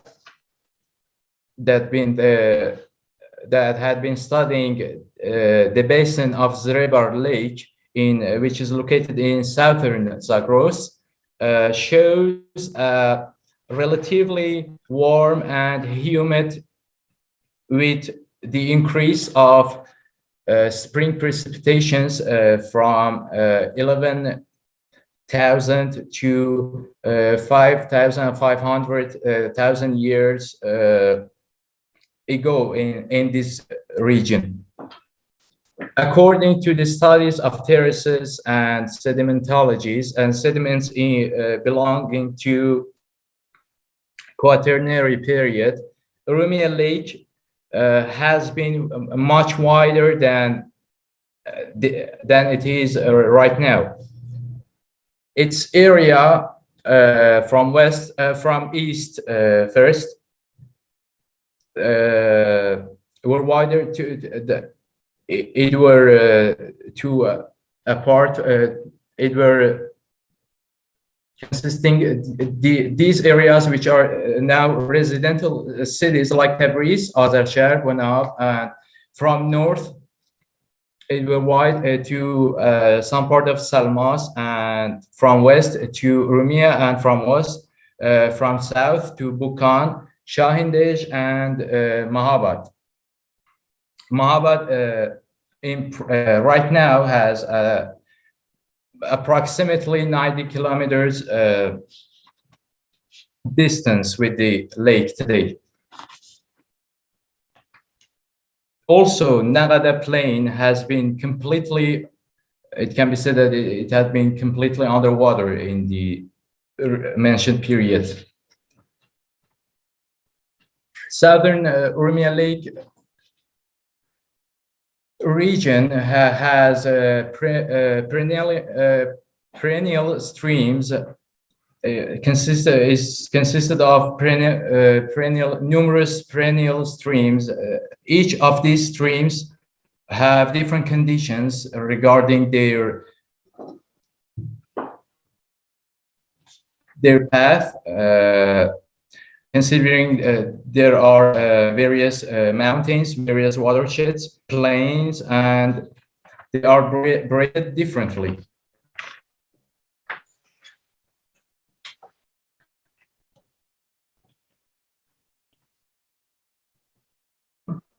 A review of settlements in southern Urumia Lake villages.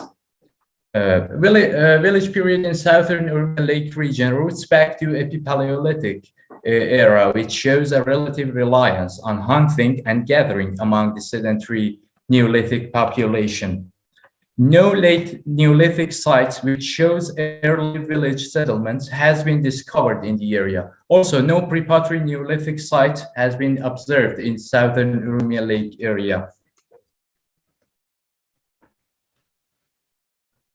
This is taken by the author, courtesy of the author, Haji Firuz Tapa. This photo is it's showing the present situation, the present condition of Haji Firuz Tapa.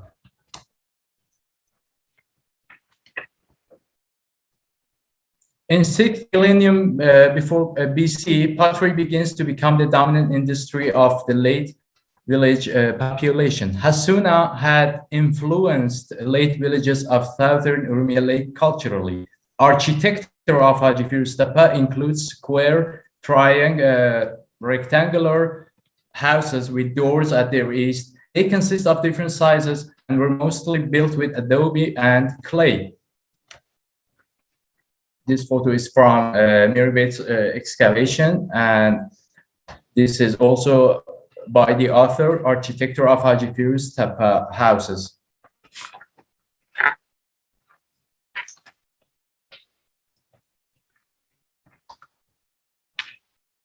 In the late village period in southern Urumia Lake area, the economy of people were mostly based on herding and stock life and livestock like goat and sheep. And there are also evidences of consuming lentils and wheat. There are frequent pottery findings which were used for maintaining food products. shows that the lack of enough agriculture tools, there's a paradox to that. Merivate believes that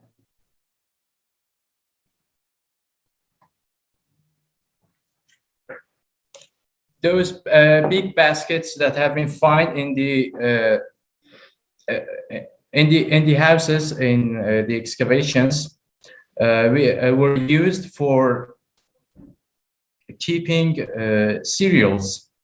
The majority of the findings, the artifacts that have been found in the that belong to late village period in Haji Firuz, can be said that they are related to herding and domestication of animals. There is no tool that had been found for agricultural uses in Haji Firuz Tapa. Potteries of Haji Firuz are handmade, and they include herbal shamut. There are evidences of it can be observed that stems of plants had been used or straws. These potteries, due to lack of enough process, and because of their raunchy process, they are delicate, and they can be broken easily. Their color is brown. Some of them are gray, and some of them are a shade of pink. For the decoration of the potteries, they had used two methods.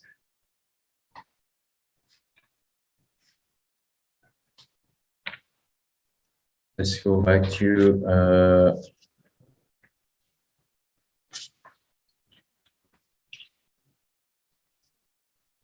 summarily, it can be said a variety of stone artifacts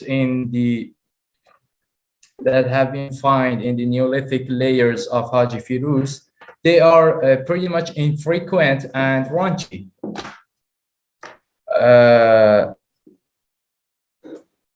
While in late village periods of Haji Firuz, numerous and frequent, there are frequent evidences of stone tools had been found.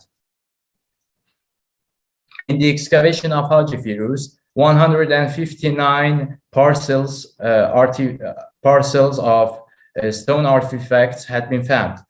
Merivate relates the lack of the mentioned stone artifacts, the mentioned lack of stone artifacts. Merivate relates that to the lack of broad excavations and the use of pure soil without any remnants of human use in building their walls, their houses, and also some errors of sampling. The varieties of stone tools in Haji Firuz are consisting of blades with concave double edges, bayonets, small retouched blades, sharp tools, maned tools, flaky inclined tools, flaky inclined retouched tools, also some other blades, and etc. The majority of the findings can be categorized into that. Neolithic studies in the southern Urmia Lake is at primary stages. It is believed that high altitude and cold weather had made the area a less favored one to be chosen as a residence. Waite's theory regarding the migration of Hassuna Neolithic population could not be applied since there are too many Neolithic sites in the area. And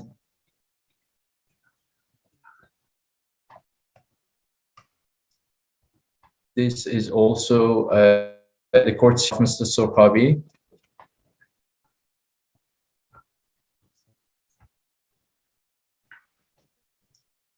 And Neolithic, this is the location of Neolithic sites in the Zagros Mountain, central Zagros, also southern Zagros and northern Zagros.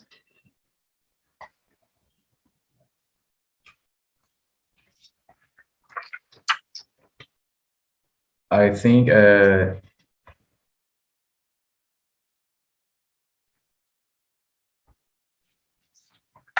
thank you for the presence. The remaining time, I guess, can be dedicated to questions.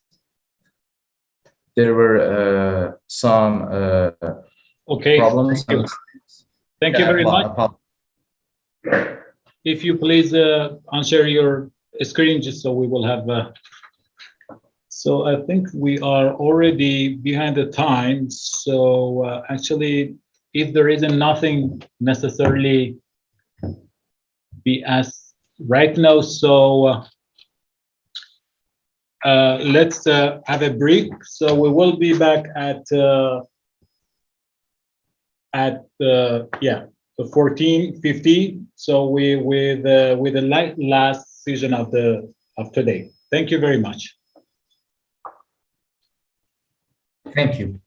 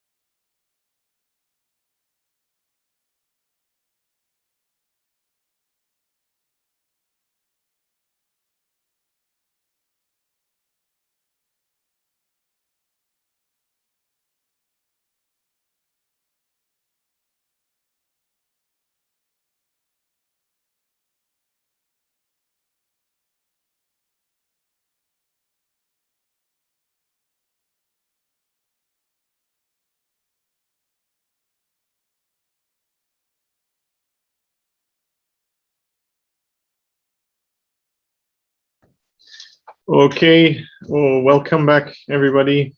We're getting back into it, moving from human remains to plant remains in the next 3 talks. And our first speaker will be Amaya Arans-Otaegu, who will be talking about early Neolithic plant-based subsistence in the Eastern Fertile Crescent, hunter-gatherers or early agriculturalists.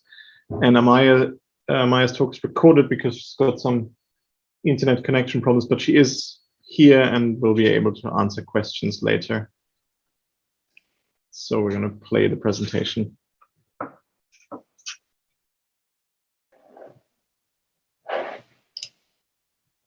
So good afternoon, everybody, and many thanks to the organizers for the invitation to participate in this conference. The aim of this presentation is to provide you with an overview of how the transition from foraging to farming occurred in the Eastern Fertile Crescent, and to make some reflections on the role that different regions played in the eventual development of agriculture. So I have divided this presentation into 3 short sections. In the first one, we will introduce the main questions and reflect on the terminology and data we use when we search for the origins of agriculture. In the second section, we will review the archaeobotanical evidence that has been accumulated in the last decades, and we will present the preliminary data we have obtained at some of the key Neolithic sites in the Zagros, including the site of Asiap in Ganjdabe. And in the third section, we will highlight the main biases and gaps of knowledge in our understanding of the origins of agriculture and set the agenda for future research into this topic. As we all know, the Zagros area in the Eastern Fertile Crescent was originally considered as the earliest region in Southeast Asia where agriculture first developed. These early studies stimulated the idea that there was a single nuclear region where agriculture first originated and eventually spread from. These ideas on the core areas for plant domestication and agriculture inspired other authors that also placed the origins of these processes in particular regions like, for example, Southeast Turkey. Indeed, since the 90s, there has been a strong debate with regards to the role that different regions of Southeast Asia played into this process. However, we have to realize that the grand narratives for the origins of agriculture often include explanations for other processes such as plant domestication and the Neolithization. In fact, concepts like domestication, agriculture, and the Neolithic have been, and they are still, just like synonyms, when they actually represent 3 very different processes. When we talk about domestication, agriculture, and Neolithic, we are dealing with 3 different research themes that are in fact addressed through different archaeological data. Besides, it could be stated that these 3 concepts represent different scales of research, because to understand the origins of the Neolithic, we have to consider changes in the economy, whereas to understand the subsistence strategies, we need to study the biological characteristics of the plant species exploited. As such, in this presentation, we seek to focus on these 2 research questions that can be in fact addressed through the archaeobotanical data. To evaluate these questions in this talk, we will compare the transition to food production both in the Levant and in the Eastern Fertile Crescent. And we will adopt a chronological perspective, highlighting changes both in terms of subsistence strategies like plant gathering and cultivation, as well as on the status of the plant species that were exploited.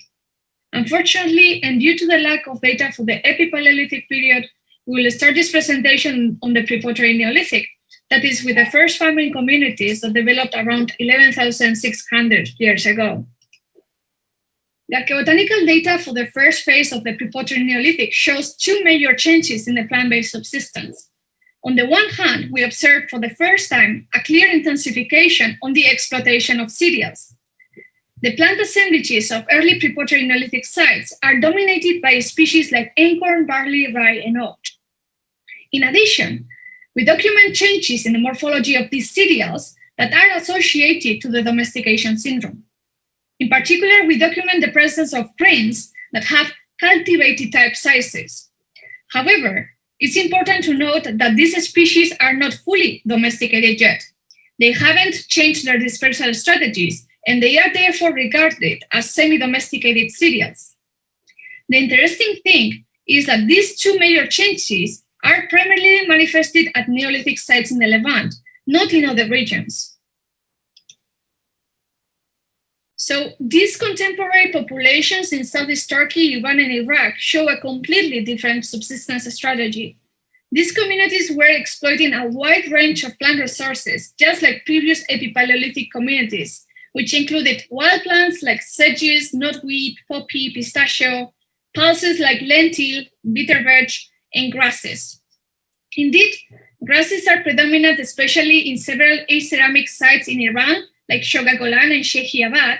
But we have to note that when we talk about grasses, we don't necessarily refer to cereals. Indeed, in aceramic sites in Iran, wild barley is present, but other grasses like goat grass, medusa head, and feta grass are equally or more represented. Interestingly, the new evidence at the contemporary site of Asia shows similar trends. The site, located in Kermanshah, was re-excavated in 2016 and 2017 by a joint team of Iranian and Danish researchers under the Tracking Cultural and Environmental Change project. As a result, we had the opportunity to carry out a systematic sampling of different deposits, including the communal building that you can see here in the image. What we overall observed in Asia is the prevalence of wild plant resources, including sedges, seeds of the master family, poppy, fig, and so forth. And grasses are the second main category, and apart from few acorn-type grains, there is a clear predominance of a small and medium-seeded taxa like Eragrostis, like feta grass, and medusa head.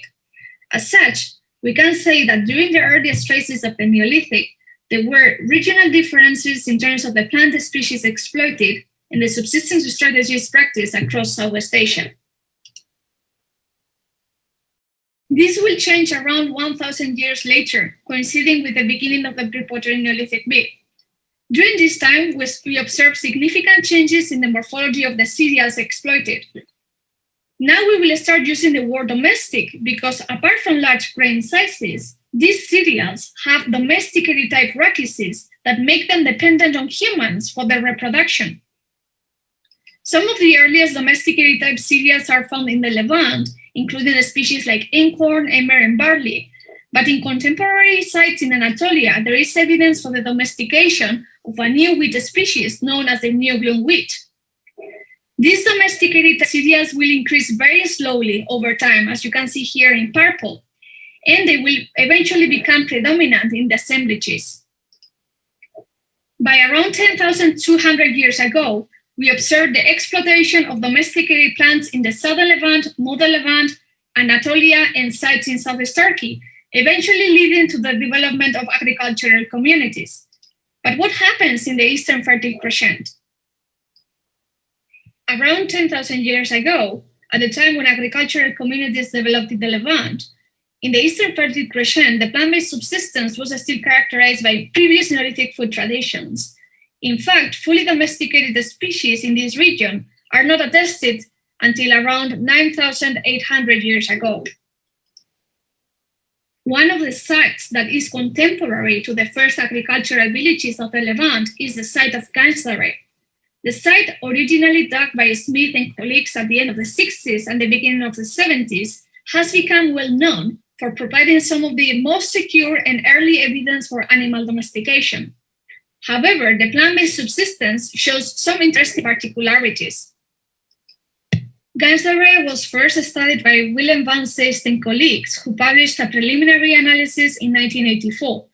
Their archaeobotanical work focused on the study of plant macro remains, including around 2,000 seeds, chaff, fruits, and nuts, and around 500 pieces of wood charcoal. The site was re-excavated in 2017 and 18, and thanks to the new excavations, we produced a very large assemblage with more than 65,000 remains, covering the whole occupation phase, from the early to the latest levels. In this diagram, the colors represent different plant categories, and what we observe is a clear predominance of grasses, which you can see here in yellow. The largest part of the grass assemblage comprises small and medium-seeded taxa like feta grass and medusa head. That is the same species that were being exploited in previous aceramic sites. Interestingly, it is these two species and not barley that show evidence for food processing activities. In the case of feta grass, we observe grinding activities, and in the case of medusa head, we document germination practices. Apart from grasses and fruits and nuts, which you can see represented in purple, the assemblage contained a considerable number of legumes, especially taxa like astragalus, trigonella, and so forth. The high percentages for these non-founder legumes species is interesting.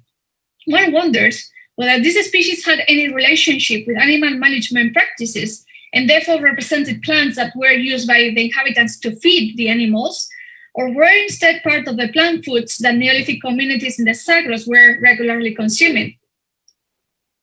Overall, taking together all the archaeobotanical data accumulated in the last decades, and going back to this constant search for the origins of agriculture and plant domestication in specific core areas, my personal view is that we have to somehow open our perspectives with regards to two main aspects. The first one has to do with the timing for the origins of plant domestication and this transition to food production.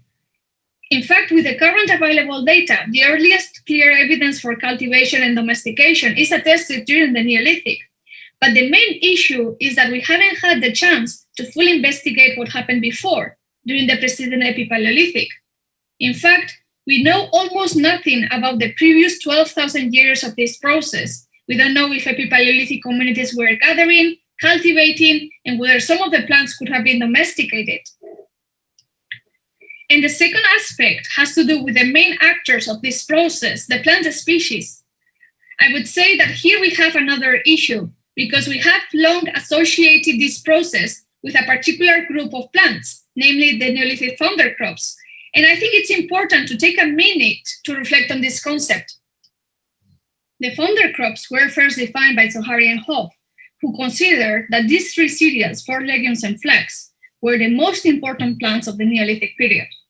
However, recent archaeobotanical research is showing that these species do not represent the group of plants that were first cultivated, they don't constitute the first domesticated plant species, and they neither define the package of plants that spread from the fertile crescent to Europe and other regions.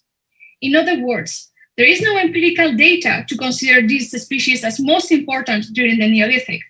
Instead, this concept shows that research on the origins of agriculture has been biased by modern perspectives in human diet and agriculture.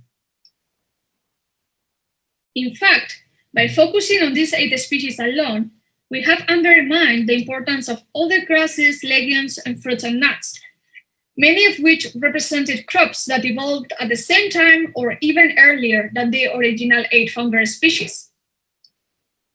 We can say that each of the regions in Southwest Asia exploited, managed, and domesticated plant species, and therefore contributed to the development of agriculture and plant domestication, generally speaking. In this sense, the role of the Zagros cannot be underestimated. These communities didn't act as passive actors or mere recipients of a new way of life.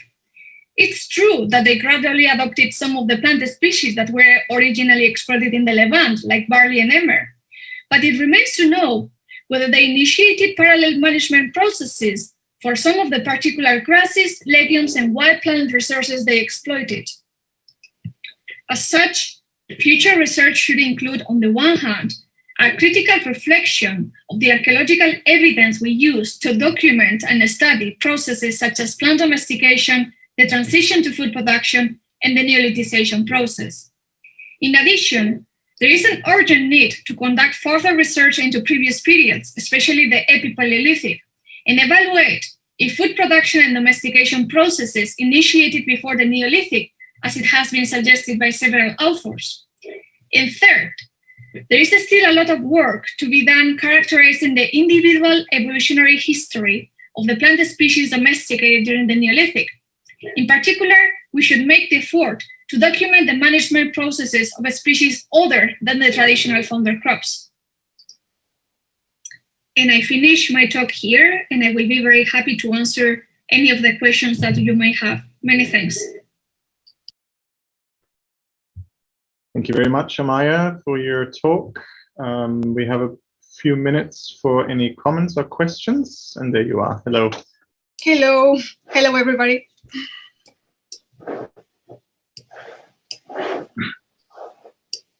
Okay, opening the floor for any comments or yes, Hojat. Oh, okay.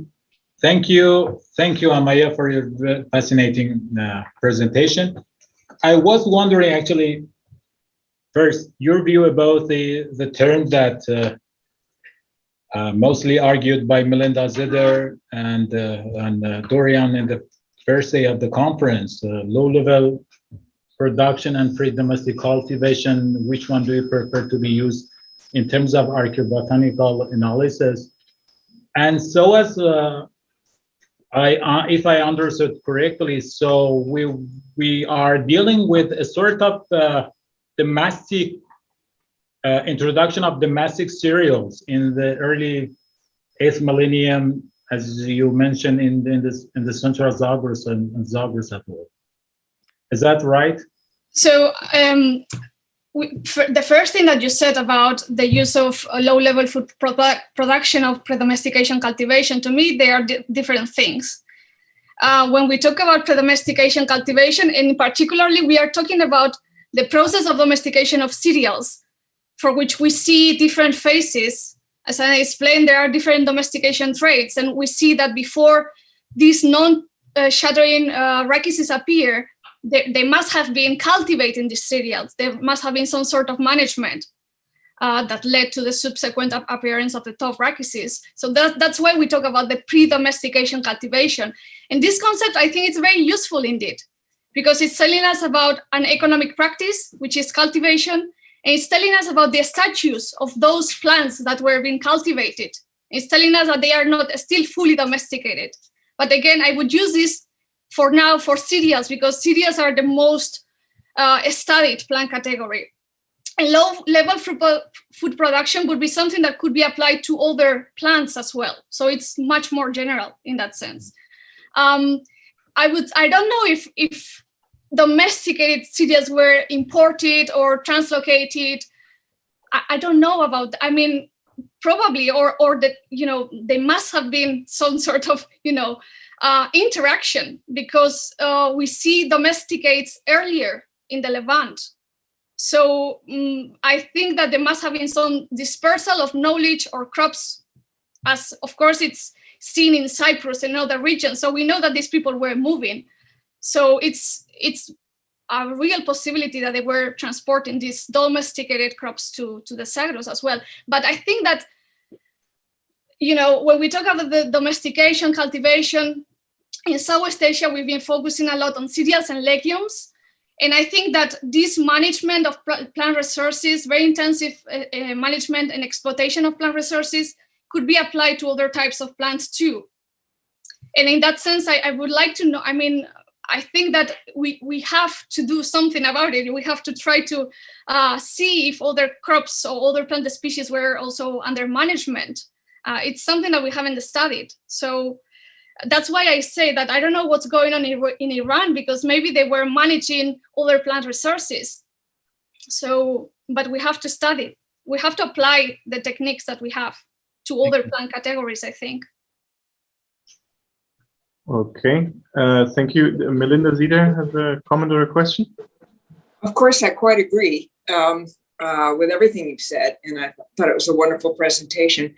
And I'm particularly interested to see the polygonum come up, both in the upper Tigris drainage, and I think that's your mustards as well, because that's an incredibly plastic plant that invades anthropogenic soils, but also responds incredibly well to human manipulation.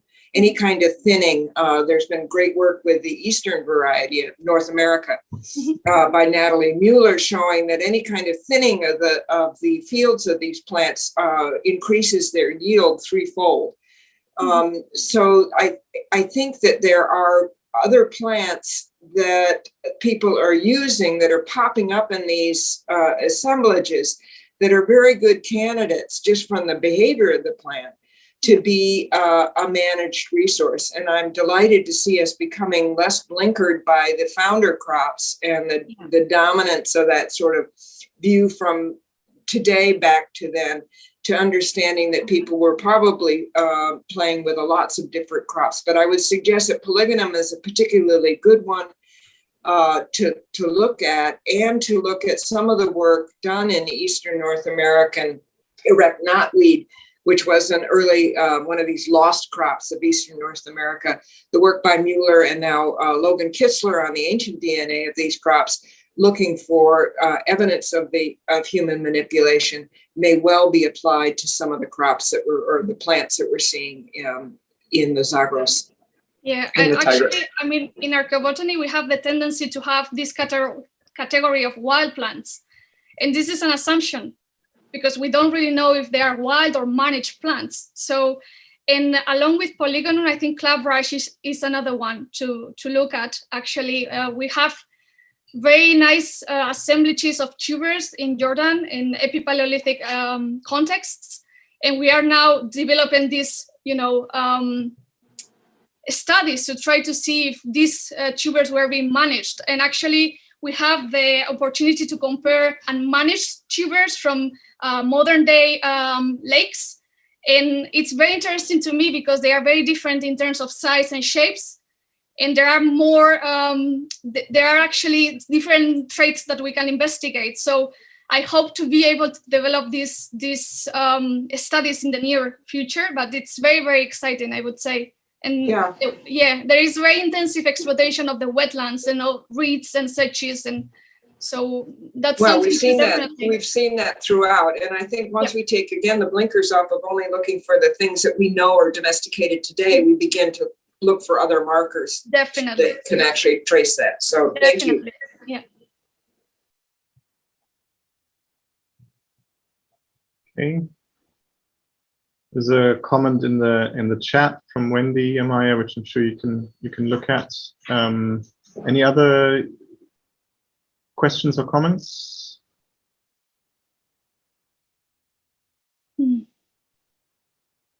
Okay. Definitely, yes. She says about the integration of different approaches in archaeobotany. Definitely, I completely agree. And we are lucky that we have that opportunity both in sites in Iran with the work that Golnaz Hadi will be presenting in a minute, but also in the south with Shubeika sites and the work by Monica Ramsey and so forth. So, yeah.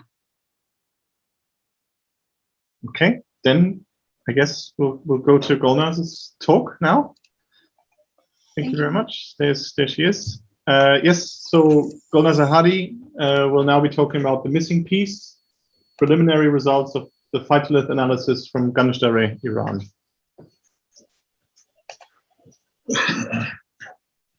Okay. Very nice. You have to tell me if you can see my screen or not. We can see it, but it's not full screen yet or presentation mode.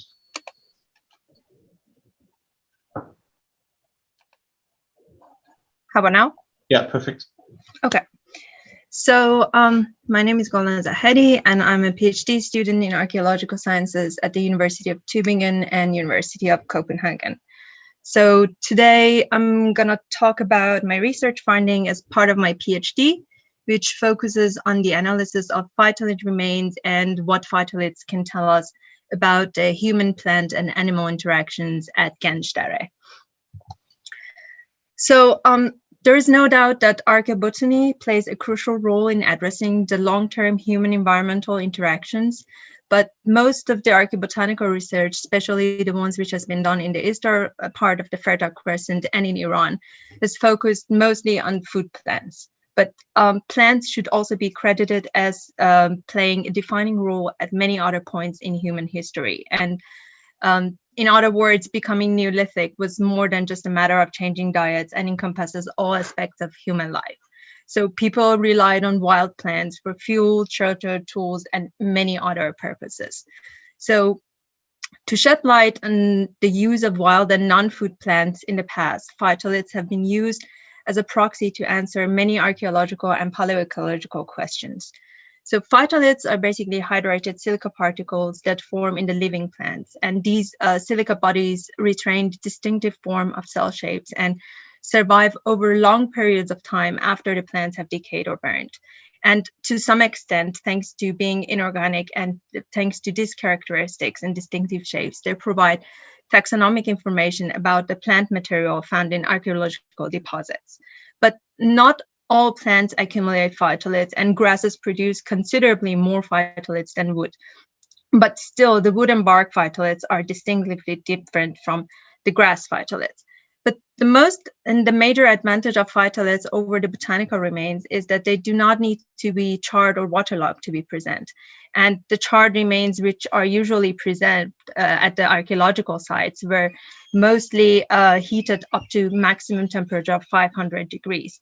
And the lighter components of the plants, such as chaff, are already lost at this temperature, while phytoliths and the phytolith morphology is preserved to at least 800 degrees. And even above this temperature, it can still maintain its morphology, but it will change the color and the transparency. So, and the other thing is that the charred macrobotanical remains are mainly as a result of fuel use or accidental burning of the food, whereas the phytoliths provide more valuable information on the vegetation type and the certain taxa that are not very abundant and diagnostic in macrofloras or even pollen remains.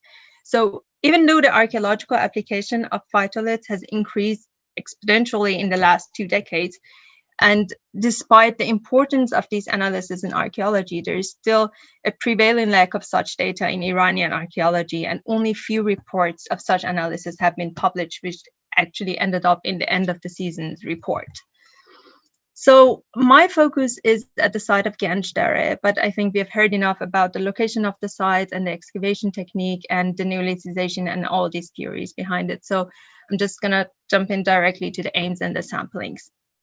As I mentioned, so the main objective of my PhD was to provide an extra proxy for analysis that Amaya has been doing. So basically to integrate the analysis of microremains, mainly phytoliths, with the macrobotanical and micromorphological analysis in order to gain a better understanding of local vegetation and general human, plant, and animal interactions, and basically to provide a more broad and more complete understanding of the depositional pathways and the possible functions of the space and the plants at the site. So in order to achieve this goal, and to complement the macrobotanical analysis and to obtain consistent data, we decided to subsample the phytolith samples directly from the flotation samples. So roughly about 200 milliliter of sediments was subsampled from the flotation during the field season in 2017 and 2018.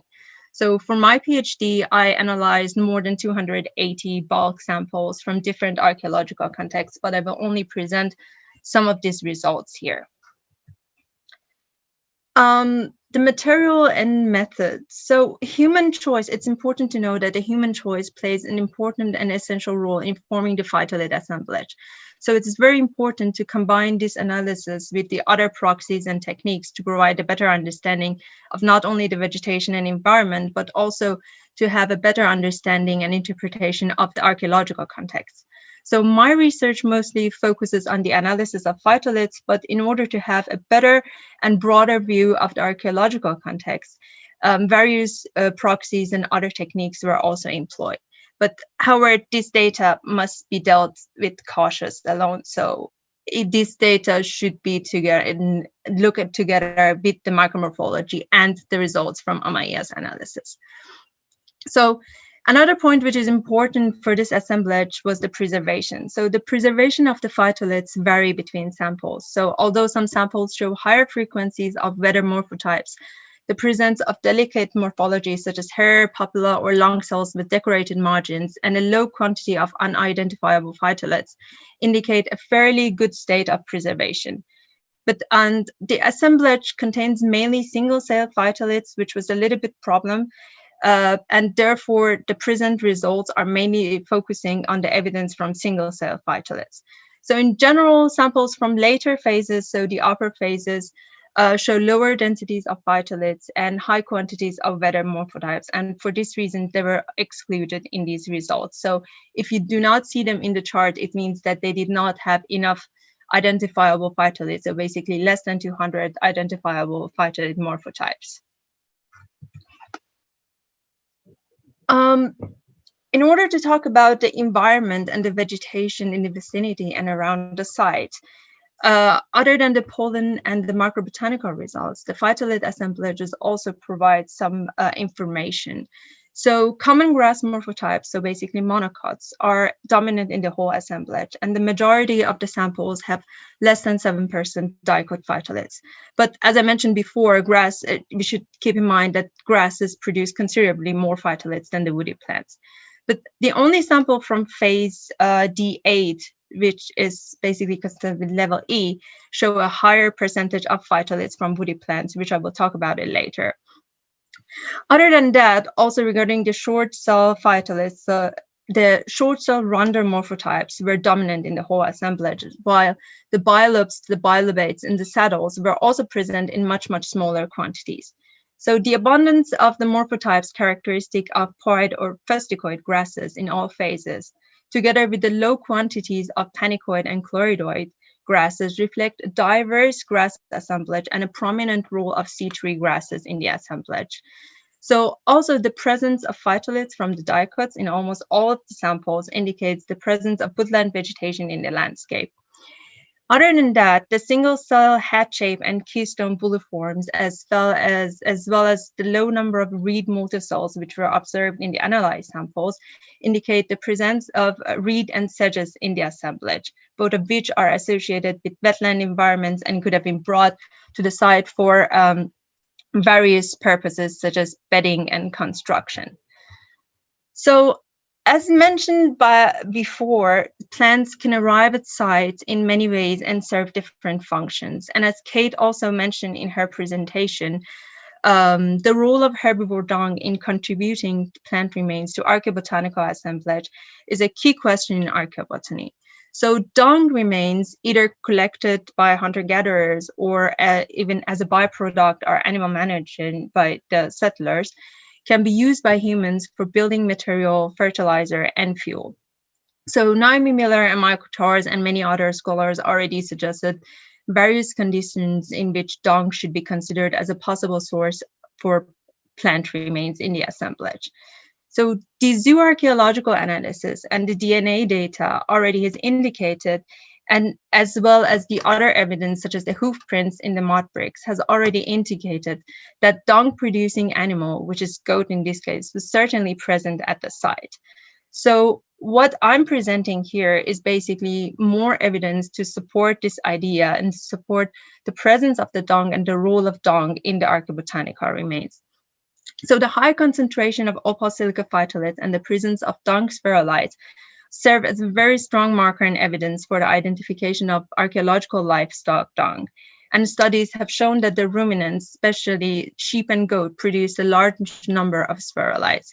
However, it is also important to keep in mind that the environmental condition, type of water, and digestive strategy, all this affect the composition of the dung and the relative proportions of this remain. But as you can see in these graphs, the dung spherulites are present in the majority of the samples. And even if they're not marked here, it does not necessarily mean that they were absent, but it means that they were present in very, very lower quantities. So, and these phases and the samples from these phases, which are marked on these graphs, just had much higher number of spherulites. So in order to get into a more detailed view on the use of dung as for different purposes, I decided to talk about the pits as well. So the earliest phase documented at Ganjdare comprises a series of pits cut into the virgin soil. So the phase D8, which corresponds to Smith's level E, almost has many, I would say over 100 of these pits, but most of these pits, which we excavated during our 2017 and 2018 excavations, were either fully or partially excavated by Smith. So even in one of his reports, he mentioned that they excavated over 30 of these pits in only one season. So these pits are circular or oval in shape and consist of ashy, charcoal-rich sediment with occasional small and medium-sized stones and many limestones and animal bones, as well as low frequencies of chipstones. In general, the finds are very rare in these pits, the culture metamaterial finds, but they mentioned that they found small pieces of clay figurine and 2 clay tokens, and also a bone figurine and bone object.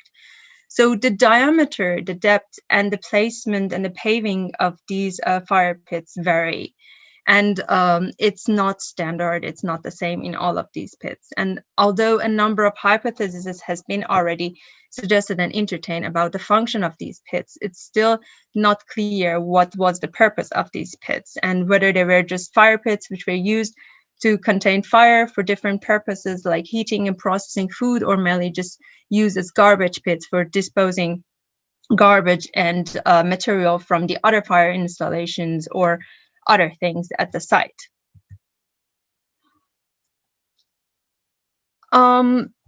In order to gain a better understanding of the function of these pits and the presence of the dung and the use of dung in these pits, I tried to use various types of proxy and techniques. So just to summarize, the samples are rich in grass-derived phytoliths, and grass inflorescence morphotypes, both wild and domestic types, are more abundant than stem and leaf phytoliths in most of the samples. So, and the abundance of single-cell and multi-cell husk phytoliths in this sample might be the evidence of waste material from crop processing. But on the other hand, it's also possible that these morphotypes represent the barley or other white grasses as the fodder crop, so which were fed to the animals. So 2 of these samples, 2 of the pits, show much higher values of phosphate and contain much higher quantities of spherulite, indicating the certain presence of the dung in these pits. And these samples also contain significant percentages of dicot phytoliths, mainly from leaves, and much lower percentages from the wood and barks.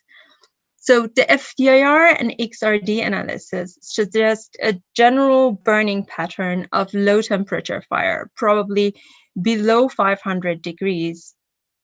And the other point is that there were also bone fragments present in some of these pits, which were heated over the 700 degrees. So based on this, and the fragmentation of the charcoal and the fragmentation of the nutshells which were found in these pits, and the lithics and many other finds, it is suggested that it's plausible that these ash deposits were actually moved at some point or combined with surrounding or other sediments. So based on this analysis and the results, I suggest that the pits were mostly used for low temperature heating and food processing with a mixed fuel of wood, dung, and possibly also grasses, and can provide valuable information on the food preparation and also fuel. But it is also highly likely that the small seeded legumes, the clubroot seeds, and many other weeds which were found and reported in these pits actually are the results of burning of animal dung as a fuel source and represent the animal diet. Although it is not clear and it is not possible to say at this stage whether the dicot leaves which were found in these pits were used as litter to start the fire, or were they actually used for covering the food, or were they used for paving the base of the pits. The other evidence which support the idea of dung as a source of plant remains in the assemblage from Ganjdarre and help us to also gain a better understanding of the activities and animal management at the site comes from the sediment samples from structure D2 in phases D5 and D4, which corresponds to level D, Smith's level D. So these floor or leveling deposits within structure D2 appears to have been renewed up to 9 times and obtained very low frequency of finds. So the analysis of samples from this deposit shows that they contain relatively high concentrations of phytoliths and spherulites. And the phytoliths from leaves and stems were present in much, much larger amounts than phytoliths from inflorescence in most of, if not all, the samples from these sediments.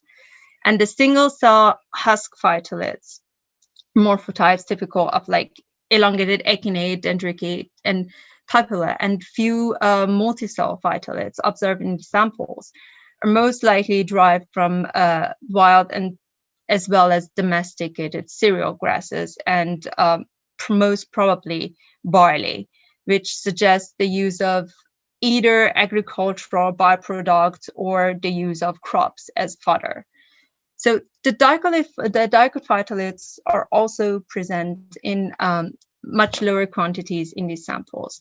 So studies have reported that the diet of goat is more variable than sheep and cow, and it also includes leaves and twigs, and therefore it is possible that the identified dicot phytoliths derived from goat dung, but it could also indicate the use of branches for other purposes such as bedding. So, and the other evidence is the presence of diatoms and sponge spicules, all of which support the presence of animal dung in these samples. So the phytolith analysis alone cannot provide even enough evidence for animal penning at the site. So although the analysis indicate the presence of dung and most probably of goat, in the samples within structure D2, it is not clear if the structure was used as an external area for stabling or managing the animal, or if the dung was used to coat the floor. And so probably the future micromorphological analysis and definitely the zooarchaeological analysis, which Lisa will present tomorrow, will provide much more information on this issue. So I would have talked a little bit more about the other results and other evidence but on dung, but since I want to keep my 15 minutes, so I will just jump into the summary. So just to summarize, the phytolith assemblages also support the pollen analysis and macrobotanical remains, the previous one, which suggested a forest steppe vegetation in the vicinity of the site. So the phytoliths also indicate that the grasses, especially the C3 grasses, played a dominant role in the vegetation, but the woodland vegetation, the woody plants, and also the wetland species were also present to some extent at the site, or were brought to the site to some extent. The other point is that the archaeobotanical assemblage from Ganj does not only represent the human diet, and so probably when talking about the subsistence strategies, it would be nice to consider that, for example, there's another possibility that the small seeded legumes were not eaten or collected by humans, but were just brought to the site and were derived or related to animals or animal dung. And the other and the last point is that the samples contain a combination of dung-derived plant remains and other discards, such as nuts and the ashes from the other installations. So thank you so much. That was my presentation. Thank you very much, Gulnaz, for your very nice presentation. Maybe we have a few minutes for any comments or questions. Yes, Wendy.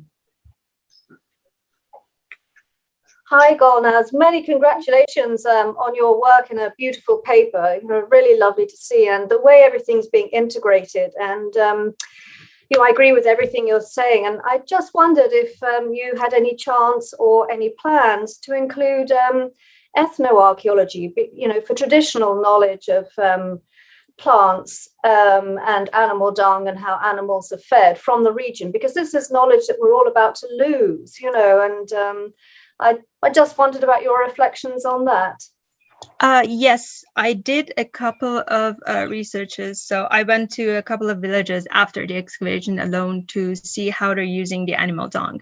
So they're definitely using the animal dung for building material. And they're definitely using it for fuel, and also took some videos while they're making this dung cakes, and how you can see that the dung is getting mixed with the other remains that they were actually fed to chickens, so which had nothing to do with either the dung or the inclusions in the consistent of the dung or human or animal food, but it was actually fed as a disposal material for chickens to feed on. But the problem is that they do this in very specific seasons, and so you cannot go there all the time. And nowadays they're mostly using cow dung and not goat and sheep, and that's the other problem. So they prefer to use the goat and sheep pellets directly and just throw them into the fire and use them. Especially when we went around with Amaya, we saw it that they're using it for just starting fire, for boiling water and such things. So, yeah, but that's definitely in the plan. Thank you so much. Sure. Any other questions or comments?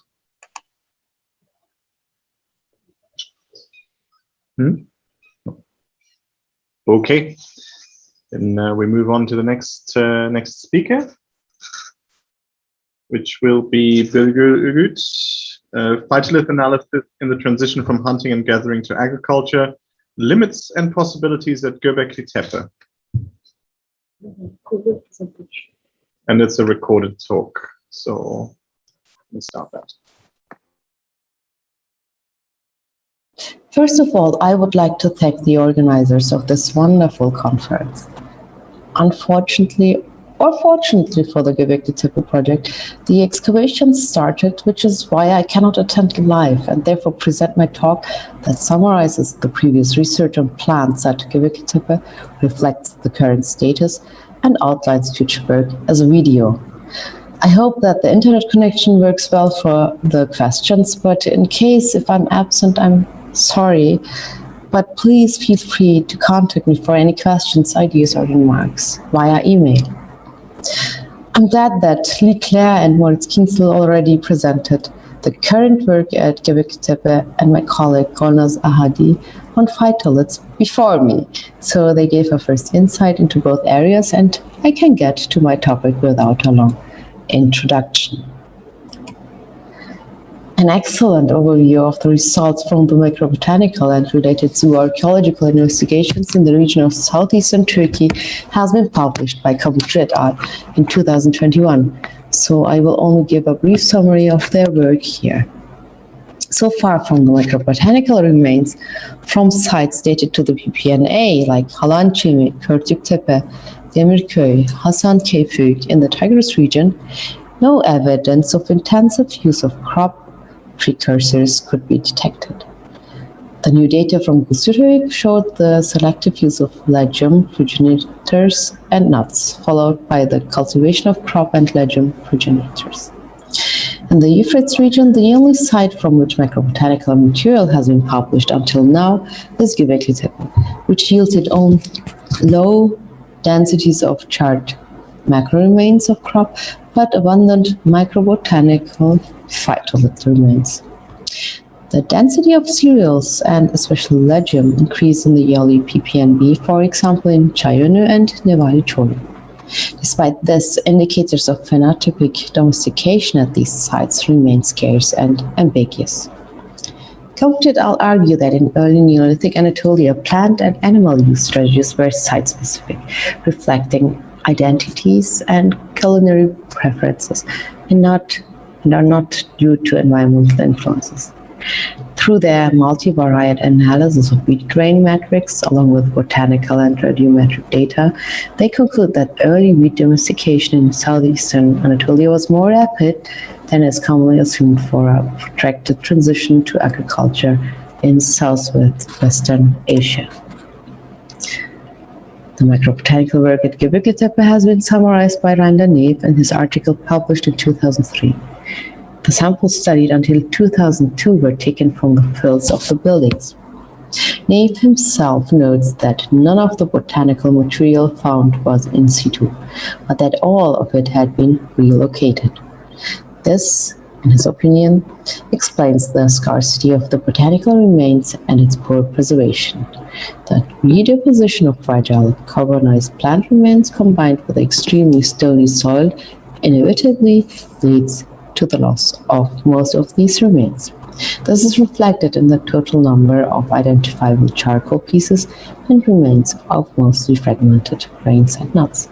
Charcoal analysis results indicate that about 90% of the wood belongs to wild pistachio and wild almond.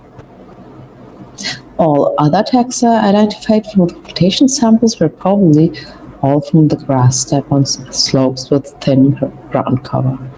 According to Neve, none of the cereal remains showed signs of domestication, making it likely that wild cereals were harvested at Göbekli Tepe. In summary, Neff found no evidence for domestication in the plant material from Göbekli Tepe. Dietrich et al. Have published an article in 2019 which for the first time presented a comprehensive analysis of grinding tools and some phytolith analysis from Göbekli Tepe. They studied more than 7,000 stone artifacts, of which 1,708 artifacts were used as the basis for the article. Here the stones were divided into different zones depending on their proximity to a floor. Of these, 37 stones were found on or near floors. Phytolith samples were taken from 4 grinding implements, 2 complete and 2 fragments. Additionally, 9 other contexts were sampled, in total 13 different contexts. Samples marked in red were used for morphometric analysis, of which the following comparisons representing the foundation of the statements on domestication of plants at Göbekli Tepe were established. On the top left, you see the base of comparison of this article.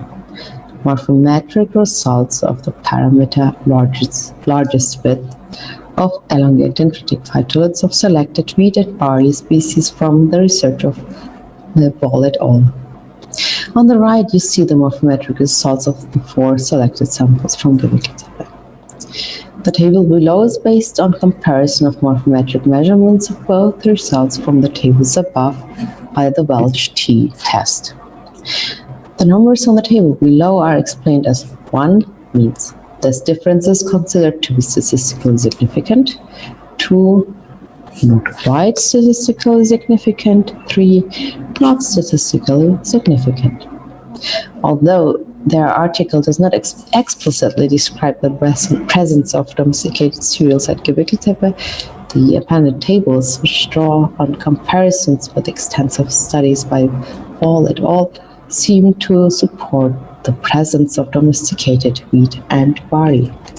To summarize the previous macro and micro plant remains studies in Göbekli Tepe, Neff, who studied macrobotany remains from approximately 2,000 liters of flotation volume, albeit with small-scale sampling by manual bucket flotation of mixed material from the fill, argues, so far there is no evidence for domestication in the unfortunately scarce plant material from Göbekli Tepe. This does not exclude the possibility that cultivation of plants had already taken place in the early Neolithic, constituting a so-called pre-domestic agriculture. Dietrich et al. Touched the difficulties of identification of domestication in phytolith research, but nevertheless, via the morphometric comparison of phytoliths from 4 samples indicate the presence of domesticated cereals and thus call Neff's result into questions. Even if the sample's contexts are in some cases more specific, they rely for the morphometric analysis as well on mostly well-specified contexts and only on 4 samples. It should be emphasized that the high number of grinding tools from the excavations at Göbekli Tepe, with at least 7,000 objects recorded, is indeed very conspicuous, or it looks like. However, just to illustrate the relation, 7,000 objects recorded distributed over 1,500 years are about 5 stones per year. And keep in mind that every single fragment was counted as one object in this research. But coming back to their presentation of the results of the morphometric analysis from phytoliths, their article has led in the scientific discussion to statements such as this by Kobuch et al. That more recently published microbotanical phytolith analysis from Göbekli Tepe have also indicated that domesticated type barley and einkorn may be present. Following the request that the question of domestication should be checked by further sampling, Soil samples previously exported to Germany have been examined for phytoliths and should actually serve as a framework for new samples taken specifically for phytoliths. Due to the fact that no new excavations took place last year and we just started a few days ago with the 2021 excavations, these analyses are just a preliminary work for the actual investigations. Although statistical analysis of this large amount of data are still in progress, I have not yet been able to detect any evidence of domesticated grains. Since I am also analyzing samples from Chalcolithic to Ironite samples from southeastern Turkey in parallel, I have had direct comparisons. At the moment, I have done mostly quantitative analysis in the samples. The specific taxonomic determination, which requires a separate study with corresponding morphometric analysis, will be part of the studies on the specific samples that will hopefully be done this year. However, I can summarize my preliminary results in a very simplified way as follows. Until now, there is no evidence for domestication. Floors seems to be kept clean.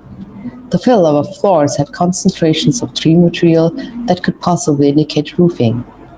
The plastering material has high concentration of stems and leaves of grasses, possibly indicate admixture in the form of chaff. But this morphometric, it should be kept in mind that my focus in this analysis was not to find a hint for domestication of plants. But this morphometric issue in phytolith research, which is in my opinion a quite difficult task that needs intensive research and experience, I just want to summarize some points for the question, can phytoliths be used at all as the only proxy of domestication? I think this is not impossible when specialized research is done using morphometric analysis according to a standardized protocol, like Wall et al. 2015 described. Since the distinction between wild and domesticated triticum and hordeum species required discriminant function, the morphometric parameters of rondel trichum-based Populia and dendriform phytoliths should be included for the best taxonomic resolution. Differentiation of wild and domesticated wheat and barley was done by Wall et al. By computer-assisted measurements on scanning electron microscope images, which cannot be adapted one-to-one for light microscope images. Or at least one should be aware of this when measuring microscopic particles in a high magnification. So in my opinion, it is always better to have a multi-proxy approach in the frame of macrobotany. To give you a very small insight into the difficulties of distinguishing the various wheat and barley species based on phytoliths, I would like to show you the difference between light microscope to SEM images. In the middle, you can see an image from Göbekli at the top right, a modern sample from another site, but both are light microscope images. At the bottom left and right, you can see the images from modern plants taken with SEM. On the left and bottom right, you can see the SEM images.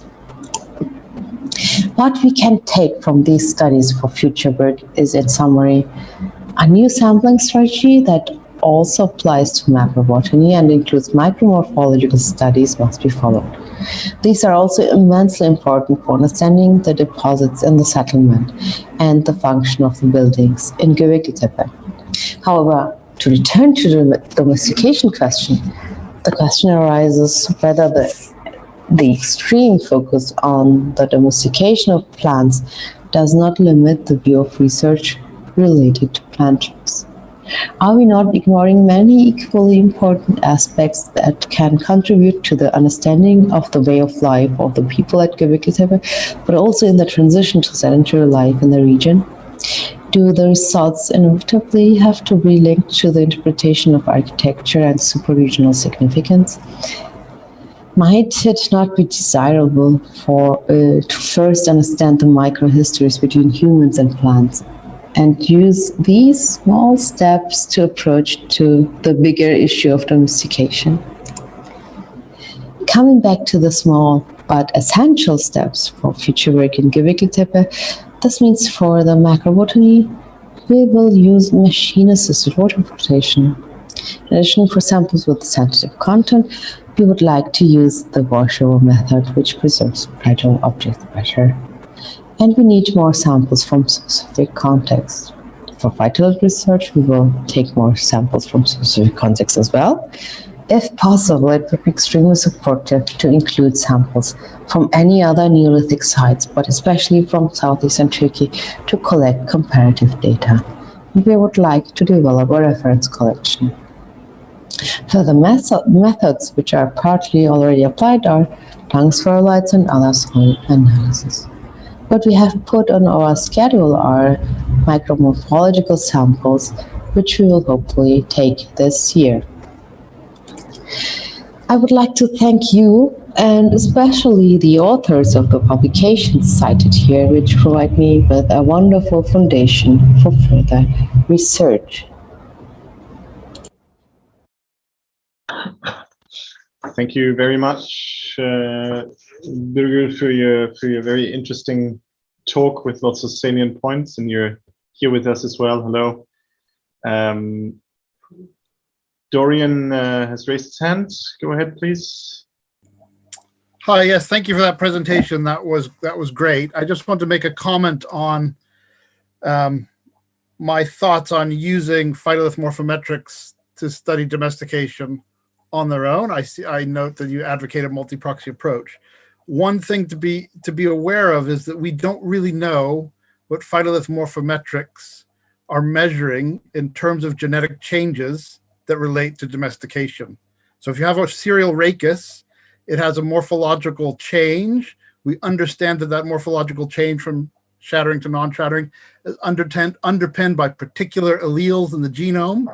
We understand that it has to do with seed dispersal, and we understand that seed dispersal is selected for by human action. Even with grain size, it's underpinned by multiple alleles, but we understand that it's selected for by germination and early growing conditions.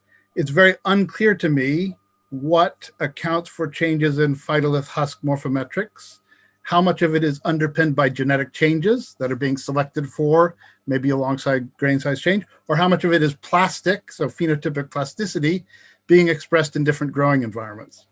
And to study that, we need much bigger reference collections. You know, Terry Ball's collection had actually a very small sample of wild cereals. You would need to sample your wild einkorn across different ecological conditions, experimental growth conditions, and so forth, to understand how those environmental conditions affect phytolith morphometrics. We have really no understanding of that.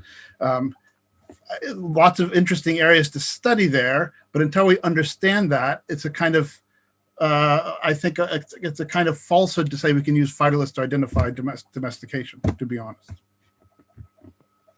You're absolutely right. That's exactly the point I wanted to make out here. So it's not an easy task with the morphometrics and phytoliths to detect domestication. Even there are problems to detect the taxonomy. So it's even this is a hard task. And then to say just with measurements that we have indications of domestication, that's exactly what I wanted to say. So okay, it's not, it's weak. I would say, as you showed and the previous speaker, phytoliths have a huge role to play in looking at plant use activities on the site and residues that don't necessarily turn up in macros and plant processing. And so there's a lot of wonderful outputs from phytolith research that can contribute to this. Exactly, you're right. Okay, Eleni, you're next. Hi, Birgül. Thanks for this very nice presentation. The importance of using machine-assisted flotation for sampling these extremely important sites in Southeast Anatolia cannot be overstated. I mean, it is sine qua non, it is absolutely imperative. And that's actually one of the points we drive we drove forward with that paper in scientific reports. We actually qualified the citation to the paper published in PLOS One by saying that, specifically stating in there that these indications, insinuations in the phytolith data must be backed up by macrobotanical evidence. And it will probably give you an additional motivation to know that we have, since 2-3 years ago, kickstarted a program of large-scale flotation at the site of Karahan Tepe in the territory, in the Haran Plain, So we haven't been able to go out this summer as well because of the COVID, but our colleagues in the field continue collecting the samples. And I think this needs to be emphasized at every opportunity. So thank you so much for making this point. The only way to address these questions, including the use of plants, not just the question of domestication. Domestication is, a small point in the bigger picture. The use of plants has to be through systematic sampling. It is perhaps disconcerting to see that so many years since the first excavation by Bob Brightwood and Khaled Zambel at Chayanu, we still have very few assemblages from Southeast Anatolia, macrobotanically speaking, and that needs to be rectified and has started being rectified. I hope that Gebekli will follow suit very soon. Thank you. Thank you, Eleni. I think that's actually a point that applies across the region, really. I mean, even in the southern Levant still. Yeah. Yes, Frank Holt. Yes, in connection with what Dorian was saying, and in the question of sampling from a variety of contexts and so on, we happen to have quite a collection of cereals from all of the environments in Syria that we did on a major transect a dozen or more years ago. And these would be available if someone wanted to make use of these as to try to examine phytoliths from different habitats and different races of the grains. So if anybody is interested in doing comparative work or having samples that they can use for comparative work, these would be available. Great. So one thing maybe to mention, are the samples in Turkey or, sorry, are the samples, where are the samples? This could be interesting because these are modern samples. 2 years we are not allowed to export samples. Oh, okay, sorry then. These were collected this is for another point which I wanted just to add. Okay, thank you. So the internet Frank, connection is not so good. I'm sorry, I missed some parts, therefore. So Frank, these samples are in Connecticut, right? Yes, they are in Connecticut. Thank you. Roger. Okay, thank you very much for the presentation. I was wondering about if so, we assume that based on your presentation, so we have some evidence of the domesticated cereals, so barley and einkorn you mentioned, based on the most recent investigation of the site. I was wondering about the context of these evidence chronologically at the site. We have a long sequence, as you know. And what do you mean exactly by domesticated? Just were they morphologically changed, or just they are indicating a sort of pre-domestic, as we already discussed several times over and over? Thank you. Thank you. So I'm sorry, the internet connection is not so stable. I missed a lot of words, so I couldn't get your question properly. Maybe if you write it or write me, I will try to answer. I'm sorry, it's okay. You're far away from where yeah. we are. I think Hojat will write it in the chat, so you can talk there. Are there more questions or comments also on any of the other papers we had today? Maybe some general points that.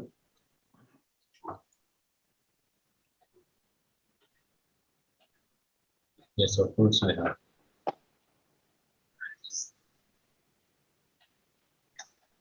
Roger, yes, please. Thanks very much, Tobias. Yeah, I wanted just to make a couple of general points about the Neolithic of northeastern Iran, because we didn't really get the chance to discuss that after the papers by Hassan Fazeli and Michael Gregg and others. And also I was disappointed we didn't hear from Kurosh Rustai, who's done so much great work in that area. I was looking forward to his paper. Yeah. I think there are some really interesting features there. It's, David Harris, from his work at Jaytun, came to the conclusion that this was all pretty much imported from the West, probably ultimately from the Zagros. But it's very selectively done. If you look at the sites that Kurosh Rustai has excavated and at Sangi Chakmak and other sites, you have almost no pigs. You have, as Marjan has shown in her work on these sites, you have no pulses. And at Jaytun, the serial focus is very much on einkorn. And I think Stevens, probably Dorian, was involved in this as well. Looking at the movement of einkorn eastwards, and making the argument that it can't have gone via the northern Alborz slopes because that's too sort of humid and, inimical to einkorn, and must have come along the southern slopes. In other words, along the Great North Road, along the northern edge of the plateau, which of course fits with all the location of those sites. But quite strikingly, they don't have einkorn. So, all sorts of interesting things are going on there. It's very different from what's happening in Fars, which, as we were looking at this morning, has its own very distinctive patterns of Neolithization. But those are the sorts of elements that I really wanted to pull out. That it's highly selective, and people are choosing. Well, people are moving, and of course we need to know much more about that. And they're choosing what to take with them, and then people, perhaps in negotiation with pre-existing populations, are negotiating over what to accept and what to develop as part of their Neolithization. Thank you, Roger. That's interesting observation. I guess maybe it might also have something to do with what works in different environmental zones until plants are, and maybe even animals are, adopted to new growing conditions and so forth. But maybe Dorian has more to say on that. Yeah, I'll just make some further comments on that. I mean, Roger raises a very good point. The crops that you have at Jaytun, which is of course published, also at Sangi Chakmak, some of which is published and some of which is not. I have the material here from the Japanese project in the 70s, which we've looked at recently. It's more complicated than that you have einkorn wheat, but you have both 1-grain and 2-grained einkorn, which are two different domestications in the Levant. You have Immer wheat, but you also have the so-called new type wheat, Timofevi wheat, which is very strange because we associate it with Anatolia. It's a dominant wheat at Ashikli-Huyuk and Çatalhöyük. It's at Sangi Chakmak and Jaytun as well. And then, of course, you have barley. So, and you have no pulses, no lentils, no peas, no chickpeas. So they've taken a curious selection of crops, which in some sense is very eclectic. It doesn't look like anything in the Zagros, for example. So it's a big question how that set of crops comes together up in that region, and where it's coming from. So I think that's a very big issue to be solved. Melinda? Yeah, I'm just curious of people that might know the genetic evidence from humans for movement of actual people into the Iranian plateau, as opposed to just these elements of that Neolithic package. It's such a striking contrast between what we're seeing on the plateau with the sort of individual incorporation of elements of this Neolithic package into these local economies. It's very different, obviously, from what you see in Europe with a whole, in so many cases of people, carrying everything with them and plopping it down. So I'm interested whether this is sort of a mix of some people coming and bringing some bits that they then incorporate into local systems, or do we have a sense that it's just the elements of the package that are moving without the people? So I know there is some genetic evidence saying that people from the Zagros moved east, but I don't know if there's any evidence for these early periods that would demonstrate that there are people moving along with these domesticates. Yeah, if I may speak there, yes, we don't really have the evidence in the form of the ADNA for people on the move.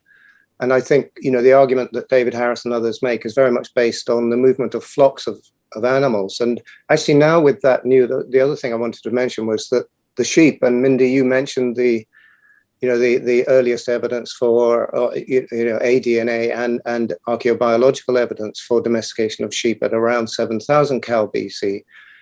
And that new evidence from Obishir 5 in southern Kyrgyzstan, which is a long way eastwards, indicating, you'd be interested in opinions on this, but indicating domesticated sheep there by 6,000 Cal BC. I mean, that's a long, long way for sheep, if they are indeed domesticated where we think they are, to be moving over, 1,000 years or so. And I actually do wonder about the sort of human sheep ecology that perhaps facilitates a certain kind of mobility that goat domestication does not. And Mindy, I'd be really interested to hear your thoughts on that sort of thing. Well, yeah, I don't know about the differences in mobility. I can add a little clarification. I think sheep were domesticated much earlier than that, and probably to the west, as I showed on that graph. And the evidence that we're seeing in the central Zagros is that they really don't seem to arrive as a domesticate there until about 7,000 BC, till about with pottery. And we see that in demographic profiles that all of a sudden earlier are really consistent with hunting and then become more consistent with herding. And now we have, and this is a little bit of a giveaway that I probably shouldn't talk too much about it, but some of the genetic evidence from the Ganjere, one sheep petrus that we had in there is actually wild. So and it's interesting that whole sheep complex comes into the central Zagros along with ceramics and along with a higher emphasis on gazelle, which is antithetical to what was going on in the upper Zagros. So I've always wondered whether there is some major movement into the Zagros later that then may have continued moving on to the plateau. But I don't see any reason why sheep should move more easily than goats. And if anything, goats probably move more easily than sheep because they're more eclectic in their diet and they have a very hardy response to changes in temperature and so on. But I do think that what we're seeing is a fairly late penetration of sheep into the central Zagros and from there onto the plateau. So I would think that the leading edge of any of that movement would be goats. But Marjan also could probably speak to that. I was interested to see what the distribution of sheep and goats were in those various collections that we were talking about from the central Zagros. Are they dominant sheep? Are they dominant goat? Or can we really tell? So. Okay, thank you. Just I missed the beginning of the discussion, sorry. So concerning sheep domestication, Melina, based on our new faunal remain that we have recently got from Alikush, we think that we have some evidence indicating domesticated sheep in the pre-pottery. Oh, great. Yeah, just then it's And as mentioned earlier today by Hussein, actually concerning Qasr Ahmad, and I'm not sure actually if Dr. Mashkour is online. No, just to correct me. So we have also some evidence from pre-pottery, I think, concerning the mastic sheep. Huh. What do you know what the evidence is? Not exactly, but because I've just heard the Yeah, because in the older samples from Ali Coast, sheep are very poorly represented in the lower levels, in the Ali Coast levels and in the Busmorta. They really jump up in the Muhammad Jafar levels. And at which point they are also of this much smaller variety of sheep that we see moving into the Zagros elsewhere. And they also co-occur with a jump in gazelle. So I'd be interested in knowing what the criterion are for the sheep at Ali Coast in the earlier periods. And, you know, what, I don't know why not, but it just, so far, the evidence that I saw from the earlier collections from the Zagros have a fairly late penetration of sheep and indications that they're wild up until about that ceramic phase. So, but I'm always happy to be corrected and have new information come up and show me wrong. Okay, and as you know, more adaptable to the lowland, like Deloram plains. Yeah, it's not very strange to have some. Right. Okay. Maybe just on the ancient DNA front, there is a PhD student here at Copenhagen, Motahara Feza-Badi Farahani, who is actually doing her PhD on some of the ancient DNA in Iran with Eske Widderslev and other locations. So as we all know, it's a complicated world, the ancient DNA, the human ancient DNA for sure. So but maybe we'll see some more data there in the future coming out, we hope. Okay. A lot of points maybe we want to pick up on again in our discussion on Friday, but I sense that energies are low, perhaps, or getting a little low. So we should conserve some for tomorrow when we're back. Thank you to all the speakers from today for your presentations and for everybody's contributions. We start again tomorrow morning at 9:10 Copenhagen time. And please remember that all the talks are online and recorded. So if you have missed something from this morning or want to follow up on something, they're all on the YouTube channel available. So thank you very much, everybody, and hope to see you all tomorrow.